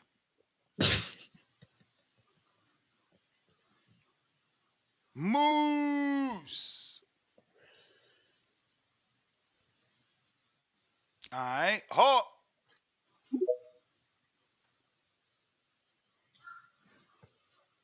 Big Hawk. We're good.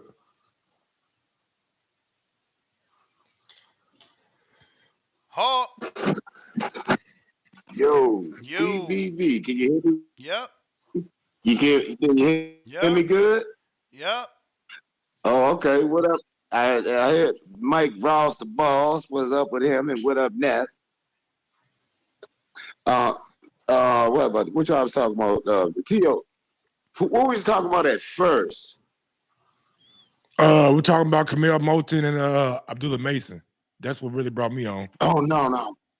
Oh, okay. That's what got you on. Nah, I was talking about the first of all, the the Tio fight. Nah, he was talking about something else before that Tio fight. But anyway, for Tio and Devin and Shakur, it's the green print, man. Black on black crime really don't sell.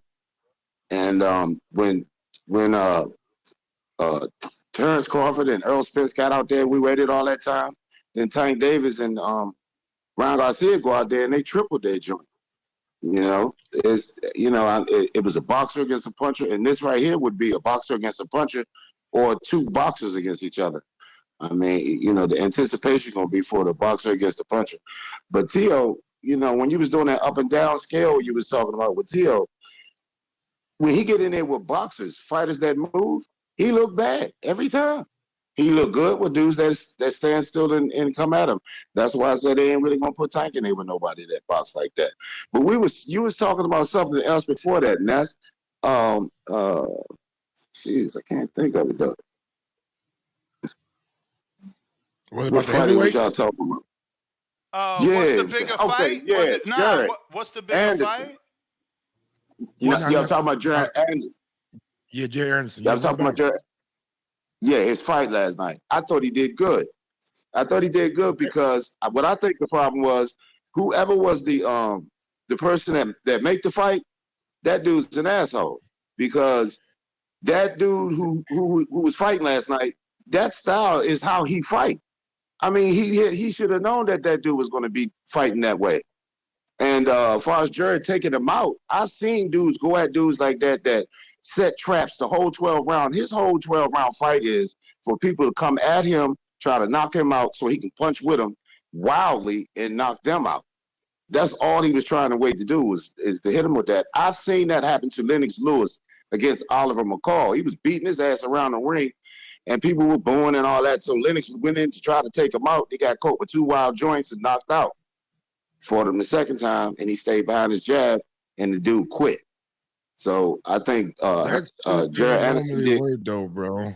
Like when you take punishment to like land one big shot, you normally gonna end up getting fucked up as long as the fight goes. The longer the fight goes, you trying to land that big one lucky shot, you should be able to get somebody like that up out of there. That's all I'm saying. Yeah, I hear you, but his whole fight plan is, I mean, that's got to be if you watched how wild those shots were, he caught Jared a couple times too. Right at the end, like the last punch, he caught him right on the chin. But we seen Jared get caught by. it's not really worth the. It's go ahead. I said we seen Jared get caught by Charles Martin. We seen Jared get caught in other fights. Like it's not like Jared doesn't get caught. Like we seen him get caught in more than one fight.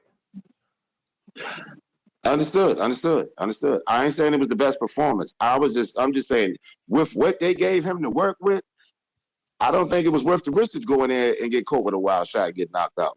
Yeah, he getting talked about now. I didn't look at him like I looked at Shakur, what he was doing. Shakur was not trying to fight. The other dude was not trying to fight. Jared was trying to fight, but he wasn't trying to get caught with that wild crap. So I don't know, man. I mean, he jabbed the dude. He outpunched him like 5-1. I mean, he didn't go in and take the dude out. I understood he didn't take him out. But I want you just to put imagine it in terms like this.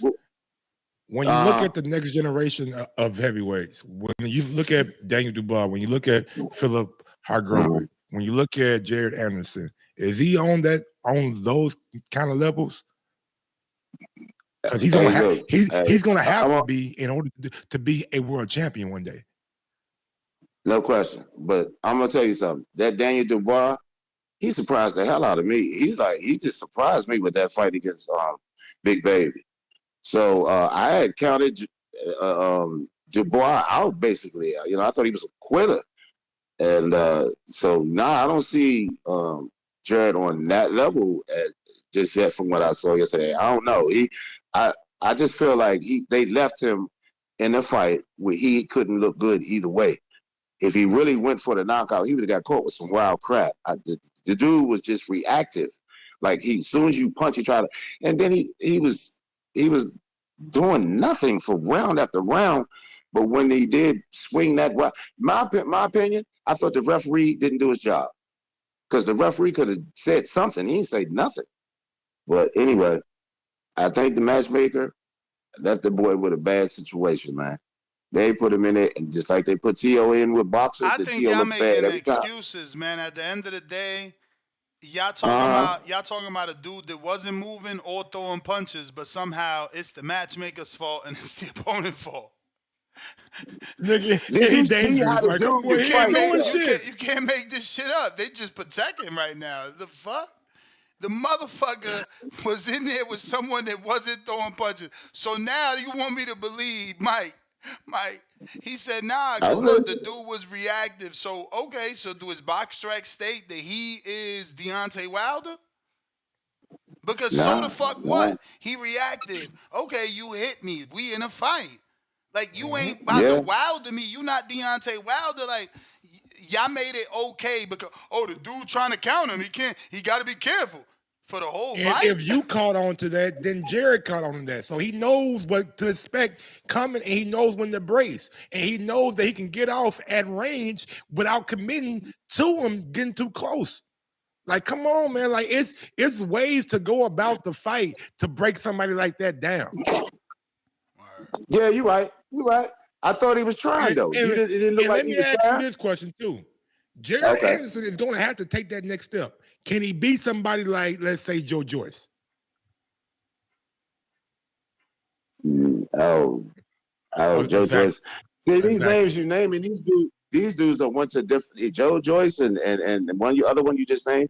They done been in some fights where they done went to the next level. I don't see that in. Yeah, Jared Anderson is behind when you come to that kind of conversation. Yeah, he ain't on Nesbitt that said level. he top five in every division. Well, besides one, Every one sanction. he's number 12. You said one he's number 12, right? WBA. Yeah, Yeah, he's So number yeah, anyway, 12. Jared. he's WBA. top Yeah, five in every other one. So Joe Joyce is probably top five in them same divisions, and they probably gonna be in the WBO eliminator sooner or later. I'm But just saying, bro. that was the time. Um, Like when listen, you look at the go when ahead. you I'm look at sorry. Top Rank and you look at the WBO, that's the route that they go. And Frank Warren, that's the route he goes. So sooner or later, he gonna have a showdown with one of those heavyweights in the top five of the WBO to get into a contention for a title. And Joe George's gonna be around for 2, 3 more years. Parker gonna be around. Park when we think about Parker, he's not the age of AJ, not Nope. the age of Wilder. He's still 30 years old. He's still young. He's gonna be around for a long time, and he probably will be a champion one day. Unless he After retired because he's made a lot of money and yeah, that's true. he wins another title. He don't feel like being a gatekeeper. All those things could come into play in the future. But I did create a poll for um Mike's poll. Mike's poll. I created it. And it's on our community page because y'all still ain't get us to the proper likes. So if you're interested on voting, head on over to youtube.com/, the boxing voice /community, and you'll see the poll. If you're a member, drop a question for Coach Lenny Wilson, the trainer of Richardson Hitchens. He'll be on the show tomorrow. Also, we'll have Lucas Body from Canada on the show tomorrow. Also, Friday, we'll have Dimitri Bivol on the show. And sometime this week, I think maybe Tuesday, I think we're having Tuesday or Wednesday, we're having Brian Norman, and we'll be having Stanti Liang. So make sure you head to the community page and drop questions for any guests, which we have the post there for. And let me go ahead and screen share the poll. So far, only B Norman 82 going for a title, votes. right? Say again?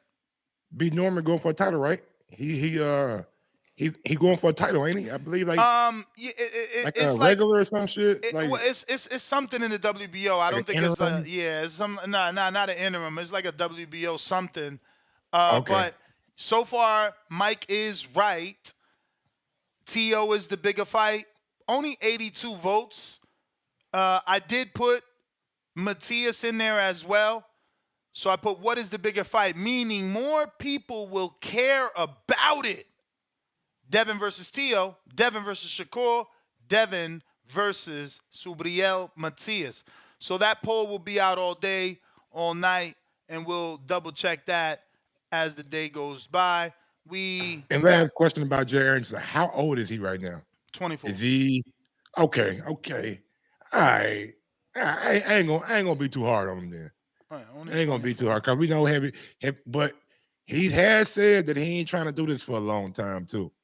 Till That's 27. what that's what he has said in the past. So that's something else to like think about. Like when you thinking about like Yeah, but you your exit also ain't plan, making the money you thought you was gonna make. You was saying that when you thought you was flying up the rankings. Like you is up the rankings, but now they gotta be careful who they put you in with. Mad one thing Bet. about one thing about heavyweights that people love is motherfuckers who can get people up out of there. That's why we fell in love with Joshua and Wilder. You know what I'm saying? That's why that whole rivalry came about because we seen two dudes. No matter who the opposition was, if you would have put that dude in front of Joshua last night, knockout. Put that dude in front of Wilder coming up last night, knockout. Mad Bet 100, $5. Second dose. I would rather see Haney versus Tio, not Shakur. Two more accomplished in my eyes. Shakur, I read that. You read that already, Yeah. Lake County, $2. Mike Buggin, Tio got schooled against Jermaine. Fan of No, I can't agree, bro. Jermaine did a lot of good shit in that fight. I can't take that away from him. But T.O. did a lot of good shit too. It wasn't like Jermaine totally came out there with a fucking game plan that just canceled out everything T.O. was trying to do. When T.O. cut on to the movement, you know what I'm saying? And at the end of the day, like, you gonna have to beat the champion. You can't just pop shot and expect the judges to give you that because the judges are watching one dude who is engaging and another dude who is always retreating. At some point, you're gonna have to sit down on your punches and make that dude respect you and push him back. And I ain't see Jermaine do that in that fight. I mean, push him back. That's not one of the rules, bro. You out here talking about push him back. But we seen Floyd do it against Canelo. Bruh, Floyd could be the gold standard. He's not a rule. Like, general, ring general, effective aggression, hit and not be hit, which is what Jermaine was doing. But okay, okay. Effective aggression. When was he being aggressive and when was it effective? He was being effective aggressively whenever he made T.O. miss, but hit him. That's hit and not getting hit. I know, but that's still, if I hit you as an act of aggression, I can get aggravated assault in the street. So if I hit you, we're not living by the street. We living by like you just said, the Queensberry rules of boxing. Yeah. So, but still, you can't. Not get hit. But you're trying to minimize what Jermaine did. I'm not minimizing what he did. All I'm saying is the more effective aggressor was Teofimo Lopez. Nah, he was aggressive. Far less than Jermaine because he was missing. Effective aggression means landing shots, but listen, we disagree. Fan of boxing, $2. Man, TBV hate Tio. Laugh out loud. Haney 25, Tio 26. Laughing my ass off. Yeah, and look at the accomplishments. One guy has been vocal about his displeasure for what he's been getting paid, and one guy's been getting paid like a motherfucker. No, one guy lost, and one guy beat the guy he lost to. One guy questions himself. One guy believes he's the best in the world. One guy calls out everybody. One guy calls out Canadian Steve Claggett. I mean, we never got a report of Devin having an offer of 135-pound moving up Murataya, 135-pound moving up Keyshawn, Steve Claggett, 6 losses Canada, Elvis Rodriguez, 1 loss, 14 fights, 15 fights, 16 fights, how many? But these are the names that his promotional company are like giving him. No, you mean willing to pay for? Exactly. Yeah. Because we got to pay you, and then we got to pay them. So the money don't make sense for us to try to go out there and get you a big name, and you doing 4,000 in a small arena. But when it comes to like people and their opinion, we've seen that the people who listen to this show, most of them would rather see T.O. and Devin. I mean, we only got 82 votes. We're going to see as them votes keep going. The community page usually gets a lot of votes. We'll see when it's in the thousands. Right and now, I'm sure this will be on Twitter because I think this is a topic that people need to hear about. Like I honestly believe that. Shakur got 32%, and Devin T.O. got 55% now. I just honestly believe that people are gonna hold what Shakur did in his last fight against him, and if it's right or wrong, if it's what people do, and I don't agree with it because I've been on this show defending him. Like you can't judge a man off his one fight. You can go back and watch Oscar Valdez and what he did. He was aggressive. He came for it. Jamel Herring, aggressive, came for it. It just sometimes, man, you have those off nights, and he admitted it. Andre Ward, you know what I'm saying, did an interview and said like that's what comes with it. If you want to be great, that's the price you got to pay. You gotta navigate through the hate. I don't give boxers a pass anymore. You don't get the option to say you had an off night, Mike. Why do you get that option? Stop putting yourself in the place of another athlete when you never compare yourself to another athlete. Boxing is the superior sport. Mano a mano. I don't need no team. No teammates. No so timeouts. let's cut the shit about off nights because you fight once a year. Twice at most. Once every 18 months, twice every 18 months, and you think you deserve an off night. Off night, yeah, you're right about that, man. Because you think you deserve an off night, and guess what? You want an off night. You don't want criticism because it was an off night. You don't give us a discount. I didn't get a refund. Nobody's giving me my time back. You ain't getting a smaller cut on your purse. So let's cut the shit. There's no such thing as an off night in boxing. You are in the entertainment business.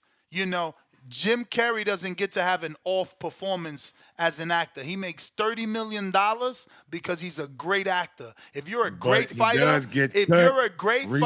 go be a great fighter.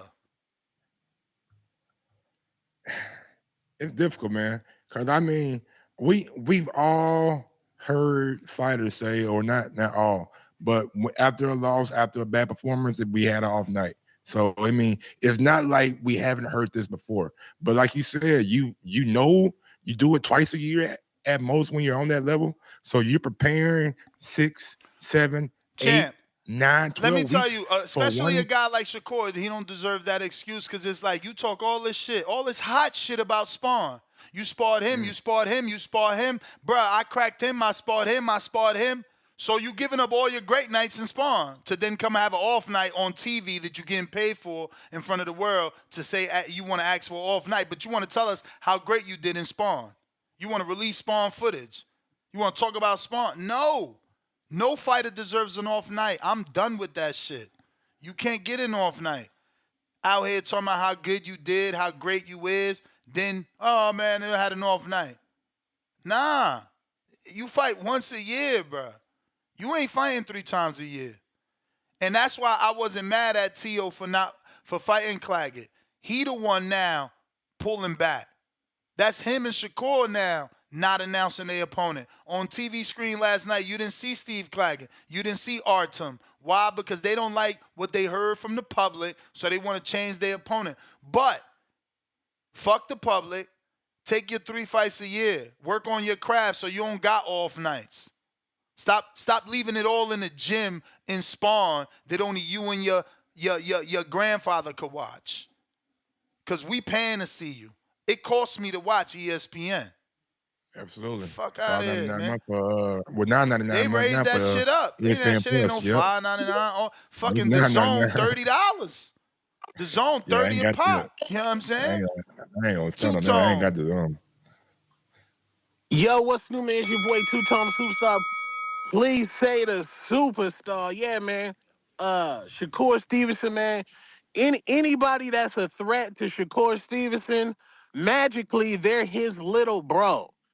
Oh, Abdullah Mason. Oh, that's little bro. Yeah, but he ain't no threat. Keyshawn Come on, you know how many Keyshawn years Davis. Abdul away from him? Wait, Ness. So, salute to you putting me on the future of boxing and Camille Moten. Salute Camille Moten. Camille You mean Moten's Abdullah last fight. Mason? No, the future of boxing, Camille Moten. 17 years old, this man, and he speaks very well, and he has a great spirit about him, respectfully. Camille Moten fought a guy in his last fight, was undefeated, right, Ness? Hell yeah. The Mexican? And he was a young guy, right? He was a Young. groom guy. That's a Leo Santa Cruz undefeated fighter. Right. They both young fighters, and Carmel Moten won, but that fight was exciting because they were both young and they was throwing punches and they was running the fade.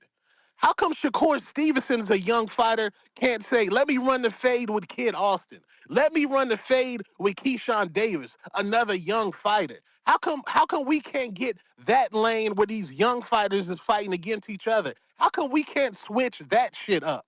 No, it got to be the same old promoting. Let's drag them along. Let's go find somebody from Mexico that's 40 years old who got 8 kids. Let's go find somebody from motherfucking Russia who just crossed the border, ready to go scrap Lomachenko in the Ukraine war. Let's go do that dumb shit. No, Shakur Stevenson, carve your lane by fighting all the young niggas, because you young too, bro.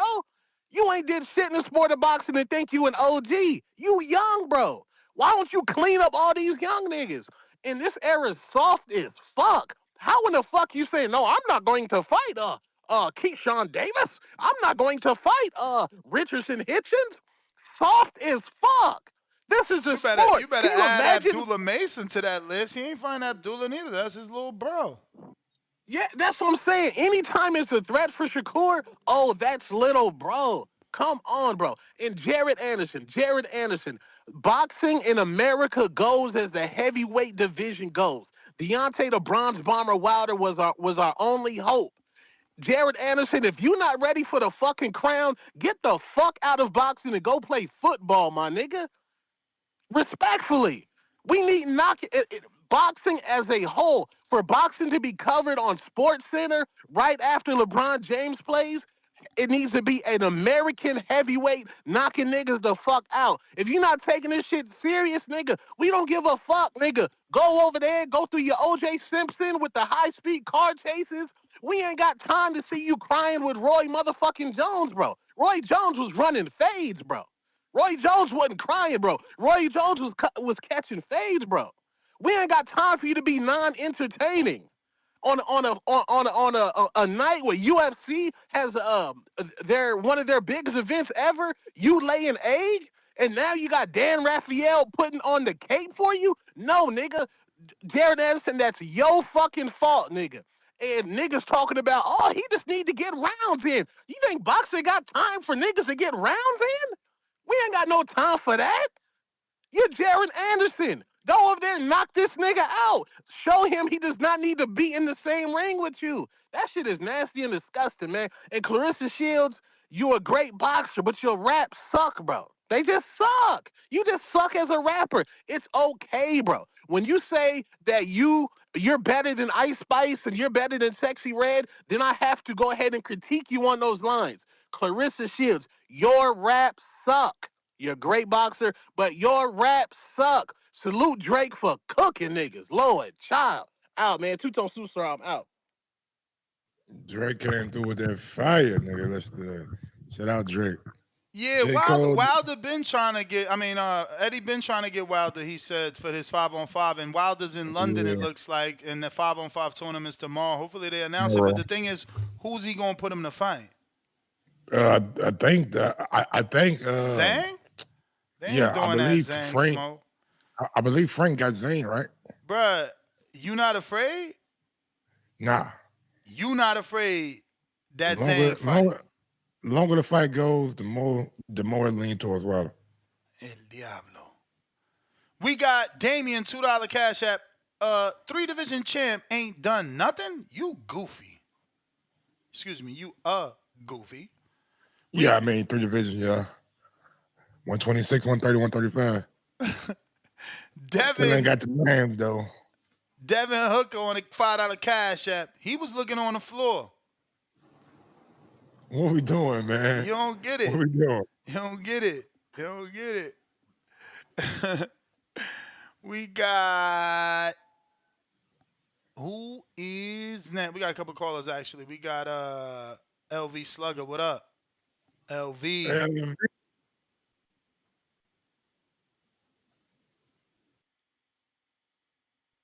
Gotta unmute player. Player.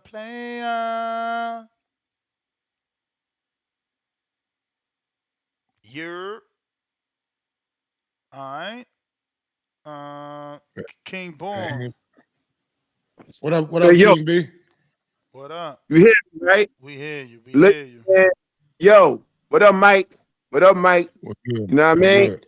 Yo, Ness, man, this shit ain't bullshit, man. Live chat, power chat, where the fuck y'all at, man? Let's keep this shit real, man. You want to talk about he a killer. He ain't no motherfucking killer, man. I'm tired of this top rank bullshit. You talking about you the illest one.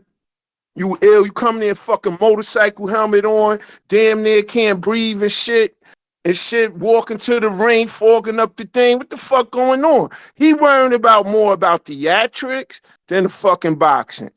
Let's be real. Nobody don't give a fuck about heavyweight. When the heavyweight is popping, that's when everything count in boxing. Everybody know that. People want to see people get knocked out. When you put them big boys in the ring, they want to get busy. Do me a favor, y'all. Everybody, I don't care if you driving, I don't care if you with your kids, I don't care if you home or nothing. Yo, you got your phone charger, right? Pull your phone charger out and put it back in your phone. That shit is more exciting than what we saw with goddamn Jared Anderson. The jig is up. There's some bullshit, man. When the fuck he gonna fight somebody, man? A blown up cruiserweight and shit? Dude, the only time dude threw punches when was 5 seconds left at the end of the round and shit. Come on, man. This shit was bullshit. I'm tired of it. We all tired of it. The boxing world tired of this bullshit, man. Fuck going on, man. And then now Tank's my man, but I don't want to hear Tank talking. Yo, Tank, go do some shit, man. You got a lot of dudes at 135, 141 getting the mix and shit. Now they talking about fucking Navarrete and Keyshawn Davis. Let's see it. But where is motherfucking Jared Anderson Navarrete? Come on, man. You ain't getting no bread. You ain't getting no money like that. You ain't like the shit bullshit, man. I'm tired of it, man. 16 and no. Who the fuck he fought? He fought Ivanchenko for Marvel. Shit is bullshit, man. Everybody know it. Fuck Top Rank. If it ain't PBC or motherfucking Eddie Hearn Matchroom, I don't give a fuck no more, man. We got Bivol coming up, better be. That's cool, but Abdullah Mason is starting. He's a young killer. Put him on and shit. Then you put this motherfucking dude that had one fight, national champion. Looked like he was going war to war for dude that was 0-6. Fuck out of here, Top Rank. Nobody want to hear that shit no more. Yo, Ness, don't diss us this week. I love your lineup. Shit getting real. Ryan talking about he got a girl now. Now that Ryan getting some pussy, maybe he could beat Devin Haney now. I want Ryan to beat Devin Haney. I'm tired of these new age of fighters who pick and choose and shit and all that. You know what I mean? This shit bullshit, man. Like I said, fuck Top Rank. I was so mad. Motherfuckers went to sleep last night looking at that fight, man. I don't want to hear no shit about countering the. Man, I That's watched the that goddamn bell. UFC last night, and I was the top rank was just like on in the background. I was glancing over to it after I seen the first couple rounds from Jared. I was just like, yeah, let me go and just watch the UFC. I got UFC was Damien, $2 super chat. He says 3 division champ with no Reggie belts, 2. And we got LV on a check-in. TBV, fellas, how it sound? Straight. Yeah, man. What up, Mike, man? Long time no see, man. Ain't heard from you in a minute. So this the what's panel right good, here. LV? This definitely the panel that got me hooked on TBV. So it's always a pleasure to see y'all two back at it. But yeah, man, Jared, kind of an underwhelming performance. I did end up falling asleep. I was hoping he did end up stopping dude, with him being that cruiserweight. And his only fight he wasn't able to get a stoppage was a former world champion. So I was expecting, which Buddy is a former champ, but he's a smaller guy like y'all been hitting on, coming from cruiserweight.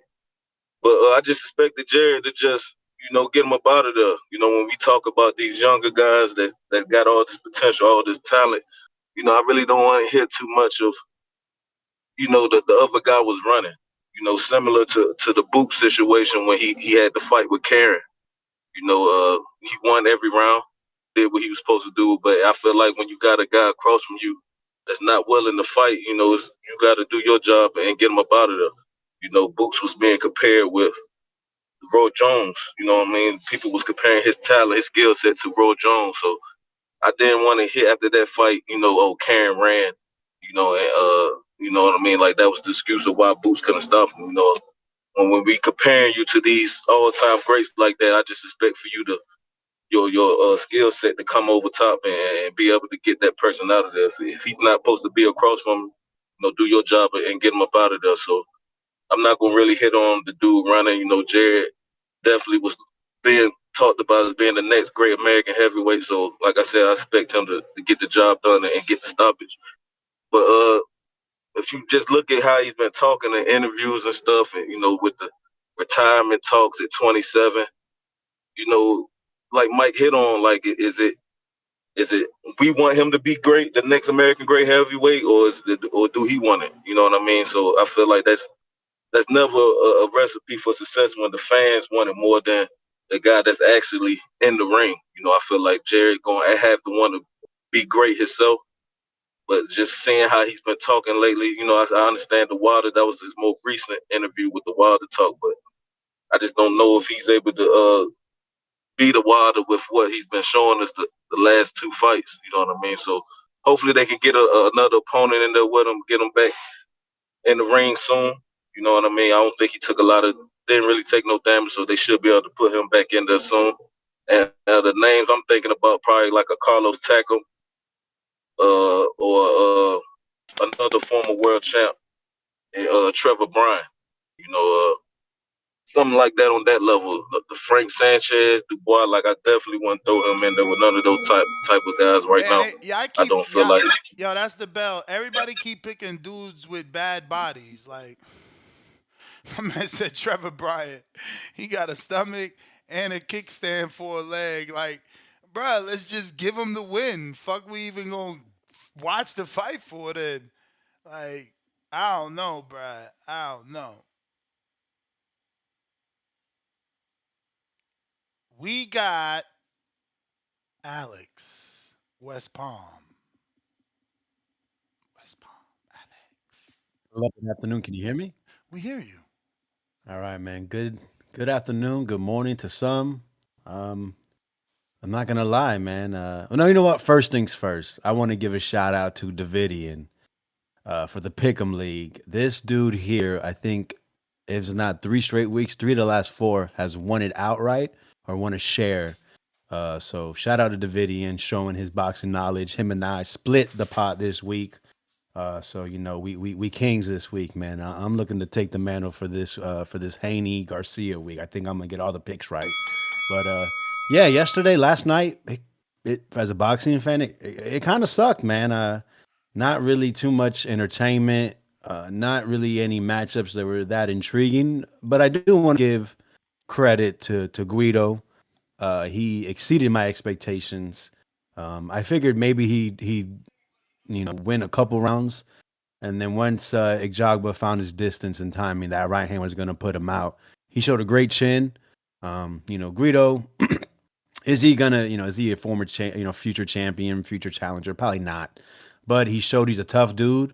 He showed that he wanted to win, and I think it'd be a shame, even though it's most likely. I think it'd be a shame for Top Rank to cut him off of that performance, because he gave Fa Jagba a tough fight. I think most people shared my sentiment in believing that he'd get knocked out, and he didn't really seem to be overly bothered by any one single shot by Jogba. Um, I had that fight. I had a Guido winning that fight, but I wasn't upset with the scorecards. I could have seen if FA, edged it out, which two judges gave it to him, and I saw many people also believe FA won the fight. Maybe a draw would have been most fitting, but I'm not going to scream and complain. It was a competitive fight, and those guys, I think they did probably the best of their ability, most likely, with what they were facing across the ring. Jared Anderson, yeah, it was a strange performance, really. That dude did not come to win, and Jared never really seemed to really care enough to try to get that guy out of there. He stayed active. He was, basically just taking what was given, but never really committed to anything. Never really tried to break the guard. Just kind of whatever the dude was given, he was willing to take, and that was it. But listen, most people believe, or used to believe at least, Jared's going to be a world champion. He's going to be, the next U.S. great. But, with a fight like that and not really trying to make a statement, with everything happening with heavyweight division right now, it seems that it's been set up for him to go ahead and become the face of U.S. heavyweight boxing. And that wasn't the performance to do it.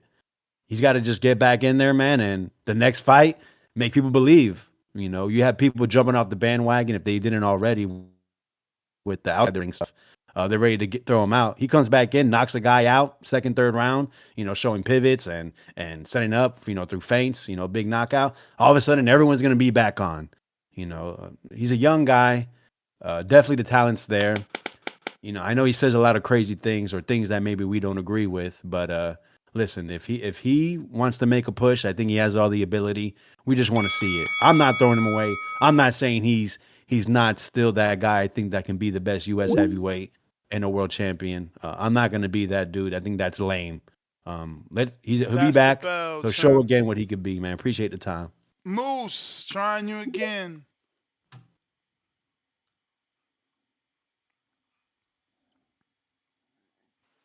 Yes, sir. Am I coming in loud and clear? You sound like you're in the bathroom. Yeah, man, you on your Bernard Hopkins right now. But FA versus Guido, it was a good fight. Uh, Guido, he came out boxing really well. He didn't look comfortable when he first came out, but he was still effective. His game plan was effective, especially in the first two rounds.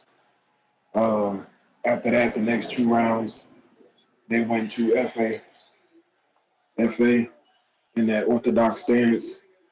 His high guard is a little bit better, or a lot better than it is in the southpaw stance. And he wasn't really using his jab too much.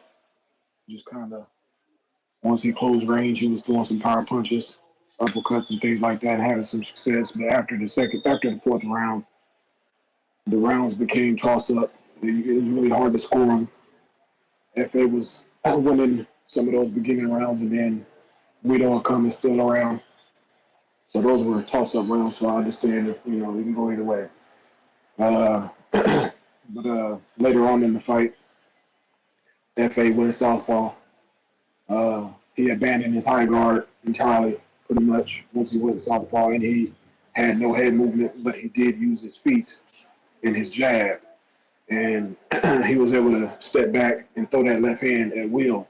He never really pivoted off of it, from what I remember, or moved side to side. He just kept going back, and once Guido got close enough to him, it was fair game. It was pretty much just exchanging power punches. That seemed to be FA's only defense in the southpaw stance. Once you close the distance on him and you get anything closer than a jab or that straight, he's gonna just exchange power punches with no high guard or no head movement.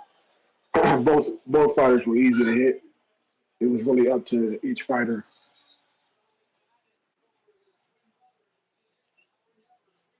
I'm gonna have to cut this one short. All right, Salute Joe. everybody. You over here watching football, cheating and shit. You sound real I'm watching corny. Canelo. I'm watching Canelo versus Charlo. Oh, all right. All right. Beluga.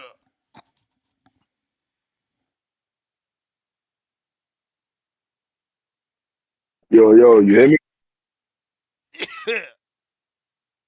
Yes. Salute TBV, the community. As far as that FA Guido fight, yo, I did not see FA going southpaw coming. That was a surprise, and he looked pretty good. When he went southpaw. Granted, when he did it, he was already kind of tired. So when Guido was pressing forward, you saw he was still able to get to him. But had he started the fight southpaw, that would have been pretty interesting. Um, I'm surprised more fighters don't actually do that sometimes, as far as just to like establish like a better jab, like using like their like stronger hand. Not saying like throughout the whole fight, but just in certain spots.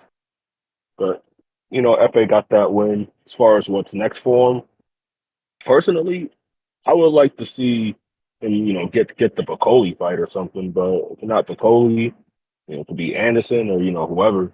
I think he has a decent ranking, at least in the WBC. As far as Anderson, man, look, I be seeing all these people saying, "Oh, he the next great American heavyweight." But let me ask you something: do you think that Jared Anderson would beat Michael Hunter? I don't know. Hunter's not been active. That's gonna be the issue when you make that fight, right? Like everybody's gonna be like, oh, Hunter probably could do it, but he ain't been active. He been fighting, but you know what I'm saying? But just stylistically, though, I'm like, the thing with Anderson is, look, I do think he I is a mean, they pretty good both have technical they fighter, both are but athletic. They both are with athletic. but Jared, he throws a lot of punches, and I feel like Hunter would be able to counter him. And once Anderson gets hit, because that's the thing too. Now, granted, he had a shit performance and all that, but as far as what I saw, once he got caught in that, I think it was the first or the second round when that dude basically threw like one of the very few punches he threw. Once he threw that, and Jared Anderson like felt that, that's when his whole demeanor changed. Now, granted, he still should have been taking risk, but remember he trains with Shakur, so he's obviously thinking about defense a lot and shit, stuff like that. So I feel like if you fight a dude like Hunter, once he gets caught, he might be less aggressive, but that's when Hunter's going to start pressing forward. So I think that's a good fight to make right there. And I mean, as far as top rank, I feel like I don't think Hunter signed to nobody, so it's like you can just sign Hunter, just in case he Hunter is beats fighting a Anderson, and Russian. you I think still Hunter's fighting a Russian tonight. really. Yeah, bro. He was giving out tickets on his social media the other day. Where how's it gonna be viewable? Like, do you have to Yeah, stream it or? yeah, I don't know, but he's definitely fighting. I'm gonna look it up, but he's definitely fighting tonight, or fought already.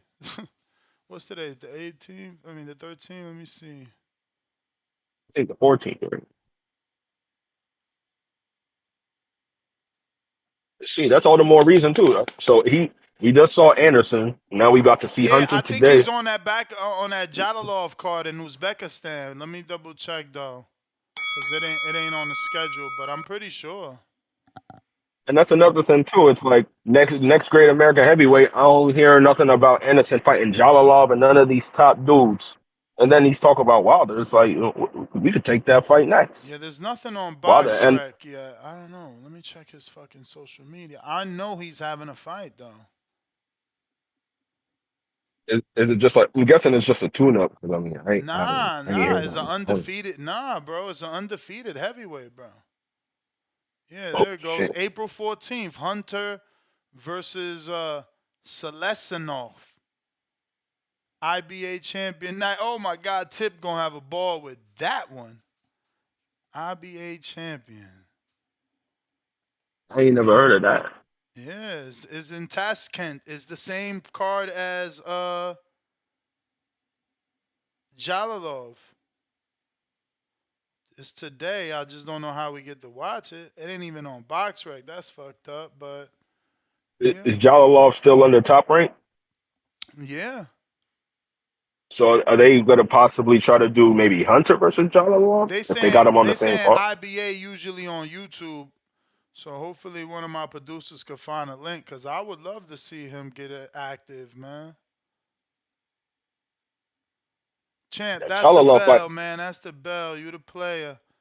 So Yeah, nah, but Hunter's fighting tonight, y'all. Somehow, hopefully he gets the win. I don't want my man getting upset out there in Uzbekistan.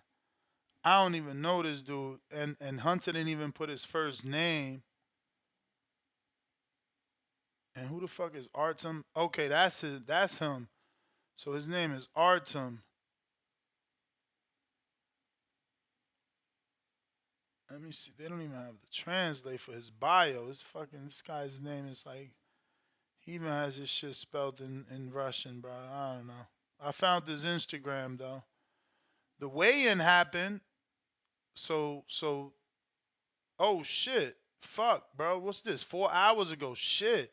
Final preps for action. So he was in the locker room. Oh shit, he did the walkout. Oh shit. Oh shit, Michael Buffer announced him.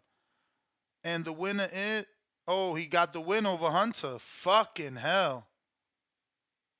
And Hunter clapped. Hunter shook his hand. He must have fucked Hunter up. Hunter shook his hand. Oh shit. He don't look fucked up in the face. Damn.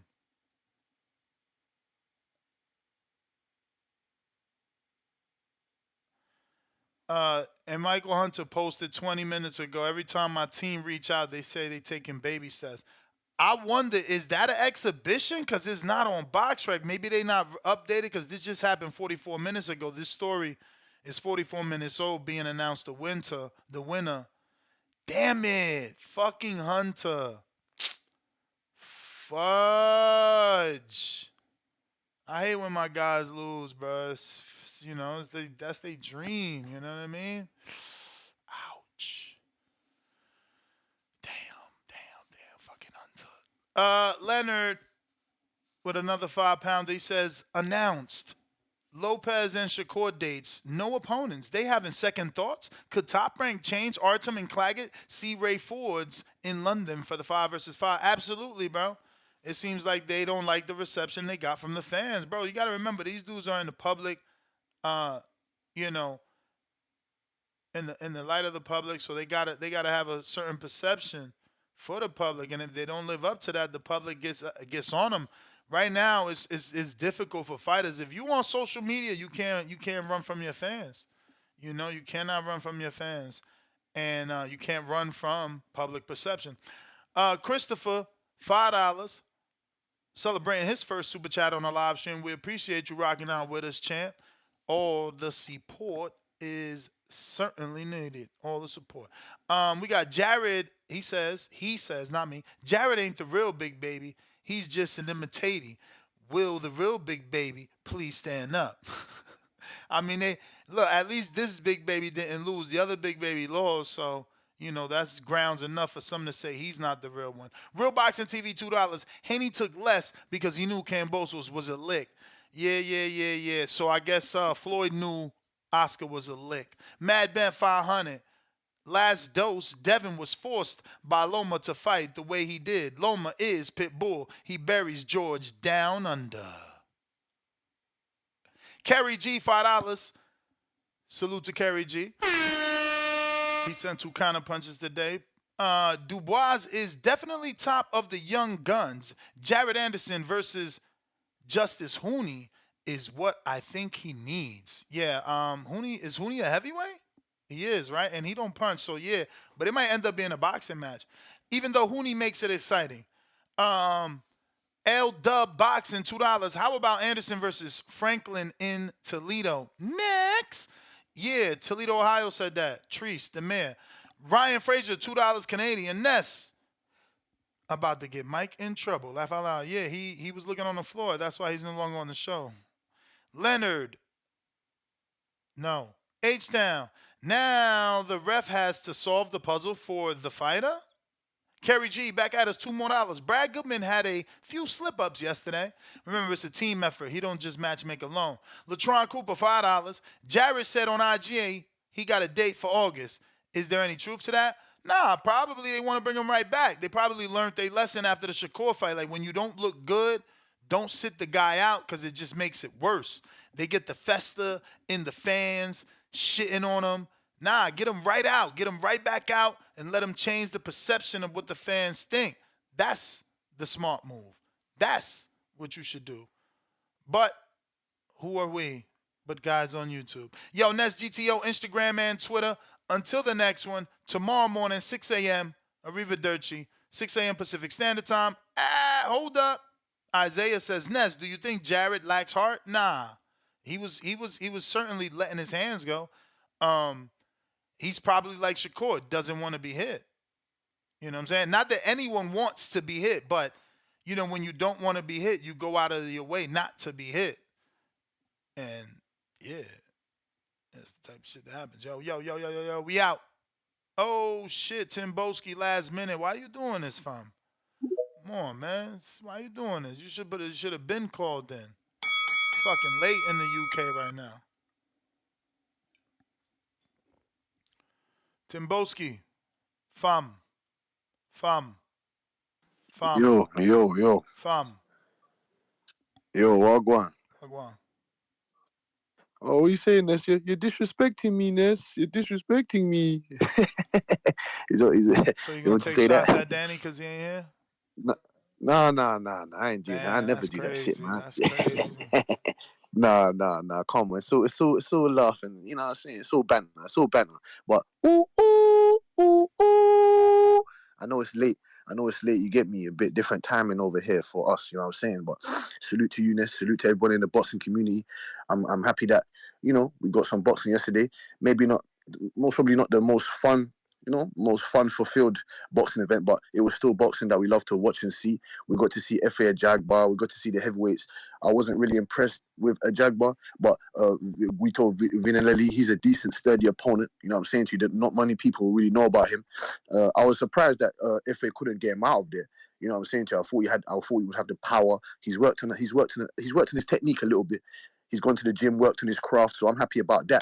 Not every heavyweight, not every fight is going to get a knockout. You understand what I'm saying to you? So I was surprised that Johnny Rice could get him out of there. Maybe you could bring back Johnny Rice is a security guard now. You know what I'm saying? He's been a security guard, but where is he? Where is he? Maybe we can bring him back and put him in there against Jared Anderson or someone of that sort. Because Jared Anderson, the Treese, man, the walls are closing in on your boy, man.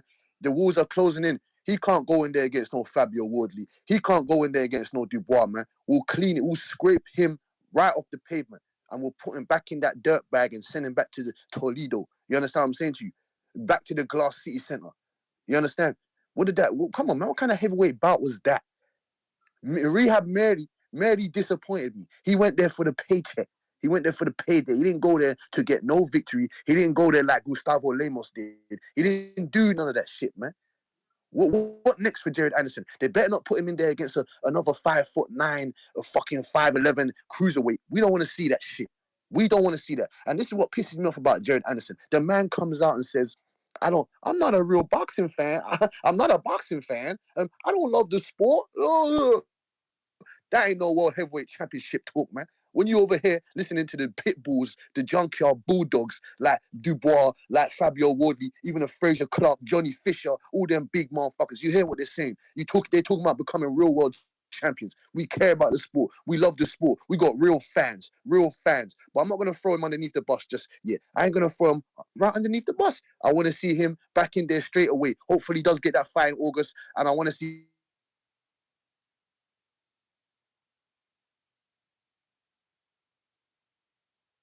Yo, I guess you got a phone FA call. in there. Oh, I you're want to go back. now. You're Hey, back. You got yeah, like a yeah, hey, phone Ness, like I call, said, man. man. Oh my, yeah, yeah. My apologies, man. My apologies. Like I said, Ness, great live fight chat. You get me. Continue doing what you're doing. You get me. You, the whole team, everyone in the boxing community. Make sure you have a great day. You know what I'm saying to you. Don't let this last past boxing event fail us, man. You get me. We still got great ones coming up. Look what we got coming next week. You get me. Maybe this week the UFC outdone us, but we're not done. We ain't done yet, and we want more bouts, more big bouts. You understand what I'm saying to you? Keep fucking supporting and saluting these fighters, man.